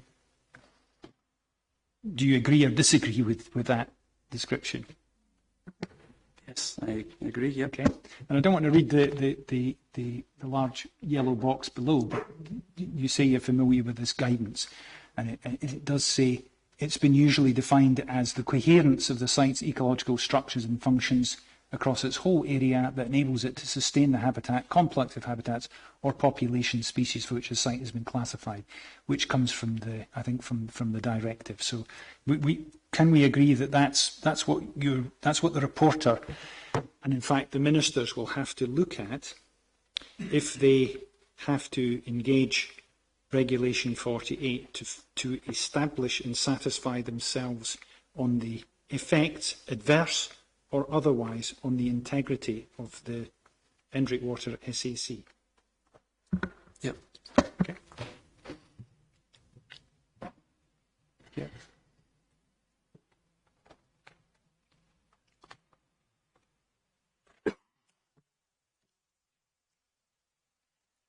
We could turn to, I think it's page 65 of that report. Sorry, of the guidance.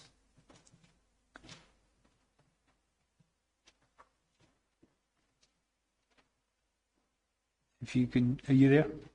And you'll see it starts off with focusing on various things, and then there's a series of bullet points. Then there's a paragraph, and I'm just going to read this to you, and then we'll just set the context. It says, it's important to bear in mind that the focus of the assessment should be on objectively demonstrating, with supporting evidence, that there will be no adverse effects on the integrity. We've obviously just been discussing integrity in the light of the conservation objectives. Thus, the competent authority, which in this case will be the ministers, in order to authorise a plan or a project, this is a project, has to be sure that no reasonable scientific doubt remains as to the absence of effects, which is a reference to the Wadden-Sea case, which I think you will be familiar using terminology that was used in that case. I assume you are. So it then says, to sum up, and this is what I'd like to put to you. It says, to sum up, there are 2 possible conclusions that can be drawn from this assessment. 1, there are no adverse effects and the plan or project can be approved as it stands. Okay, I think that's where you are, although I do accept there's mitigation being embedded in here. Okay. Or alternatively, there will be adverse effects, or adverse effects cannot be ruled out. Now, do you agree with that approach? That the either or, it's either going to have no adverse effects, or there will be adverse effects, or adverse effects cannot be ruled out? Yes. Thank you.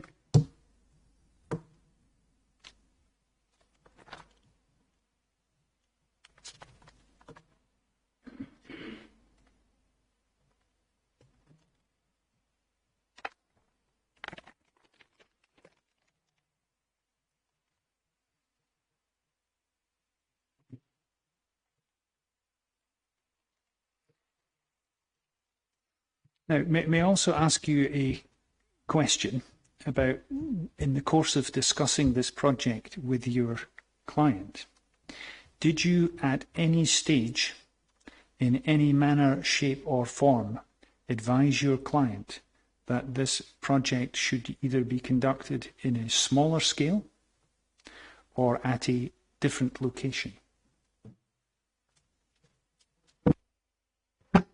No, I personally did not, no. It's public knowledge that your clients are pursuing a scheme off in Loch Linnhe off the Isle of Shuna, I think it's called, is it? And are you anchoring down the environmental advice on that project? I've been somewhat involved in it at scoping stage. Yes. Were you involved in writing the request for a scoping opinion in that project? I reviewed the chapters, relevant chapters. May I be so bold to ask you which chapters?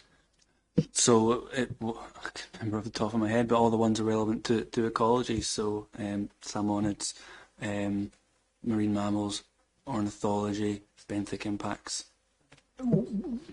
Maybe just ask a first question. Is that project, I know it's not been applied for yet, but is that project, in terms of its scoping, for the scope of its EIA, possible AA, come to this in a moment, but is it bigger than this project in terms of product, as you guys call it?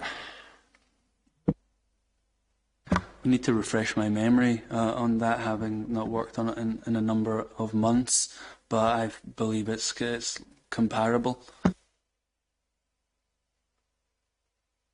Well, certainly that's not what I read. I think it may be twice the size. Is that in terms of? I'm surprised you can't As remember. I said, I'm not here to discuss the Rignish site. It's not information that's in the evidence. I don't understand the relevance of it. I could find this out on my laptop quickly. It's not something that's on the top of my head, and I apologise for that. Obviously, it's on the tip of the tongues of others here that are more involved in it. Well, the scoping opinion is certainly a document, as far as I can recall. But certainly from my memory, what you're looking for in the project in Loch Linnhe, and I know this isn't about Loch Linnhe, and you didn't come here to speak about Loch Linnhe, but it is relevant, I think, is for 8 semi-enclosed cages. So it's a little bit bigger, isn't it?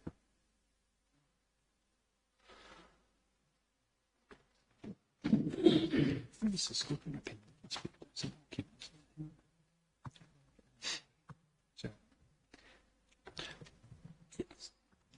I can see the scoping request is in the evidence. I unfortunately can't open it.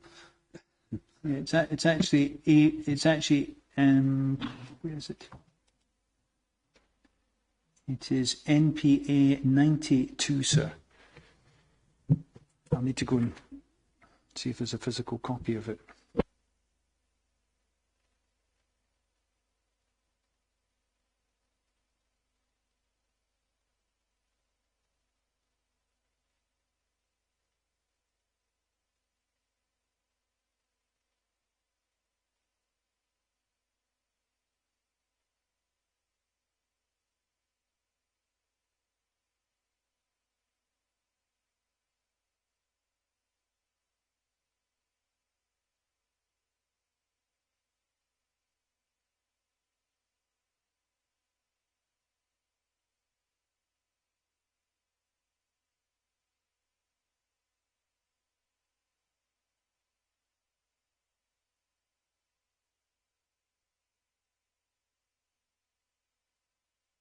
Yeah, I've got it here, and it was written almost a year ago, so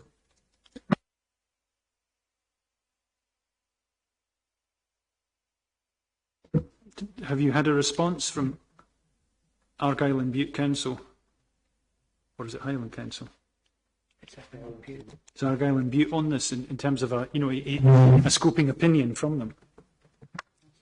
I believe there is. I don't think that's in the evidence, and like I said, I'm not massively involved with this project at the moment. Okay.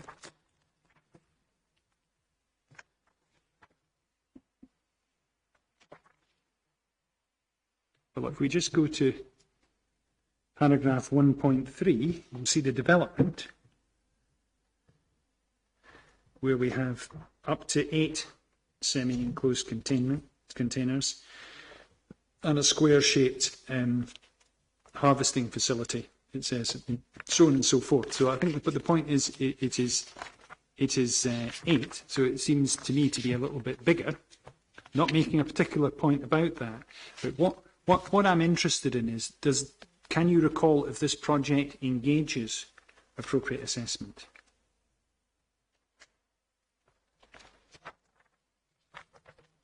Every planner project would engage in an HRA. At scoping stage, you wouldn't engage in appropriate assessment. You would potentially undertake an HRA screening.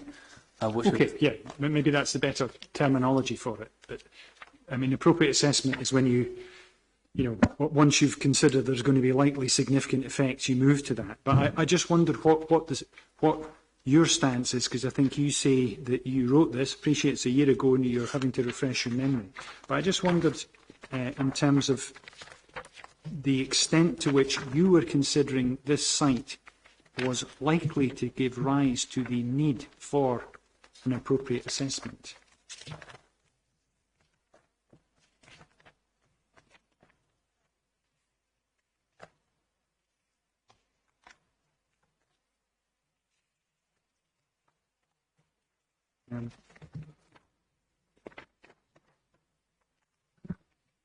From memory, I don't believe. Yeah, well, can you have it? I'll refresh you then. If you go to paragraph 6 of that report, please.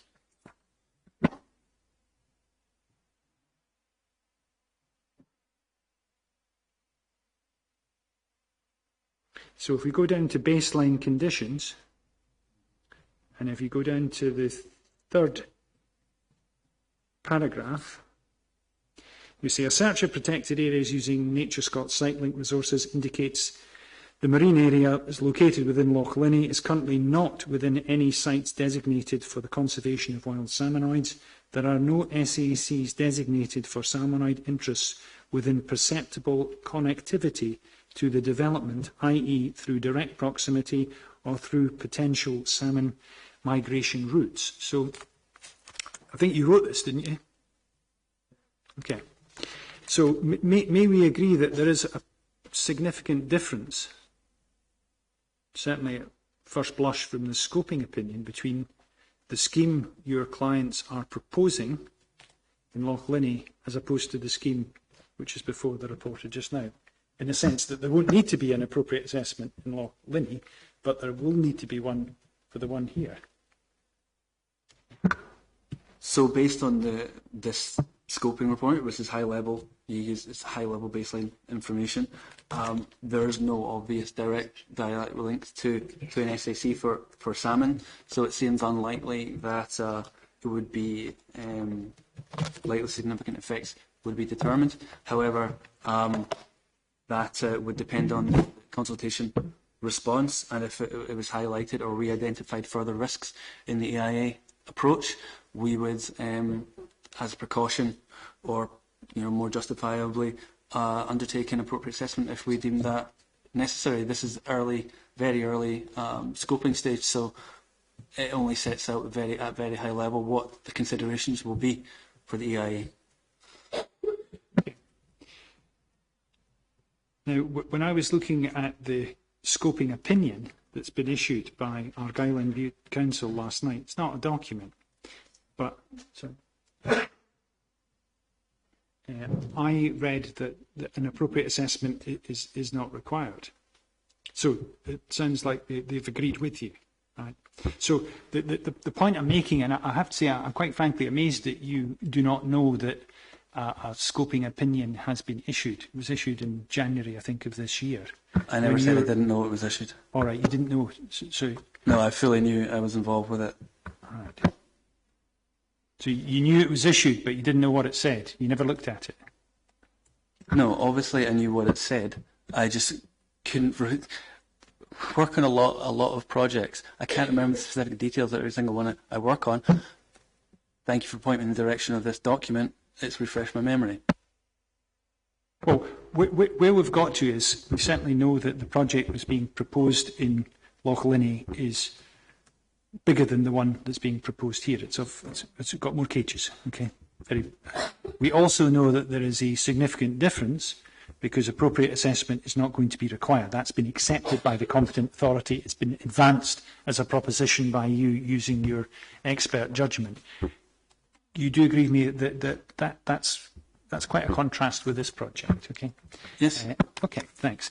Now, the other question I put to you, and I think I've got you recorded, but I just wanted to be absolutely clear that you had not at any time discussed with your client that the project which you're proposing here, which is the first time this technology is being proposed to be rolled out in Scotland, did you at any stage suggest to them that it might be better or advisable to undertake a trial, a smaller project, or presenting it perhaps in a different location that might not engage appropriate assessment for an SAC? No, the site selection process and all the drivers behind that, whether it's ecological or to do with land access or community council, those kinds of things, the economics of it, are nothing to do with me. I'm an independent assessor of impacts, not part of the project team, so it wouldn't be appropriate for me to do that, and I don't believe that the timescales really would have allowed me to do that when you consider the application of this and Lorignish. If I could just hypothetically say, I mean, if I was bringing a new technology to Scotland, say for example I'm in the situation of Stuart Hawthorne, would it not be sort of reasonable for me to say to my sort of top scientist, the public, planning authorities, the national park, the ministers may need a bit of convincing here. What's your view on whether this should be conducted maybe as a pilot or a trial, maybe to see if the fish don't escape or to see if the pumping mechanism works? We've got issues here about whether there is one in operation. Is that not a sort of, would that not be a reasonable question for me to ask you if I was a salmon farm developer? I think what's important to consider here is the technology that's being adopted has been tried and tested and demonstrated to be successful on a number of levels. And there is nothing that considerably varies between the marine environment in Norway and the marine environment in Scotland that would cause any kind of limitation to how effective that site would be. This is a demonstrated success. There's no geographical limitations that have been highlighted in any studies or any even second-hand opinions that there would be any limiting factors. No one, the MPA and no one else objecting to this, has ever been able to highlight any reason why this could not be replicated, any geographical limitations or any reason to justify that what's been successfully shown to work in Norway could not be replicated in a very similar, almost identical marine environment.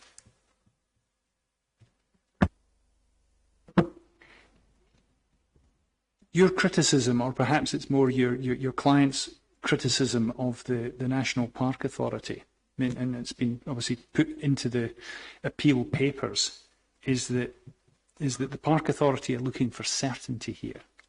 They're looking for absolutes. Would you agree with that is the allegation, at least, that's been attributed to the National Park Authority's position?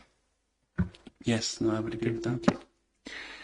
I mean, that having been said, I mean, we've been speaking, having a discussion for quite a few hours now. You've heard all the evidence. Do you not agree with me, just broadly, that there are a range of factors and concerns of a serious and significant nature that have emerged during the discussion, not just on the behalf of the park, but through the objectors as well, that are sufficient for the national park exercising its judgment in a reasonable and rational scientific way to say, hang on a minute, for us to be sure about this project, because it's an SAC, we have to be sure that the effects cannot be ruled out. Is that not a reasonable approach for the park to have taken? Before I answer that, it's not the approach the park took. The approach the park took was to find there was going to be an impact. If I can maybe deal with that in my next question, sir. As long as you don't pursue the last one, that's fine, because you can only put to them the approach the park actually took, which was to find that there would be an impact on the SAC. This is, I think, a bit of a legal question, but if we can maybe go back to the Your question, I prefer you didn't ask it. I'll not ask a legal question. I'll go back to the guidance, which may at least explain where the part's coming from. Mr. Wright, you've accepted that in the guidance, okay, there can only be two possible outcomes from an appropriate assessment. Okay, either there's no adverse effects and the plan can proceed, or the project. And I understand mitigation goes with that. So that's the camp you're in, okay? The other camp that you agreed with me about half an hour ago, which is stated in the guidance, and I'm only repeating what the guidance says, I'm not making it up, says that there will be adverse effects or adverse effects cannot be ruled out. So it's a binary system, isn't it? It's not the case that in appropriate assessment, you know, we think it's okay, so it goes ahead. You've really got to be in two camps, haven't you? Either it will not have adverse effects, or it will.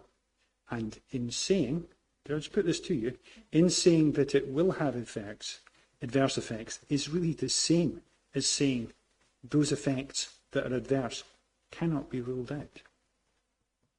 That's not a question for this witness, and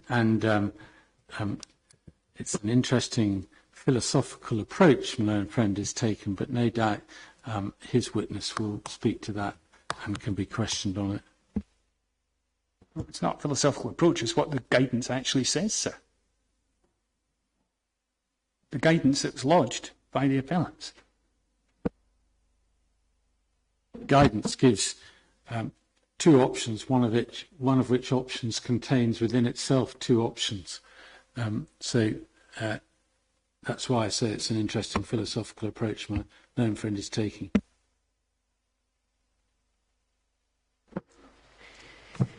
So, Mr. Wright, doesn't it come down to this, quite frankly, that with the application of the precautionary principle, the very principle you've embedded in your environmental evidence today, the fragility and small nature of the wild salmonoid populations in the Endrick, which we've also agreed on today, the evidence we have, and it's national evidence, that integration can damage wild salmon viability in populations, the divided opinion, sharply divided opinion between those in the camp of the appellants and the Park Authority, who have similar concerns as the objectors about the resilience of the technology and its resilience from predators particularly. Isn't that, you know, I mean, I say, quite frankly, I'm astonished that you would give an opinion that there is not a reasonable scientific doubt being raised by your client's project in the context of its adverse effects on the Endrick water SAC. No, not at all. You're ignoring the first fact that these sites, semi-closed containment sites, are designed to prevent escapes. There's a 8-year academic study that conclusively demonstrated that that is scientific consensus. There is no evidence that the MPA or any of the other people have provided that would be considered scientific information that would refute that. So there is no scientific basis. There is scepticism, yes, but there is no scientific basis to say that the escapes would not be prevented, or that the various stages that play out afterwards, there's no evidence that it's not even been addressed, the very selective pressures. None of that aspect has been questioned by the MPA at all, so they have a different opinion, as they're entitled to do, but it's not a scientific opinion in any way, shape or form. We're going to be hearing from 2 scientists and possibly 3 scientists in the course of evidence here. So thank you, Mr. Wright. I appreciate your time. Thank you. Thank you, Mr. McKee, and thank you again, Mr. Wick. Mr. Brook, you said you had a number of questions, didn't you? So I think I'll give Mr. Wright a short break just now. That's been quite a long time. He's been asking questions, and we'll maybe can we just start back again at maybe 20 to 4? Is that okay for everyone? Is that enough time just for a short break? Okay.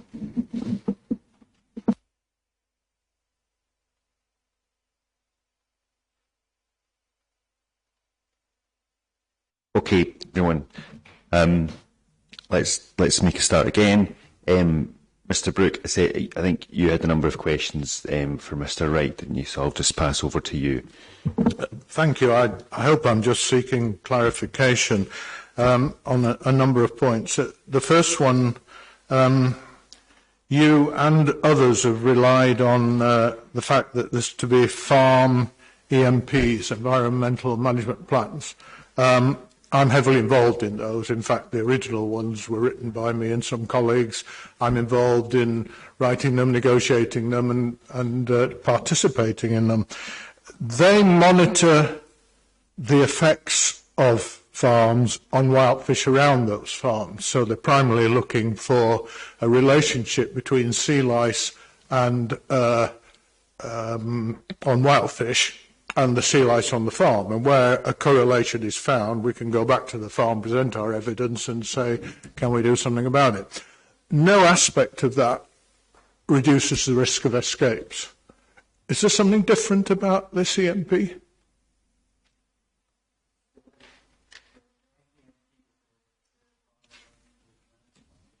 No, your microphone. I can't hear you. Sorry.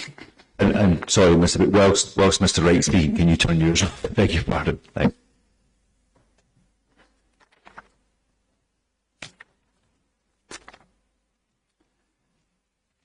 Yes. So the Farm Environmental Management Plan, a lot of those are quite generic. This one has additional measures in place, and we discussed them earlier.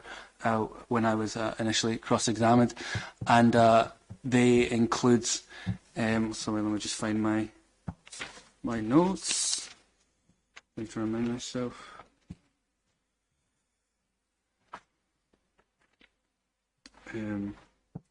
So yes, they included an escapes prevention strategy, which includes collision damage avoidance, maintenance and system monitoring, the use of nets for stock handling, the use of surveillance cameras to monitor malicious damage. And in addition to that, and this was discussed in the hearing session on Monday, there will be monthly ROV or diver monitoring checks to check the outside net and other aspects of it to make sure it's all working fine and there's no holes or anything. In addition, there's measures in place. For example, if there's a hole in the outer material, water levels would drop, and that's being monitored all the time, so they would be picked up. There's also an alarm trigger that would go off when pressure drops. So if there was a hole in the outer bag, pressure would would drop, that would be indicate. So these would all indicate whether... Yeah, can I interrupt you? I did hear all that on Monday. None of that is to do with the environment around the farm. No. So it should and hopefully is part of the procedures for operating the farm. But it's not an environmental management plan. That's an interactive plan between wildfish monitoring and the other. So yes. You've clarified, as far as I'm concerned, there's nothing new there to do with reducing the risk of escapes. My second question is, a lot of people have made reference to Carradale escape and dismissed it as different technology. The Carradale escape was due to the failure of a mooring system. I think earlier today you said the moorings here would be the same as any other site in Scotland. So in fact, it wasn't a different technology at Carradale, I don't think. No, so the moorings as well as the development itself will be developed in accordance with Scottish national standards or Norwegian national standards, which is the best. But so the same mooring standards as at Carradale? Unless it's the Norwegian. Yeah, I don't think that's new technology. It's not a different technology. Carradale failed, and frankly, it failed because the moorings were laid inappropriately, not because of the strength or technique of them. They crossed two moorings and they wore through each other. Yes, but Carradale, as I said, like all open net fish farms, are located in areas that are far more susceptible to storms. Yeah, that's not my point. My point is that you keep saying it's different technology, and it's not different technology. If I can... That aspect of the mooring is not considerably different, but that's not necessarily the key aspect. The key aspect is the containment in itself. But that's not why Carradale failed. Because it doesn't have that same system. I'm not really clear on the point that you're trying to make here. The point I'm making is that you said the moorings used here will be the same as any other site in Scotland, and at the same time you say that Carradale was different technology. Those are contradictory statements. It's different technology insofar as it's an open net system, not semi-closed contained. That is as far as the statement. But that's not why it failed. It failed because of the moorings, which are not different technology. I understand the point you're making.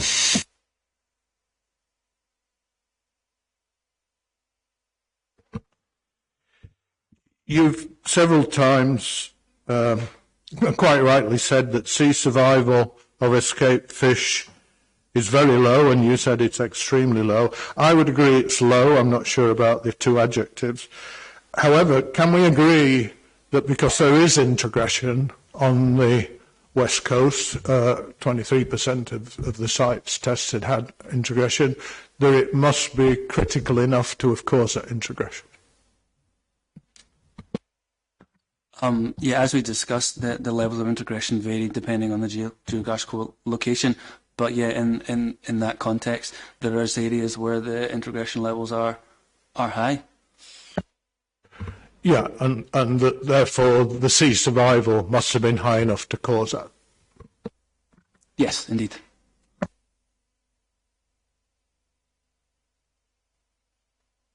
You talked. You might have slightly covered this before, so I apologise if it repeats the point. You talked about where there had been integration, that the wild population would recover. And I'd just like you to clear up what you mean by recover, because we've agreed that the population is declining. So what does it recover to? Do you mean that the introgression disappears, or do you mean that the fish population recovers to a former level? The study went so far as to explain that phenotypic and demographic changes in the population, so physical changes, would cease basically. I don't think at any point did they say that there would not still be vestigial leftovers of the genes, but that population level effects would stop. But not necessarily recover to the previous level. Admittedly, there is a general decline going on, but you can't say that having killed off some fish because of the genetic integration, that the population then went up for some unknown reason. The integration would have died out because those fish are pretty unhealthy, but the population would have been lowered and damaged. Yes, but in the long term, it would recover. That's what the study says. How can it do that?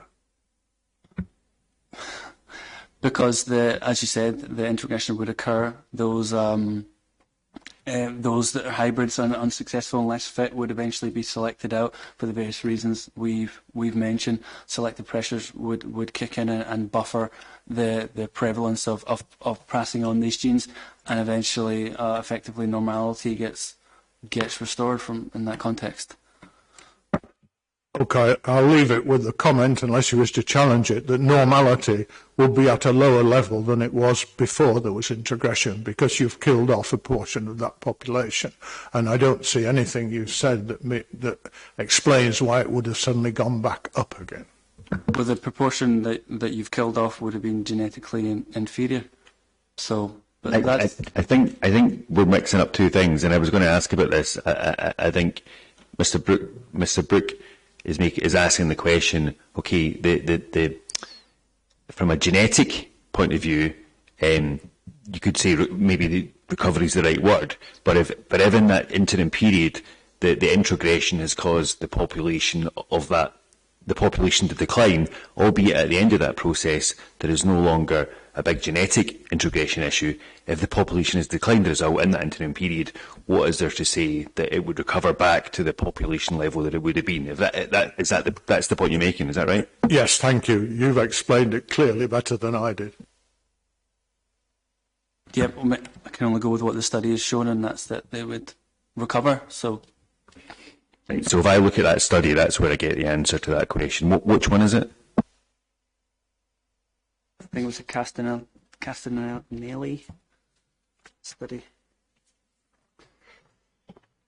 APP-6065.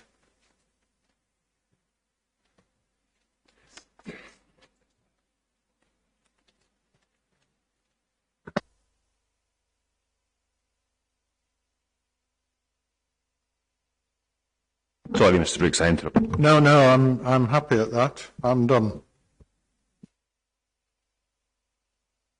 Okay. I had a few questions. Most of them have been answered, but I'm just going to go through each of them. Just give me a moment.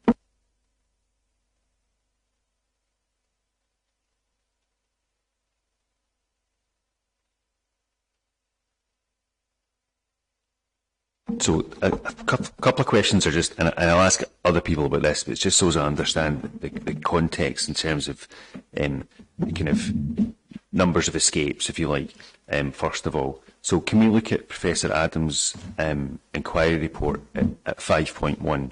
And it's just because it provides some data that I just want to make sure we both take the same thing from it.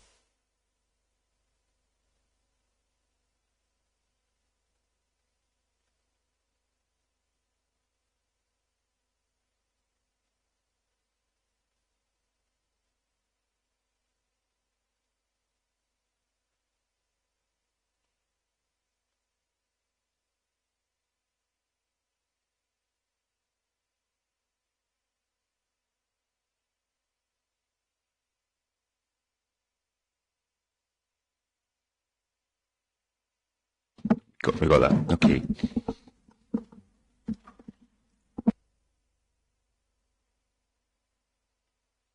Okay.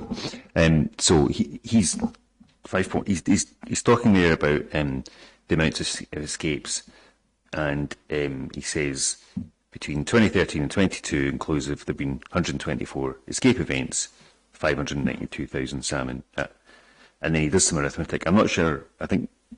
Not sure whether that means 10 years or 11 years, but it doesn't really matter. So it's 590,000 fish, and he's saying that's an average loss of 59,000 a year, okay, an average escape. Now, below it says 230 operational marine fish farms. Now, that they might not have been 230 at the start of that 10-year period, but let's just assume there is.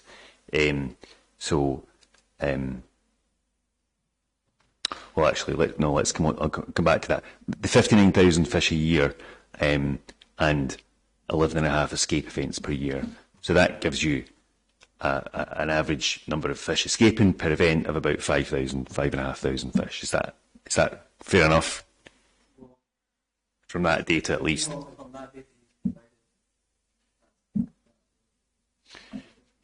No, yeah. Also, it's just ask you to just note there may be a difference between reported escape events and actual escape events, because as I understand it, Mr. Brooke, I don't may be able to assist, but I understand when a farm thinks it's had an escape event, it reports it, but then the number of reported escape events, certainly I understand there are quite a number where it subsequently transpires when they do a count of the fish, they haven't actually lost any. So it's why you have to be beware of the statistics. It did surprise me when that came into it, but the number of reported escape events may actually be inflated over the number of actual escape events. And of course it may be underestimated as well, sir, which I think you will find that those in this camp think that could be the case. I would recommend you maybe interrogate the data yourself. I think if you look at the data, you'll see that a number of the listed sites actually recorded no escapes in the end. Yeah, so escapes are initially recorded, and then it turns out that was erroneous and there wasn't an escape. Right? Okay. So the dividing the amount of salmon lost, which I guess is an accurate figure by the recorded escapes, might not be quite right. That would actually tend to give you a higher figure then for fish per escape, wouldn't it? Yeah. Okay. So I mean that's fine. So let's say.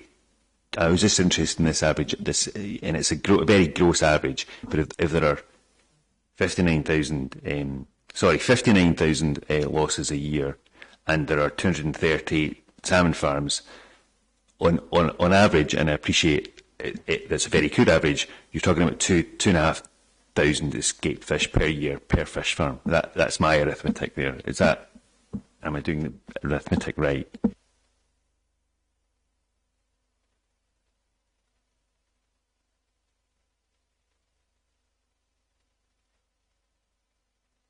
It's not to suggest that every fish farm loses 2,500 fish a year. I'm just doing the arithmetic, right? Okay, and then I was just interested in possibly by comparison the evidence about the SCCS fish farms, and there's evidence about the extent to which performance so far really demonstrates, sufficiently demonstrates a lack of escapes. And I think your evidence talks about 150 production cycles. I'm just trying to understand what that means. Do you mean was one production cycle one cage going from stocking to harvesting? Is that what one production cycle is, and there's 150 of those? Yes, I understand that's the case. So in this fish farm, for example, with 4 cages, and is it a 2-year? Are we talking about a 2-year production cycle for if you're going entry to harvest? So that I know that complicates things, but yeah. So, and again, this is just for the fun of it. Okay, I'm just trying to understand, roughly speaking, what this is telling me. If 150 cages, and how should I do this? If that's 150 cages and 2 years for each cage, if you like, that's 300 years of one cage. And I'm just trying to think, what does that mean for 4 cages in this fish farm?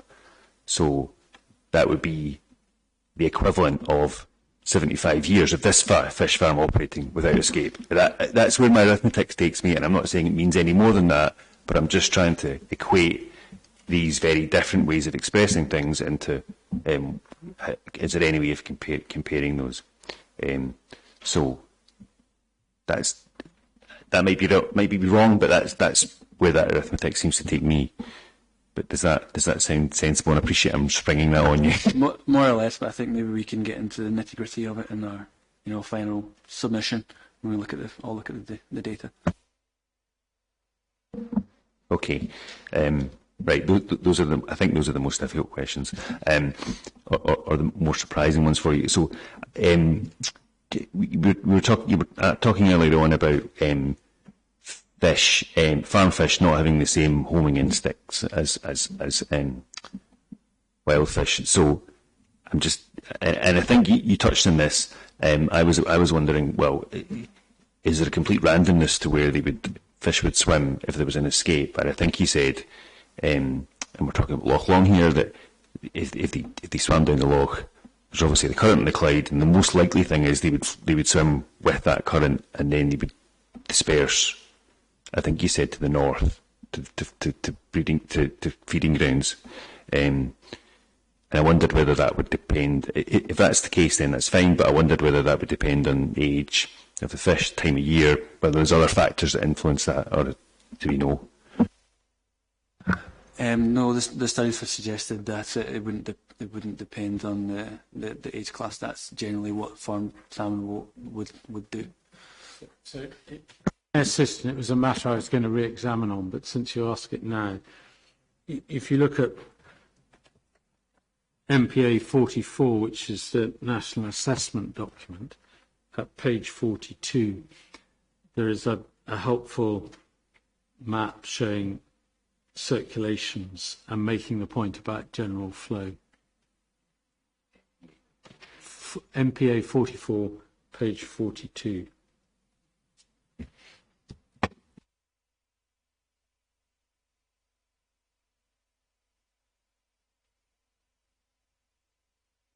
Okay, and part of our discussions was about the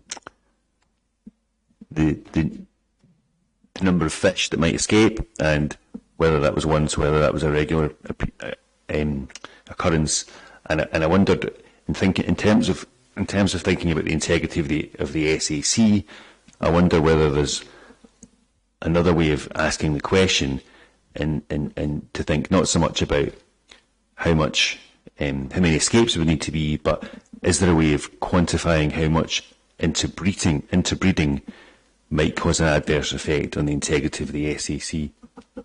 Is that something, over time as a single event, is there a way of quantifying that? In terms of repeated breeding of hybrids, or? I don't know. I suppose if the risk, I saw one of the earlier reports that you referred to talked about 30% of wild fish in the population, showing I think there was a population effect in that. If I've got the terms wrong, but if we're talking about interbreeding and then introgression, rather than thinking about it from the side of, well, how many escapes would cause a problem, how much introgression would cause an effect on the ACC? Is that something which can be quantified? It's in that same study they highlight that at the lower level, which I believe is about 10% influx, no signs of phenotypic integration were shown. Again, I think it goes back to the point that you need this repeated exposure to lead to integration, regardless necessarily of the magnitude of each individual escape event. Obviously, they have relevance, but you need this continual influx to lead to this kind of population level decline and vortex, which has been modelled to occur under these conditions. So yeah, you would need this continual influx, as you said. So is there accepting that, is there a level of sustained genetic change that you could say, yes, that is likely to trigger the kind of effect which would adversely affect the integrity of the SAC? Yeah, let's assume it was contained. Let's assume it was sustained. What would be the figure that would be a critical figure? It's very hard to determine that. Again, it will depend on the location the site, the maturity of the salmon. Where I'm not thinking about it as a sustained level of losses. I'm thinking about a sustained level of interaction. Assuming they can breed.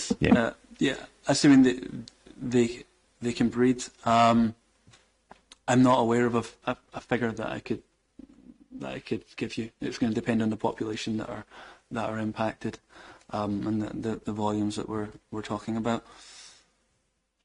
But yeah, as we've established, these population level effects have yet to be demonstrated in the wild. There's a potential for that based on the level of integration that exists, and I'll just reiterate, these are from open net farms. No, that's understood. I'm just trying to understand the science, if you like, behind what we're talking about. Sorry, you were asking a question earlier just about the sort of the distribution if farm salmon do escape, and I'm not giving evidence here, sir, as such. It's an appellant's document 6.7, which is the, shall we say, the first report of the Carradale escape, and you can, if you go to that document, sir, we don't have to, but you will see the sort of the distribution of where the escaped salmon ended up, and they're sort of concentrated. Well, the highest amount is in and around the Loch Leven, but there are other places to the south and west of the site. So it's APP 6.7. Thought it might be helpful. So. Thank you.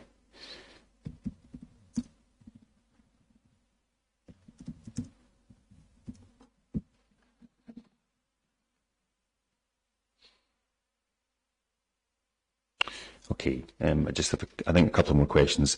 You were talking earlier about the a phenotypic effect is a genetic change which is expressed as a physical attribute. You can tell me if I'm getting this wrong. So, is it the case that before you could have an adverse effect on integrity, you'd have to have a change that went so far as to be a phenotypical effect? Yeah, is that what you were saying? Yes, because the whole point is it undermines the fitness of the population. Okay, and even then, could you have a phenotypical effect depending on what the nature of that effect was, depending on how, I suppose, prevalent it was? You could still have that effect, but not have an adverse effect on integrity, because it would depend on scale and magnitude and nature of the effect. Yeah, that's right. A hybrid may have a phenotypic effect, but yeah, it doesn't necessarily mean that there would be a population level effect.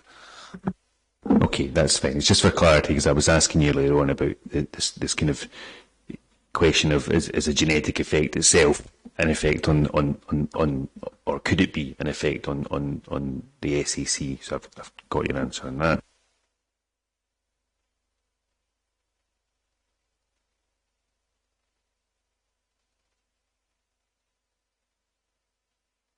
Okay, and so the last question I had, and it's possibly similar to the question that Mr. Brook raised, and so we've been talking about genetic effects, but some of the evidence also is to the effect that salmon might outcompete, of escaped farm salmon would compete for food. Even if there's no eventual genetic effect or long-lasting genetic effect, then that would affect breeding rates, might affect population levels. So I wondered, do I have evidence from you, not so much on the genetic effects or the potential genetic effects, but that more kind of direct effect of competition?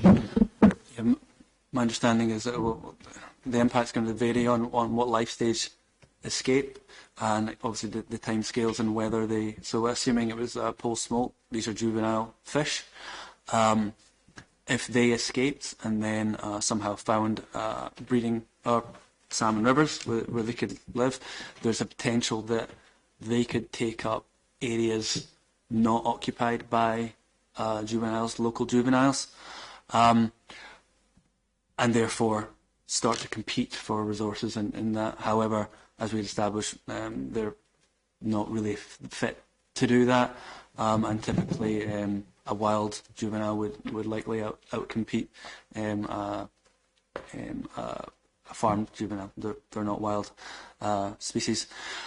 In the context of a adult, or one that is close to sexual maturity, adults, once you're post-smolt, i.e. you're no longer a juvenile, these fish migrate out to sea where they feed and grow and return as spawning adults. So that period between sexual maturity and post-smolt would have been spent out at sea, so they're not adapted to survive in a river environment, so they wouldn't be able to compete there. There's potential some impact that could be happen if a fish happens to come across a. No, actually, thinking about it, when salmon are in rivers, they don't feed. When adult salmon are in rivers, they don't feed. There's maybe a tiny risk that a larger salmon could go into a river with a smaller salmon and start to feed on them, predate on them, or utilise their resources. But the risk is very, very low. Okay, excellent. That's all I was going to ask you. That's helpful. Thank you very much, Mr. Wright. So, yeah. Sadly, you can't go yet. I'll only. I always forget this last bit. Yeah. Yeah. I don't have many questions. You'll be glad to hear. You were asked a question by Mr. McKee if you'd reconsulted with Nature Scott, and you said you hadn't on this fish farm. But have you been recently involved in a fish farm where Nature Scott have given an appropriate assessment, or done a shadow appropriate assessment? Have I been involved in? What's the most recent fish farm you've been involved in this area doing an appropriate assessment?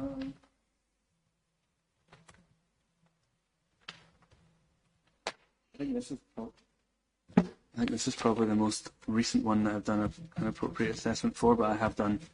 I think you said you had three at the end. There's three others. There's Ardine, as well as North Arran, that were done in the last few years. Thank you. You were asked a number of questions about what you should have in your appropriate assessment, and can you have a look in the Parks appropriate assessment, which is appendix to the Park report, which is CD 131 or APP 132.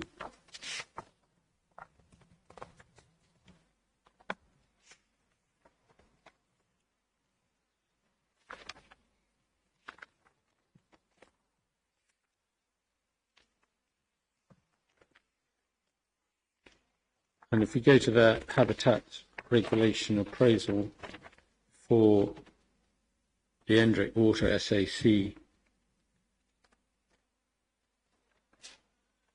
and perhaps cast your quick eye over that, but do they anywhere mention the category of river, or whether it's a declining population or a recovering population, or remember those matters that Mr. McKee were putting to you, were saying were deficient in your appropriate assessment?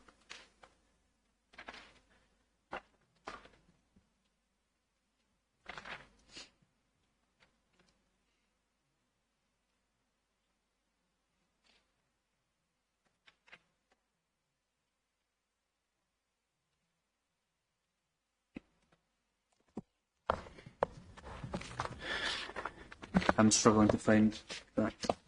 But I'm not going to ask you to spend more time, and no doubt if it's there, it'll be pointed out next week.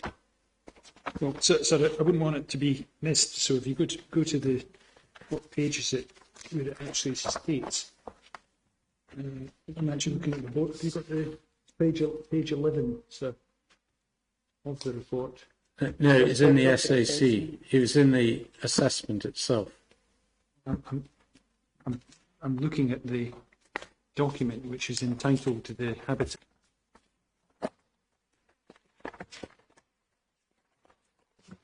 That document starts on page 74. It is on page 11, and it says the rivers Indrick and Leven are grade 2, which means there is a 60% chance of reaching the conservation limit. Yeah, I don't believe that's what we're talking about. I think we're talking about whether it's unfavourable recovering. Sorry, I just asking. I thought that was what was being asked. Well, if there's a section in the appropriate assessment in the report, that's what I was asking about. And the appropriate assessment in the report, is, my understanding, begins at page 70. Yeah, I think where Mr. Mine's is all numbered together, but in the version you have, it's the bottom of page 85, and it refers to the grade. Talks about. I think that's where you were quoting it from, was that right, Mr. McKee?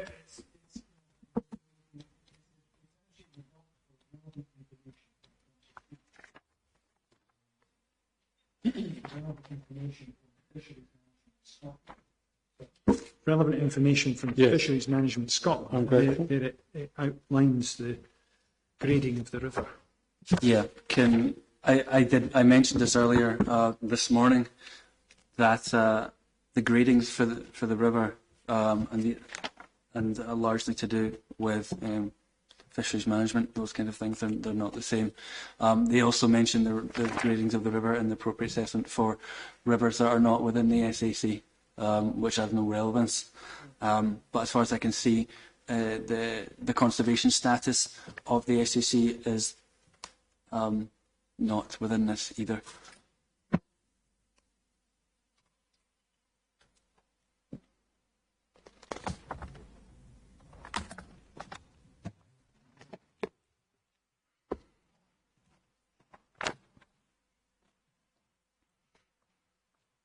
You were asked a number of questions about seals, and if you go to the CD 1.2, which is the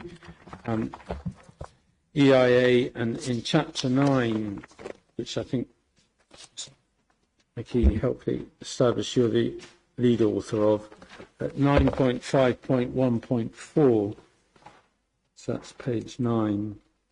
I can just read it out to save people going there.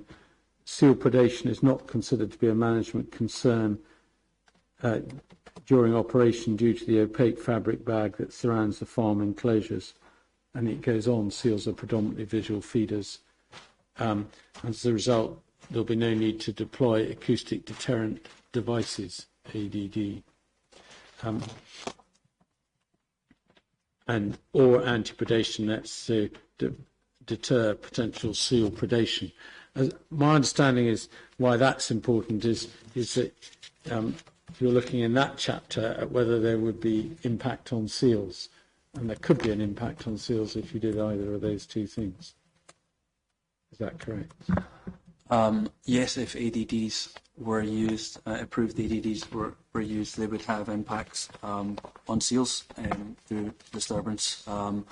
They would also potentially have impacts on cetacean species as well, which are European protected species. The fact that you don't need to use any kind of acoustic deterrent, for example, is a great benefit of this development. And at 10.7.5 in the next chapter, you're looking here at escapes, you say that the likelihood of escape is notably lower than open net farms. And then the marine area is located in an area where seal predation is likely to be low. However, as the development will use an impermeable opaque barrier rather than an open net, any seals present will not be able to perceive the stock as a prey source and therefore would not interact with the enclosures. Such damage from seal predation is not anticipated. Did either the Park Authority or the Nature Scot come back and challenge either of those passages or put those in dispute until, as I think Professor Adams' recognition? No, I don't believe they did. I don't think there was ever questioned that's whether seal would be able to access the fish within the enclosures. Thank you. You were taken to APP 664. Remind myself what that was. Which is, yes, it's the Fleming study. And I think, so you asked the question about the 30% figure of breeding and how that's split down between male and female. If you go to, I'll lead on this given the time if that's acceptable, the third page in the right-hand column under paragraph, begins in the left-hand column under 3A, I think you get the figure of 24% for breeding males and 32% for native females. And again, so I think under section 4 of that document on page 4, there's further discussion which may be of interest on that topic of lifelong success.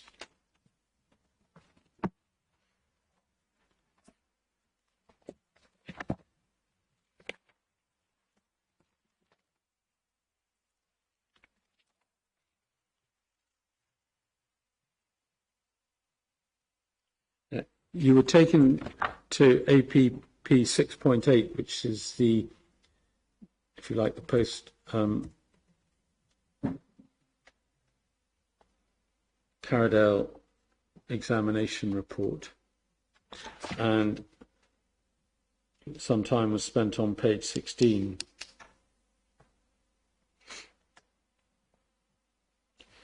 And the point was made that integrative effects of an escape may not be immediately and or local, but may be spread across both time and space. The report goes on to say, however, it would be extremely difficult to disentangle these potential impacts from other reported escape events and other unreported losses in an area where these issues could be a factor. That brings me to two questions. You talked about proximity of fish farms to an SAC. Can you give the reporter some idea about what you meant when you're saying a fish farm is proximate?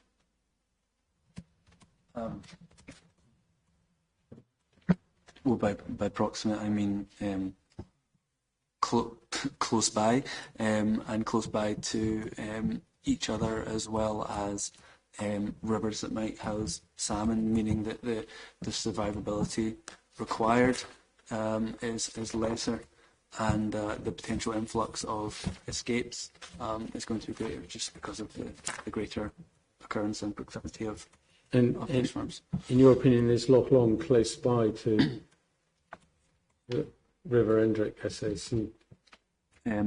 No, it's 50 kilometres away.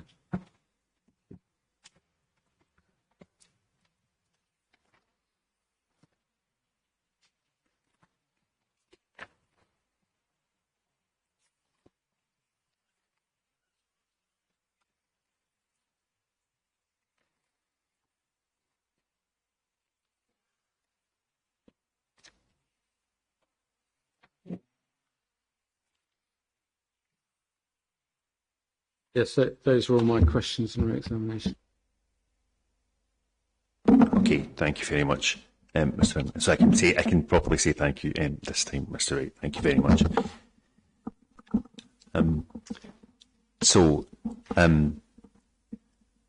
It's getting on, but it might be that we'd all prefer to carry on rather than break for the day.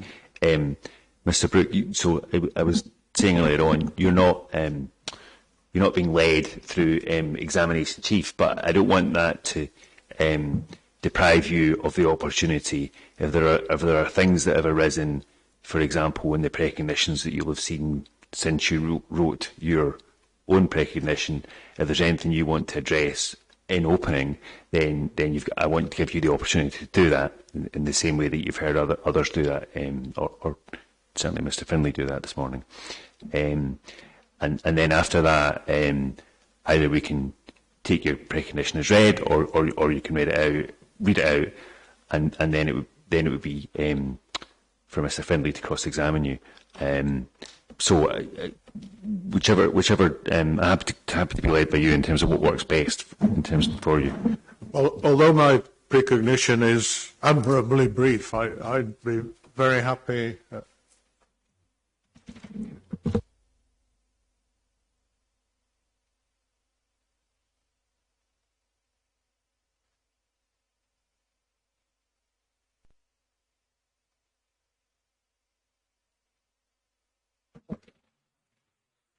No, that's quite okay.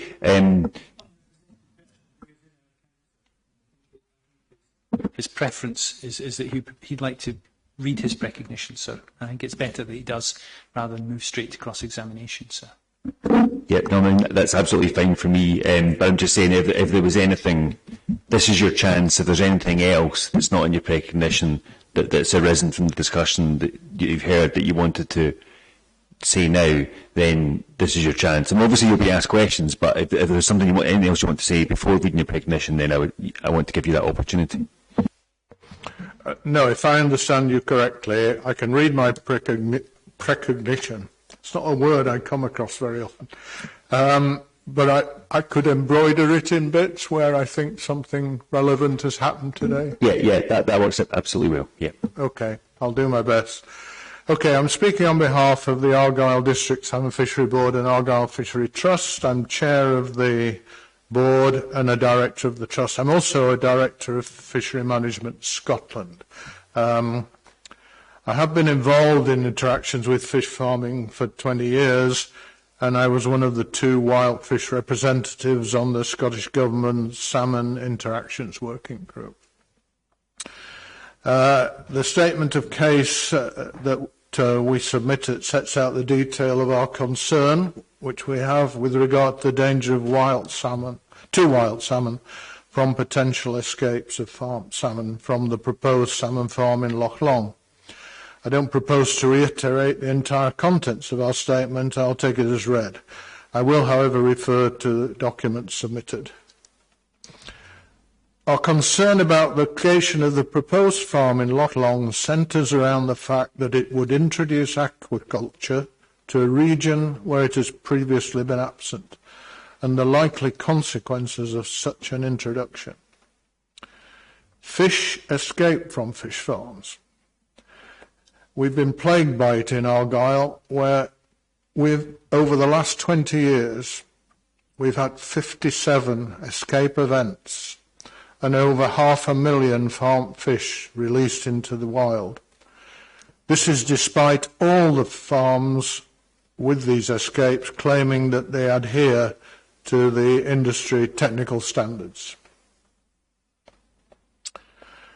A major reason for the escapes, and I think here I am differing from a lot of what's been said, a major reason for escapes is human error. Human error has led to mass escapes due to moorings failing and cages being incorrectly assembled. And I give some references. Human error also causes small numbers of fish to be lost overboard during harvesting and sampling of fish. Loch Long Salmon Company will not be immune to such errors, and we would expect to see escapes in Loch Long. And I would add that most of those small escapes are unreported. So I take issue with what you were saying earlier, where you suspected that escapes were over-reported. In our experiences, they're under-reported. Once you have escapes, you find genetic introgression in the wild populations of the local rivers. Marine Scotland report, well, we've heard all this, 23% of the sites sampled had introgression. Such introgression weakens the fitness of the fish to complete their life cycle. The effect will be significant on the Leven, Loch Lomond and the River Endrick. And here I'd like to stress the effect on the small rivers This has been ignored up to now. The effect on the small rivers adjacent to Loch Long could be catastrophic. Rivers such as the Goyle and the Endrick have small runs of salmon and sea trout. Both rivers are being actively improved with habitat projects supported and financed by the National Park. All this effort to enhance these salmonic populations will be wasted if the introduction of aquaculture to the Upper Clyde is permitted, which in turn leads to escapes and integration of the escaped fish with these vulnerable small native fish populations.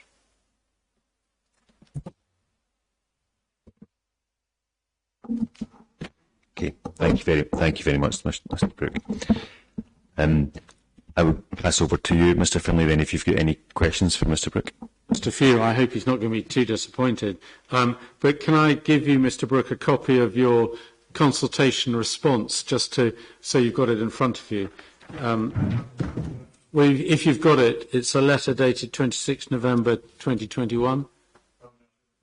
So for your reference, it's APP 2.1.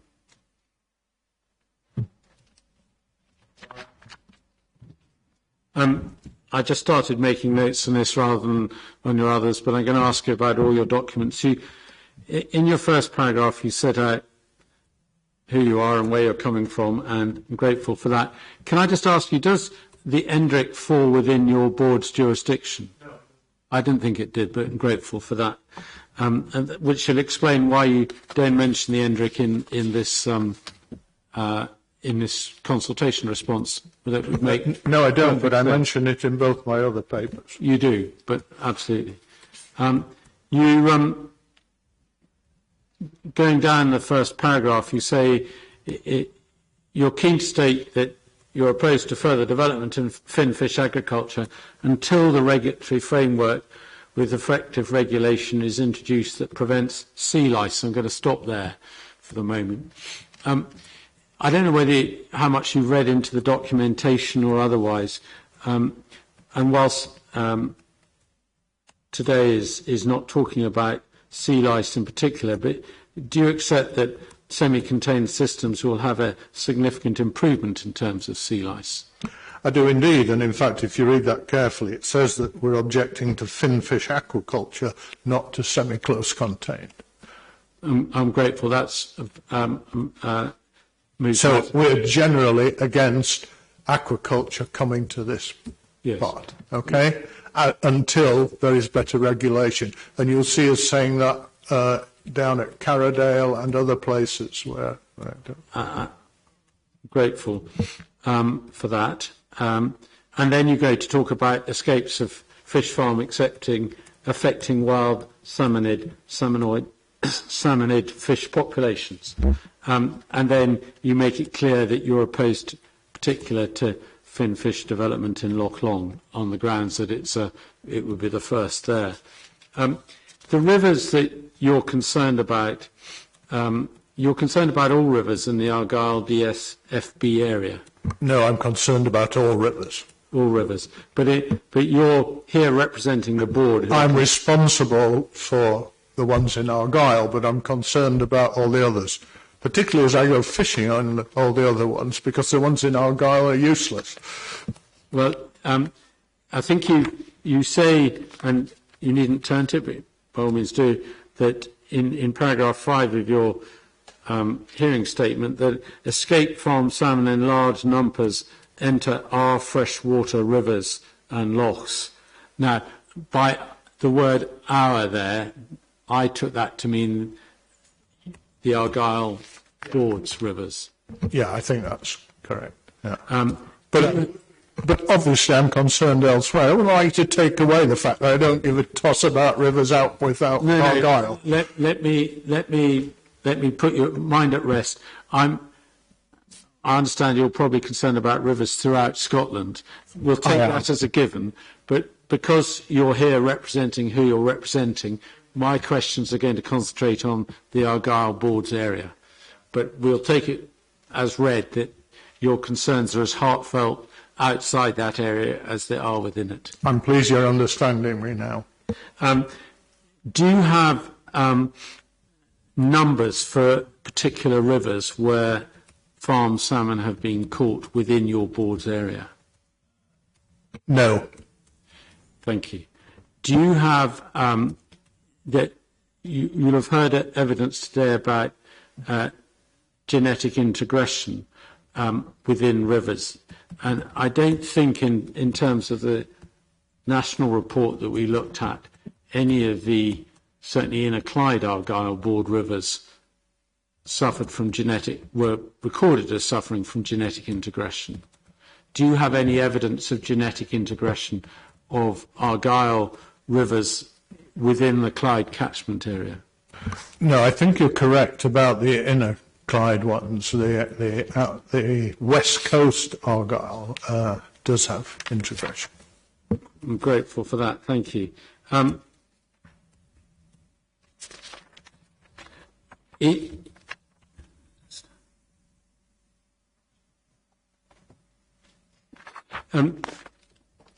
You'll have heard Mr. Wright make a point that if semi-closed containment systems work in Norway, there's no particular reason why they shouldn't work in Scotland. Can you think of any? Well, I think you need to clarify what you mean by work. Well, I mean, they will produce fish. I think they could well have a significant improvement on sea lice. In other respects, I'm not convinced. I'm not convinced, as we heard on Monday, about the waste recovery, and I'm not convinced that they're immune from escapees. Thank you.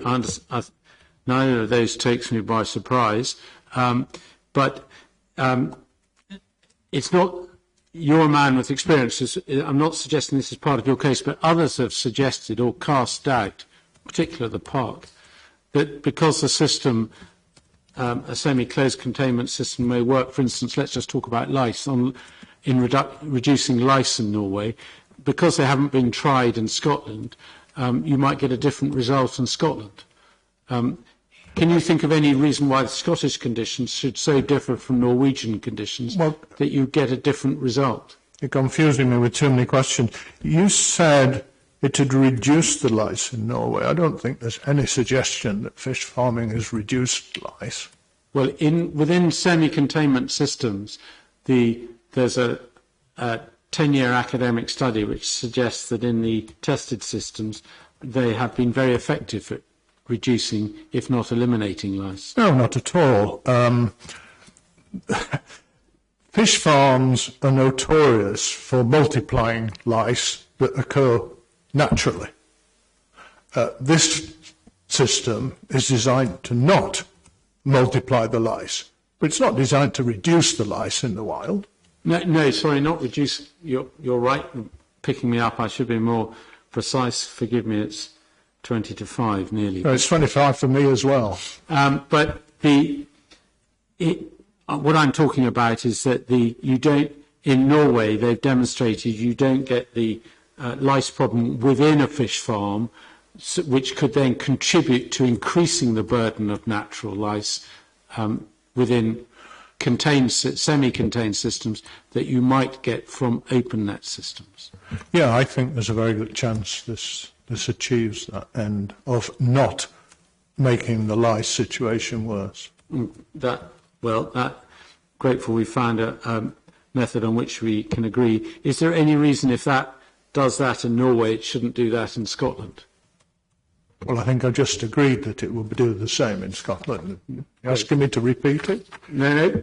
And then I'm just looking now at your statement of case, and you note that the sailing directions for yachtsmen warn that there can be severe squalls in Loch Long, and looking outside, it may be one of those times at the moment. Again, I just want to put you something that the Clyde, who've made representations in a number of matters, and you may have heard them make representations on Monday. They point out that the Beinn site has clearly been selected because for the primary reason of ultimate shelter apart from other logistic requirements, it is a very sheltered location, is it not? Actually, you've caught me on a subject I know something about because I'm a sailor and I've sailed those waters a lot. And it depends an awful lot on what direction the wind is coming from. If the wind is coming from north-northeast or south-southwest, the nature of these lochs is that they can amplify the wind. If the wind is coming across the loch in either direction, what they're often subject to is severe gusts because you get eddies and back eddies. So it can be a very windy place. Yeah, I'm more interested in the wave conditions rather than the wind conditions, and I know they're not unrelated because I'm also... Yeah, but I thought you asked me about the wind. Anyway, let's talk about the waves. The waves I would expect from the south-southwest could be significant. One feature of this system, of course, is that the bag is impermeable. And so whilst wave action will go through an open net, it will crash against an impermeable net. So the effect on this kind of farm of a wave will be much higher than it would on an open net. And do you have experience of that, or is that just your It's logic? just logical and should be understood by anybody. And I think you're aware that Loch Long Salmon, and we've heard that this afternoon, proposing a site elsewhere, Loch Linney. Is that correct? It is, yeah. And would you describe that location as more or less exposed than the current one in terms of waves? It's a more open site. It's not terribly well sheltered by Schooner Island. And to the west, it's a much longer fetch. Do you know the term fetch in terms of building up waves? I would have thought Loch Linney was less sheltered. Thank you.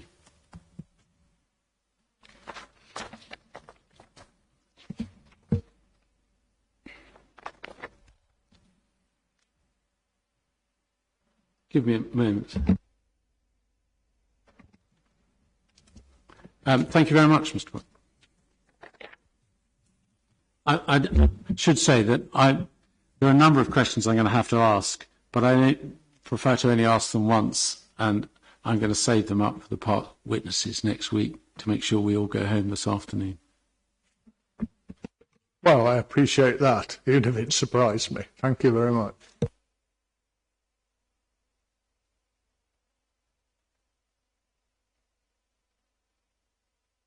So, thank you, Mr. Brook. The only questions I was going to ask you were, firstly, I was asking Mr. Wright about my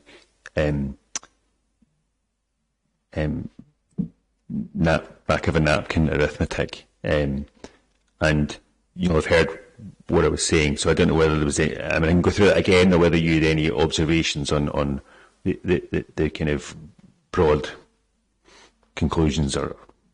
I'm sorry, you need to remind me. Yeah, it was roughly speaking that if there were roughly 600,000 escapes over a 10-year period, then obviously that's about 60,000 a year, and with 240 or so fish farms, then the average fish farm was losing 2,500 or so. Those weren't quite the same figures, but just for speed, about 2,500 fish per year.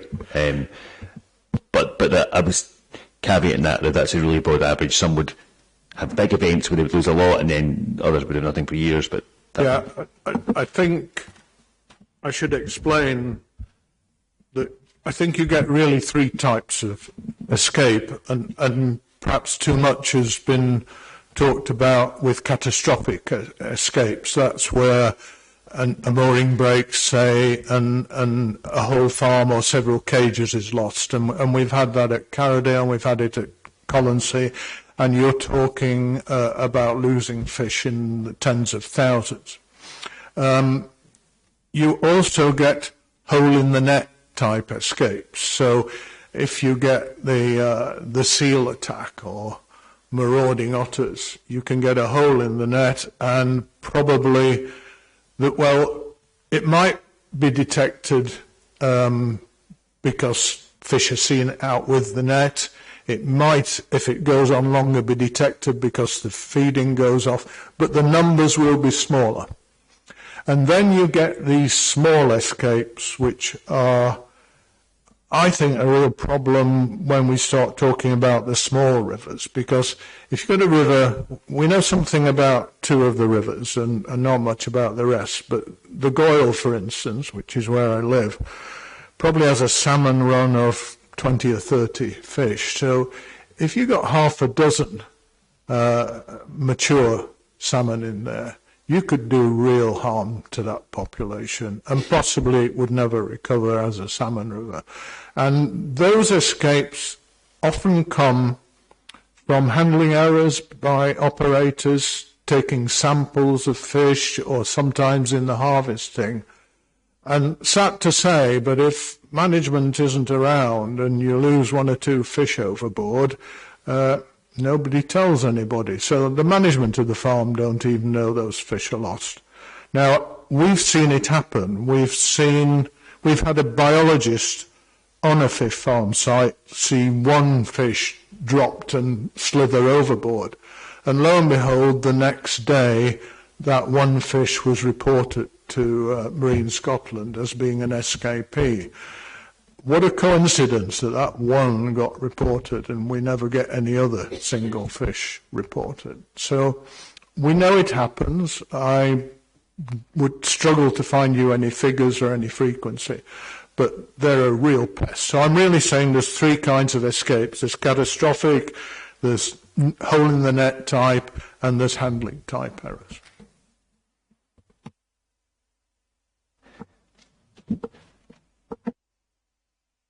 And I was doing some arithmetic in terms of, which I think you're probably less interested in. I was speculating on how many production cycles in Norway for semi-contained systems.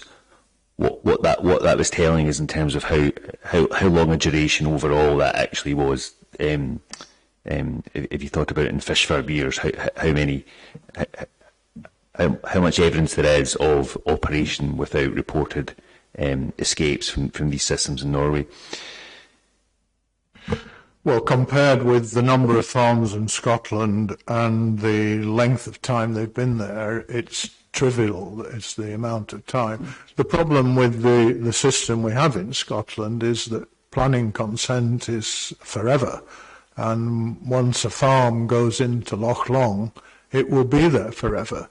And sometime in that forever, I am absolutely confident there will be an escape.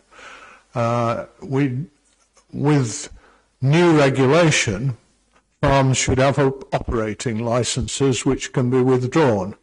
And we've been campaigning for that to happen, but things move very slowly in government.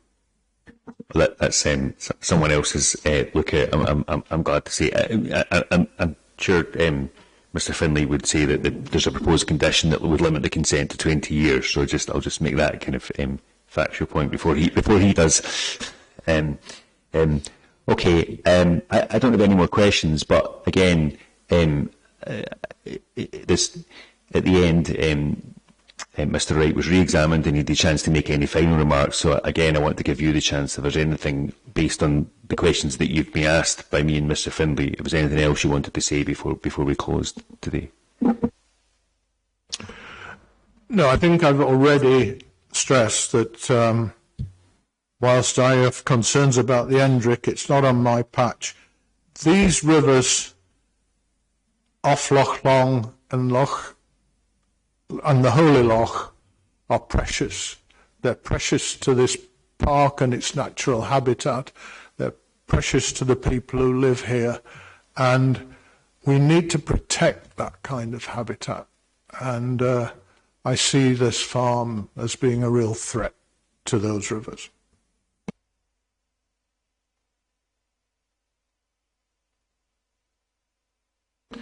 Okay, thank you. Sir, could I just make one comment? And it's not cross-examination, and it's in no way a criticism of what Mr.